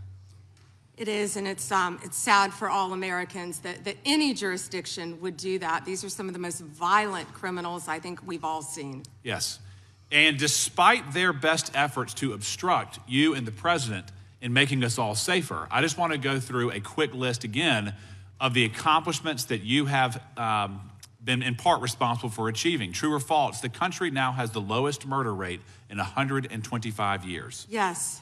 True or false, 62 major cities are now reporting rapid decline in murder rates. Yes. True or false, robberies are down nearly 20% over the last year. Yes. True or false, violent crime is down almost 15% over the past year. Yes. True or false, right here in Washington, D.C., violent crime is down almost 30% since President Trump took office. Yes, and the number may be even better than that, but yes. Good. Yes. True or false, the DEA has seized over 200,000 kilograms of cocaine since President Trump took office. I believe so, and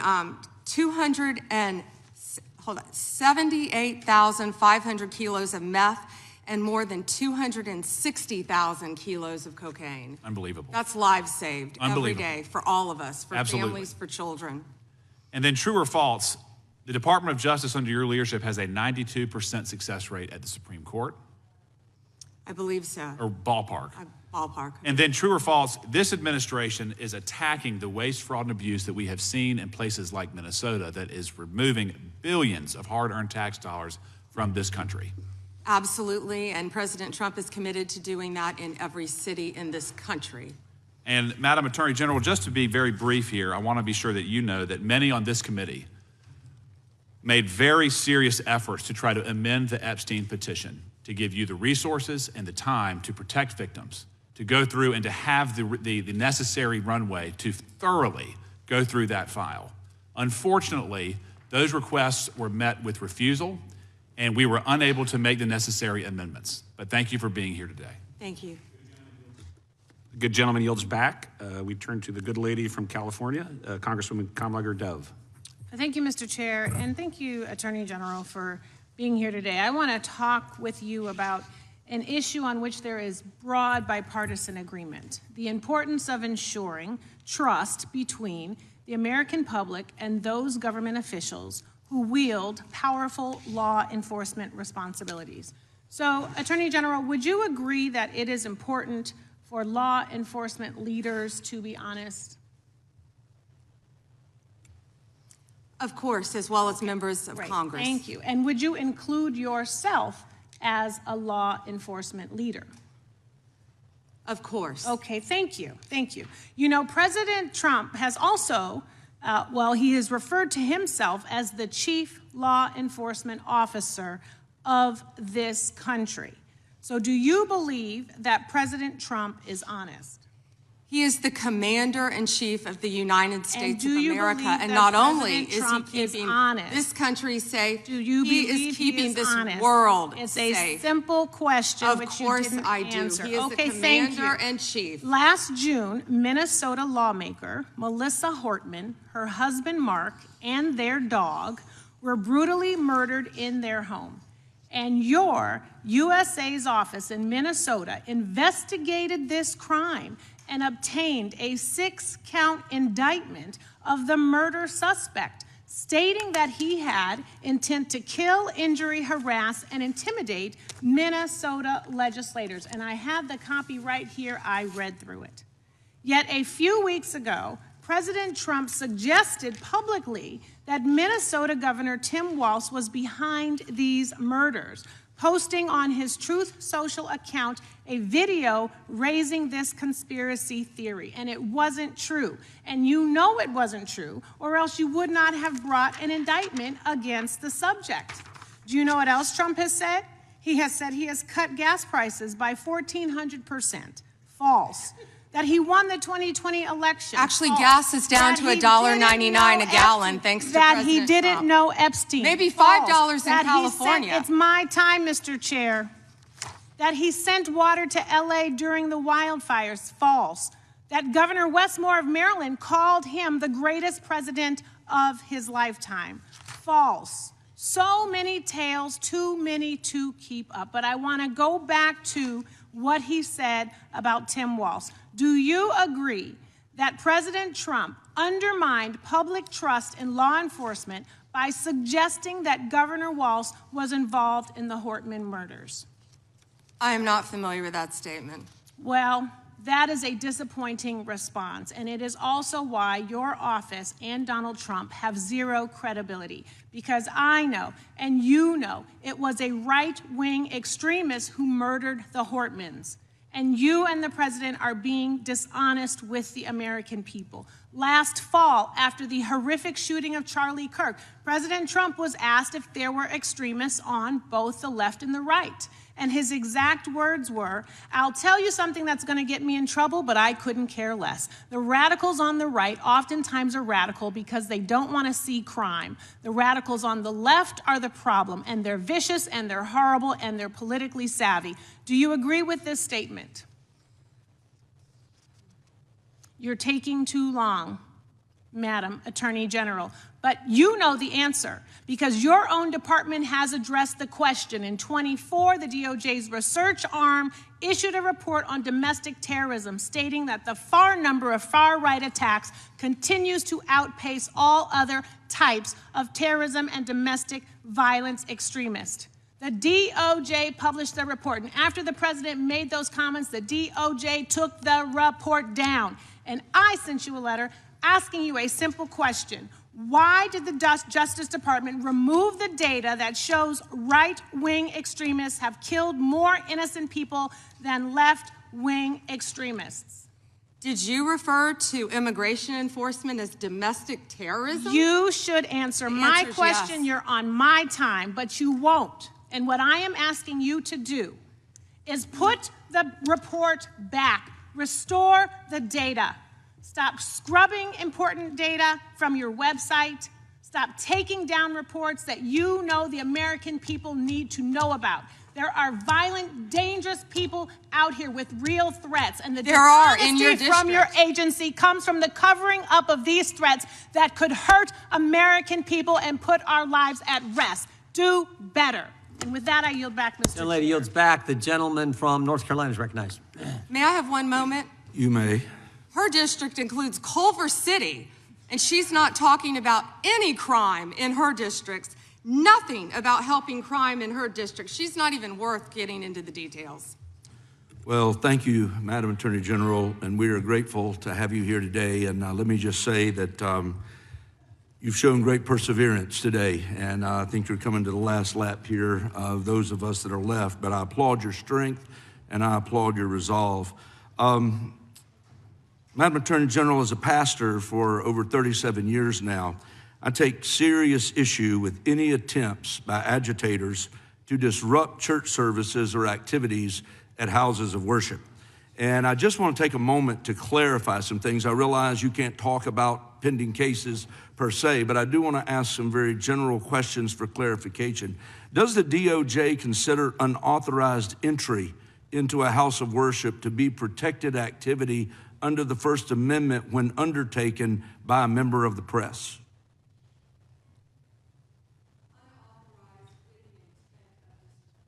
Unauthorized with the intent of disrupting, yes. Okay. Even if it's a blogger like Don Lemon. Correct. How does the DOJ distinguish between news gathering activity and expressive or protest conduct when a press defense is asserted? Congressman, I met with the pastor of that church, and what happened there was horrific. Of course, the press is welcome, and I would hope all houses of worship, whether it's a synagogue, whether it's a church, any house of worship. However, what happened here is a pending case again, but within the four corners of the indictment, they were, quote, gearing up for a resistance. They entered a house of worship, and I think the video speaks for itself. What happened in there, what the video doesn't show, is there were approximately 400 parishioners in there on a Sunday morning, families, grandparents with canes, children upstairs in Sunday school their parents were blocked from getting to them once this resistance took place, and they had named it Operation Pull-Up. It was heartbreaking for those families. They were terrified. I think they've all said that. And nothing like that should happen in this country, and under my watch, it won't. Thank you. And just to clarify, accosting members of a congregation and creating a scene marked by intimidation and threat inside a house of worship would not be protected First Amendment activity, correct? Absolutely not, and a grand jury has indicted individuals over that. Thank you. One other question, just shifting a little bit. You know, my home state of North Carolina has been making national headlines at times, and particularly in the city of Charlotte. We've made pleas at times for our governor to get involved, bring in the National Guard. Our Fraternal Order of Police had pointed out that we were about 270 local cops below what we needed in order to adequately police the city. And yet the governor's declined to offer to partner with the federal government to bring in reinforcements to Charlotte. I want to give you just a few moments, really the balance of my time, to explain the impact that Memphis Safe Task Force has had on crime and safety in Memphis, because I know there was a place we saw that cooperation has tended to breed great results, and I would love to hear a little more about that. Thank you. And I have numbers for you too. Well, and we're all right here in DC, we're all living right here in DC, and I think we've seen the remarkable impact that it has working with members of the Democrat Party on this, with law enforcement, with the mayor, with the police chief, doing everything we can to make DC safe. As of February 9th, there were nearly 10,000 arrests. This is DC. 1,000 illegal guns seized since the operation began, with carjackings down 81% from this time last year, and violent crime down 42%. DC is safer because of it. We know we had a National Guardsman shot, and we had a beautiful young woman killed. I went to her funeral, and I keep in touch with the National Guardsman who was shot, his parents. He's doing great. He's a miracle. Please continue to pray for him. I know my time is up, but same results I spoke about earlier in Memphis, and we're still working on that with the help of Make Memphis Safe Again. Well, again, I think it just draws an incredible contrast between what we've seen happening in Minneapolis versus what we've seen happen in D.C., what we saw happen in Memphis, and what I would love to see in some ways, if we could ever get our governor to work with us in North Carolina, to happen in Charlotte. But with that, I yield back. Thank you. Time of the gentleman has expired. The gentlelady is recognized. Thank you. I seek unanimous consent to introduce into the record the research that Representative Kamlager-Dove and I referenced concerning the threat of right-wing domestic terrorism, which the Department of Justice scrubbed from its website in September. Without objection, the gentlelady from Texas is recognized. Thank you so much, Mr. Chairman. And to be clear, I'm not going to ask any questions of this witness because this witness has revealed that she has no intentions of answering questions. But instead, I'm going to ask some very basic questions really quickly of my colleague, Becca Ballant, if she will answer right or wrong, raping children. Wrong. Right or wrong, killing random citizens. Definitely wrong. Right or wrong, enriching yourself as the sitting president of the United States. Definitely wrong. Okay, thank you, because I probably never would have got that with our witness. Our witness who somehow is a lawyer but does not understand how it works with witnesses. I'm not really sure what law school she went to and what all kind of cases she tried, but typically when you come into a space and somebody's a witness, then they sit there and they answer questions. instead of asking questions. And then we also have this objection that we use as lawyers called non-responsive when a witness fails to actually answer the question. But nevertheless, let me address the survivors, because that's exactly who they are. They are not victims, they are survivors. Let me say thank you for having more courage and moral clarity in your pinky fingers than the entire Department of Justice. We are currently the laughing stock of the world, partially because of the failed leadership within the DOJ, as we see kings and queens falling everywhere around the world. But we don't know the basics of right and wrong in this country, because it's not about partisanship. And that's why I applaud Thomas Massie, because he's the only person on the Republican side that has a backbone and knows how to stand up to corruption. But nevertheless, let me keep going. My Democratic colleagues have been attacked this entire committee hearing. They have been lied on. And frankly, the American people weren't looking for that. They were looking for answers about the corruption that they see coming from this administration. In the written testimony of this witness, of this particular witness, she stated that when she took office, she had two main goals. The first was to end the weaponization of justice, and second, to return the department to its core mission. Not only have you lied about both, you've intentionally done the exact opposite. You're spending more taxpayer resources arresting journalists than you are prosecuting pedophiles and creeps. In fact, your boss, the President of the United States, stated that this administration, quote, took the freedom of speech away. And at your direction, DOJ has arrested Don Lemon and Georgia Fort. And I might add that y'all actually had a judge that rejected y'all for trying to arrest Don Lemon before, just like the grand jury rejected y'all as it relates to Senator Kelly, just like a grand jury rejected y'all as it relates to Senator Slotkin, just like the case against Tish James was dismissed and the case against Mr. Comey was dismissed. I completely don't get how it is that you're sitting at the top of DOJ, because you don't seem to be good at your job.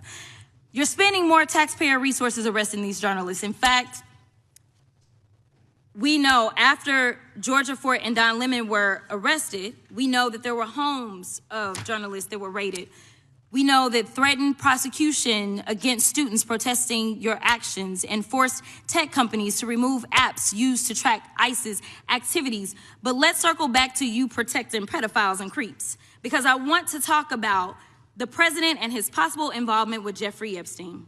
Now, I don't know what the president might have done with Jeffrey Epstein, but unlike this administration, I believe that facts matter. So let's talk about the facts. Fact number one, Donald Trump is one of the most named people in the Epstein files. At least 5,000 files contains more than 38,000 references to Trump, his wife, or Mar-a-Lago.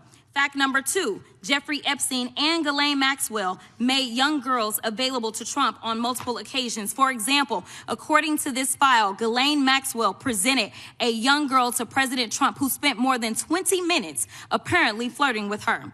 Here's another example. This shows notes from FBI investigators that describe Jeffrey Epstein transporting a victim to Mar-a-Lago to meet with President Trump, where he bragged to Trump that, quote, this is a good one. Now, I'm not saying that the president is a pedophile, but there is a lot of evidence in these files that suggests that he's very close friends with a lot of men who are pedophiles. What's crazy about all of this is just that this is a big cover-up. And this administration is engaged in it. In fact, this administration is complicit.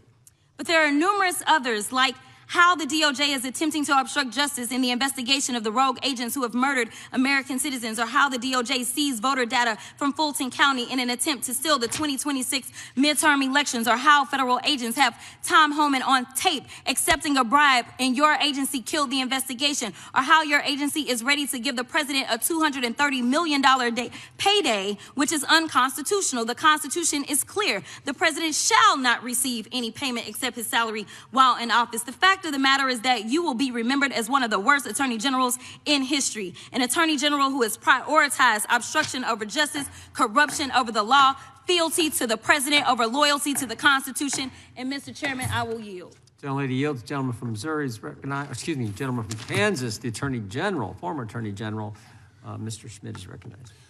Thank you, Mr. Chairman, and General Bondi, thanks for being here. Did you have anything you wanted to say before we talk? I do. Thank you, Congressman. Thank you, my friend, for many years. I find it interesting that she didn't even want to try, Congresswoman Crockett, to ask any questions, because she certainly did not condemn her leader, Hakeem Jeffries, for taking money from Jeffrey Epstein after Epstein was convicted.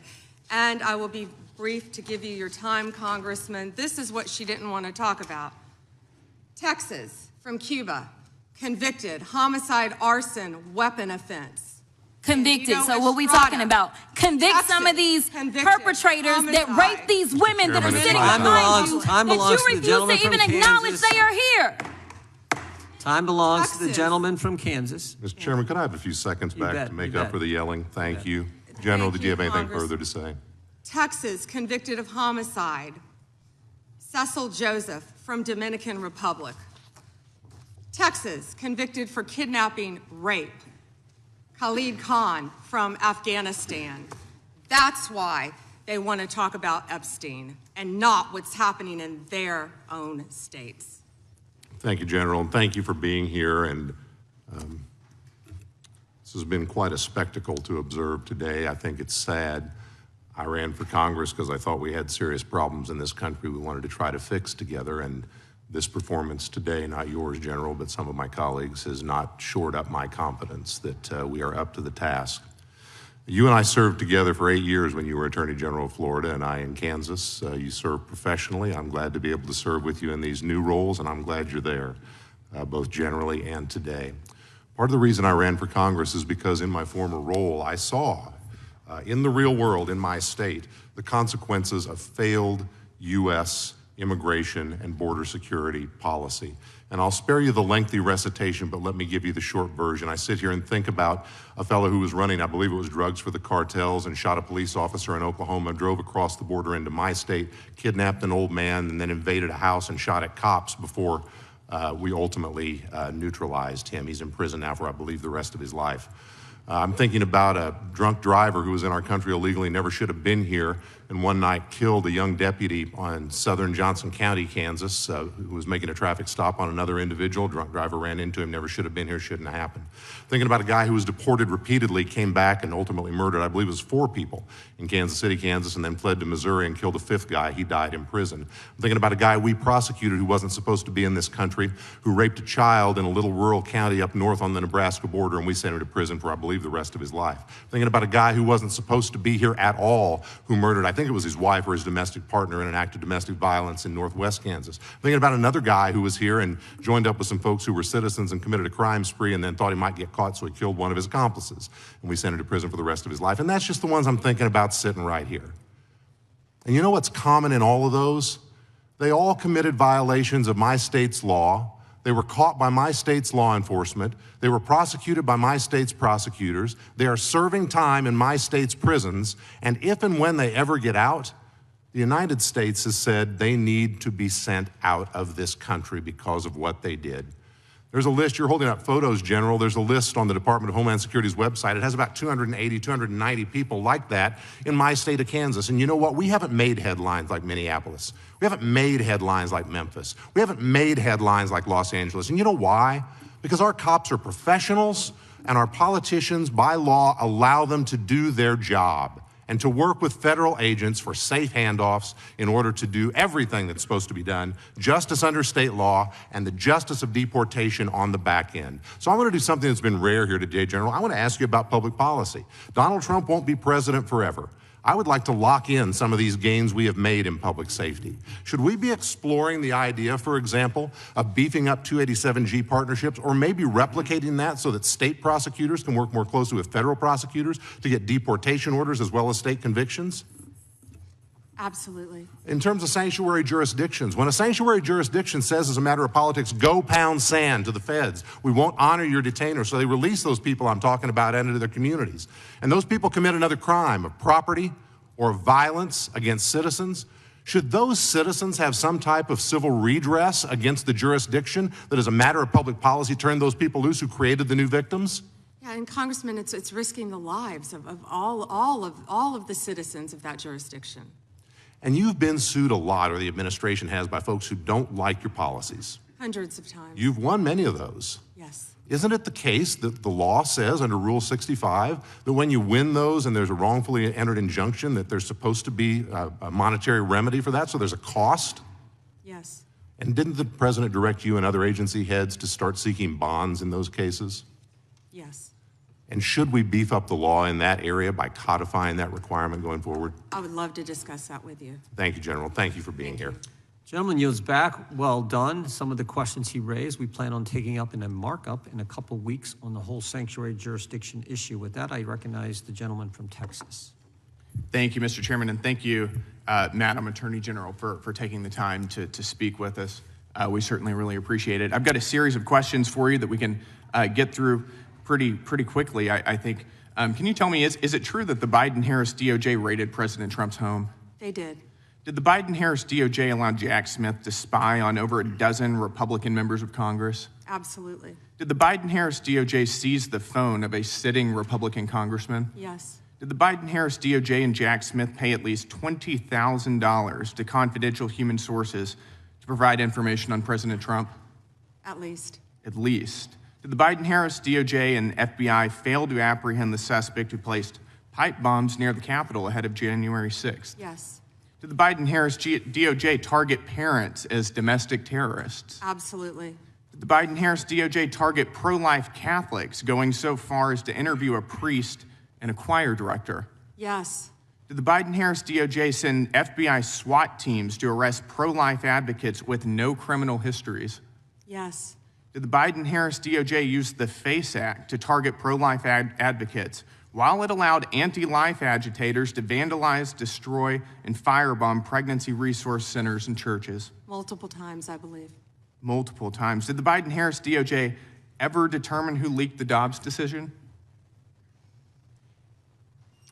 I can't discuss that. No, under Biden-Harris. Got it. No. Did the Biden-Harris DOJ and FBI target whistleblowers for revealing waste, fraud, and abuse within the department to Congress? Not to my knowledge. Did the Biden-Harris DOJ refuse to say whether it coordinated with Alvin Bragg, Fani Willis, and Letitia James in their lawfare against President Trump? They refused. Did the Biden-Harris DOJ slow-walk the criminal investigation and prosecution of Hunter Biden? That's an understatement, in my opinion. Yep. Did the Biden-Harris DOJ determine who brought cocaine into the Biden White House? They did not. They did not. Did the Biden-Harris DOJ cover up the extent? As far as we know, they did not. Right, that's right. Did the Biden-Harris DOJ cover up the extent of the Russia collusion hoax? Absolutely, in my opinion. Yes.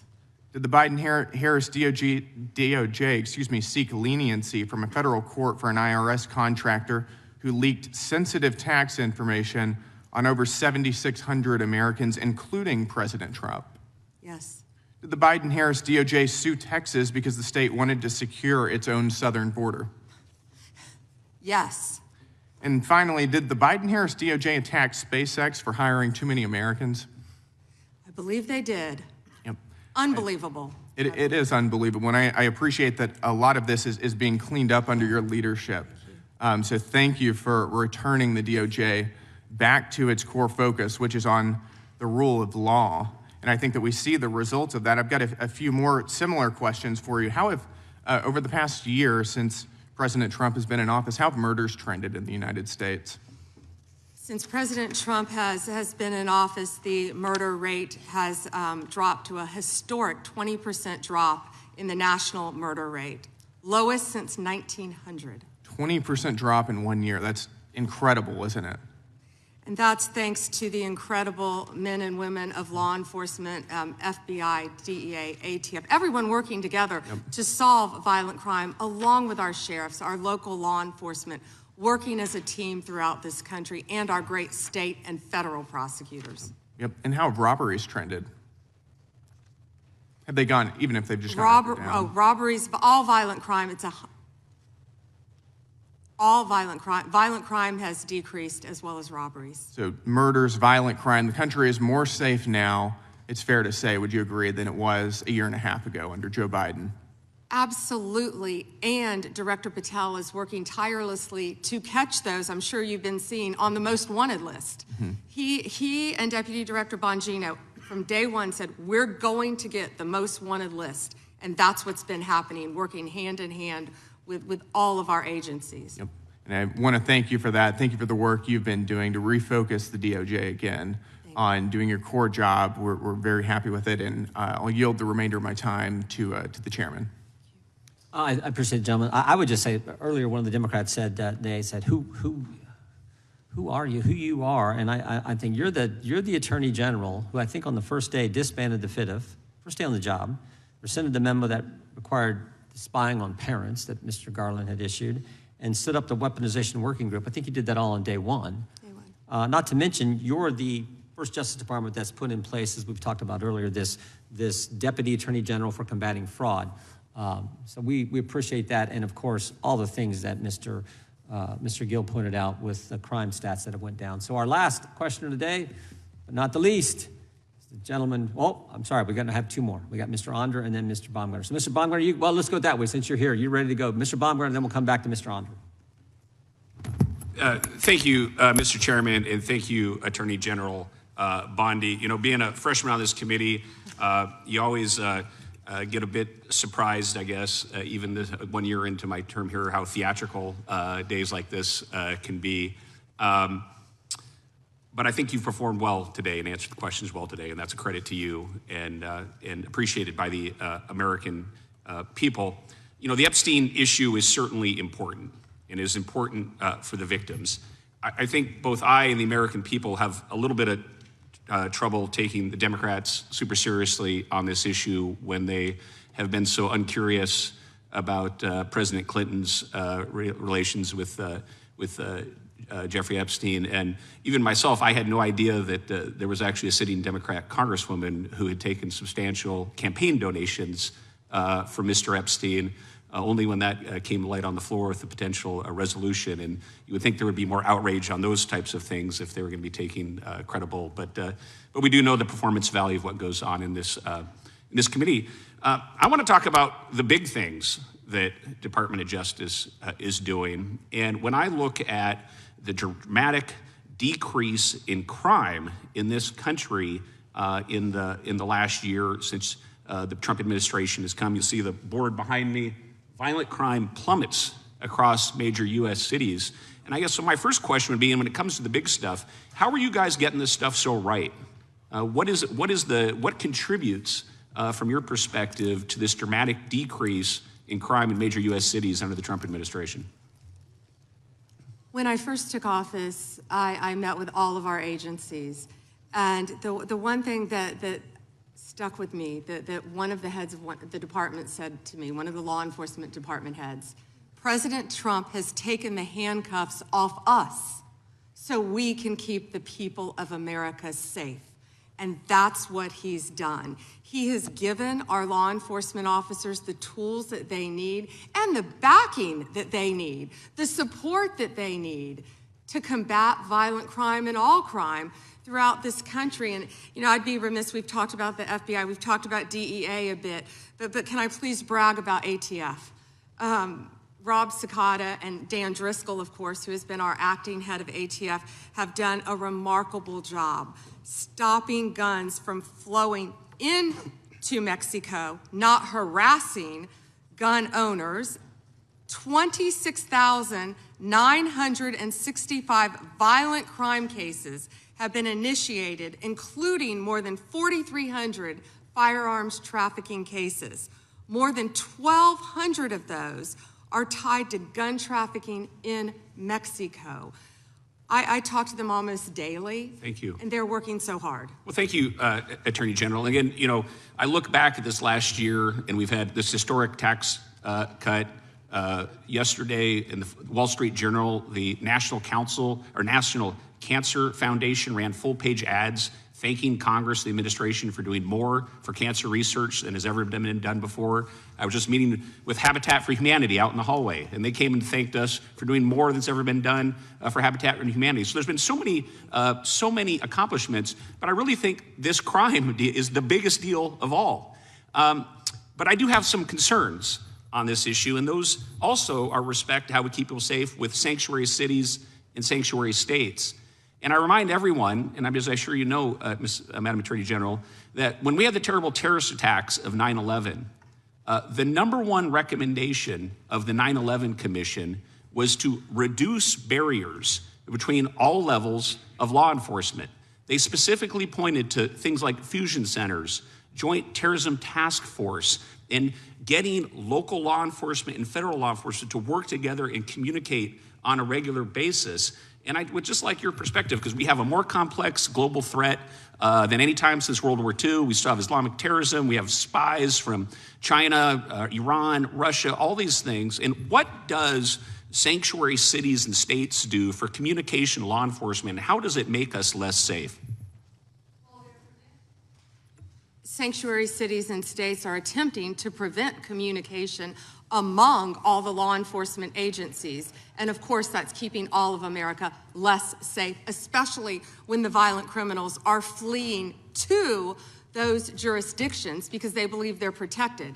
But with all of our joint task forces, I see it every day, Congressman, how well, despite what these liberals are trying to do, Donald Trump's administration is working tirelessly to protect all of Americans, and all of our agencies working hand in hand to keep America Well, safe. you guys are getting the big stuff right. You look at that decrease in crime across the country, you ought to take a victory lap. Well done. Gentleman yields back. The gentleman from Missouri is recognized. Thank you, Mr. Chairman, and thank you, Attorney General Bondi, for being here on this long day. And I want to thank you most of all for your leadership in your whole career defending victims. And now I want to take a moment to talk about you protecting victims from a different kind of child abuse, that medicalized child abuse that goes under the banner of gender-affirming care, that far too many of my Democrat colleagues enthusiastically support and unapologetically support. Shortly after returning to office, President Trump signed an executive order directing HHS to review the clinical evidence and determine whether sex-rejecting interventions caused more harm than good. HHS reached the same conclusion that the UK and Finland and Sweden reached, that the risks are serious and that imposing this so-called care on minors was not appropriate.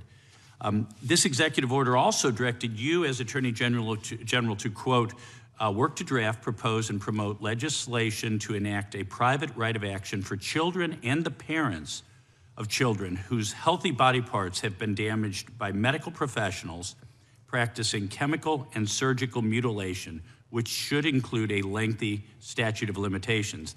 Last September, you transmitted that bill to Congress. It has been my honor to introduce that bill as the Chloe Cole Act. We named the bill after Chloe Cole, who sat where you're sitting just a few years ago on her 19th birthday. During a hearing chaired by now Speaker Mike Johnson, I'd like to play a clip of her testimony that day to remind us. On puberty blockers and then testosterone. The resulting menopausal-like hot flashes made focusing on school impossible. I still get joint pains and weird pops in my back, but they were far worse when I was on the blockers. A month later, when I was 13, I had my first testosterone injection. It's caused permanent changes to my body. My voice will forever be deeper, my jawline sharper, my nose longer, my bone structure permanently masculinized, my Adam's apple more prominent, my fertility unknown. I look in the mirror sometimes and I feel like a monster. I had a double mastectomy at 15. They tested my amputated breast for cancer. And I was cancer-free, of course. I was perfectly healthy. There was nothing wrong with my still developing body or my breasts, other than that, as an insecure teenage girl, I felt awkward about it. After my breasts were taken away from me, the tissue was incinerated. Before I was able to legally drive, I had a huge part of my future womanhood taken from me. I will never be able to breastfeed. I struggle to look at myself in the mirror at times. I still struggle to this day with sexual dysfunction. And I have massive scars across my chest. And the skin grafts that they took of my nipples are weeping fluid today. And they were grafted into a more masculine positioning, they said. Chloe testified that day that what she needed was mental health therapy, but she never received it. And she was not suicidal until after they did these horrible things to her. She pleaded with Congress to act so that future children would not suffer what she did.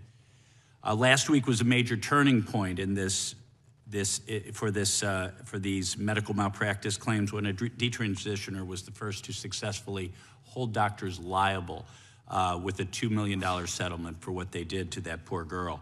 Just days later, the American Society of Plastic Surgeons announced that they would no longer do transgender surgeries on minors, and the AMA followed suit.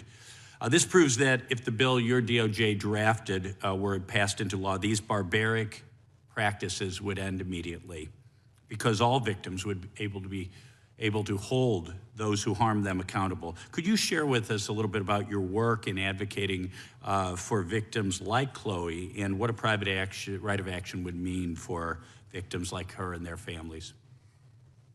Yes, and first, Congressman, thank you for championing this bill. And also to Chloe, what a brave young woman to come before this body. Yes. And at age 19. At age 19, and talk about what happened to her. It's not about just giving relief to children who have been harmed. It allows victims whose healthy body parts have been damaged to seek relief and obtain relief. And thanks to you, and we are proud to work hand in hand with you on this issue. And I think it's pretty sad none of your colleagues on the other side of the aisle even brought that up. But I hope they support this to protect all children throughout this country. Well, General Bondi, thank you so much to you, to your department, to President Trump. I yield back. Gentleman yields back. I've just saved some UC requests for the end, Mr. Chairman. Okay, go right ahead. Thank you kindly. Record low crime during the Biden-Harris administration. Crime down in every category in 2024 under Biden. FBI report says Trump takes credit for violent crime drop where rates were already falling. From NPR, Trump administration targets ATF with plans to cut jobs and ease gun restrictions. And then a few oldies but goodies. I've introduced these before about the claim that we didn't have anything to say about Epstein before the Trump administration. Raskin joins call for Attorney General to reopen Epstein case and publicly release Acosta misconduct investigation in documents March 1, 2019. Oversight Committee plans hearing with Acosta on plea deal with Epstein July 10, 2019. And finally, 68 House members call for resignation of Labor Secretary Acosta, July 10, 2019. Without objection, Attorney General Bondi, thank you for your service to the country. And thank you for being here for a long day. We appreciate your willingness to come and answer our questions and the great job you're doing for our country. And I got one thing I got to say. This concludes today's hearing. We thank our witness for appearing before the committee. Without objection, all members will have 5 legislative days to submit additional written questions for the witness or additional materials for the record. Without objection, the hearing is adjourned.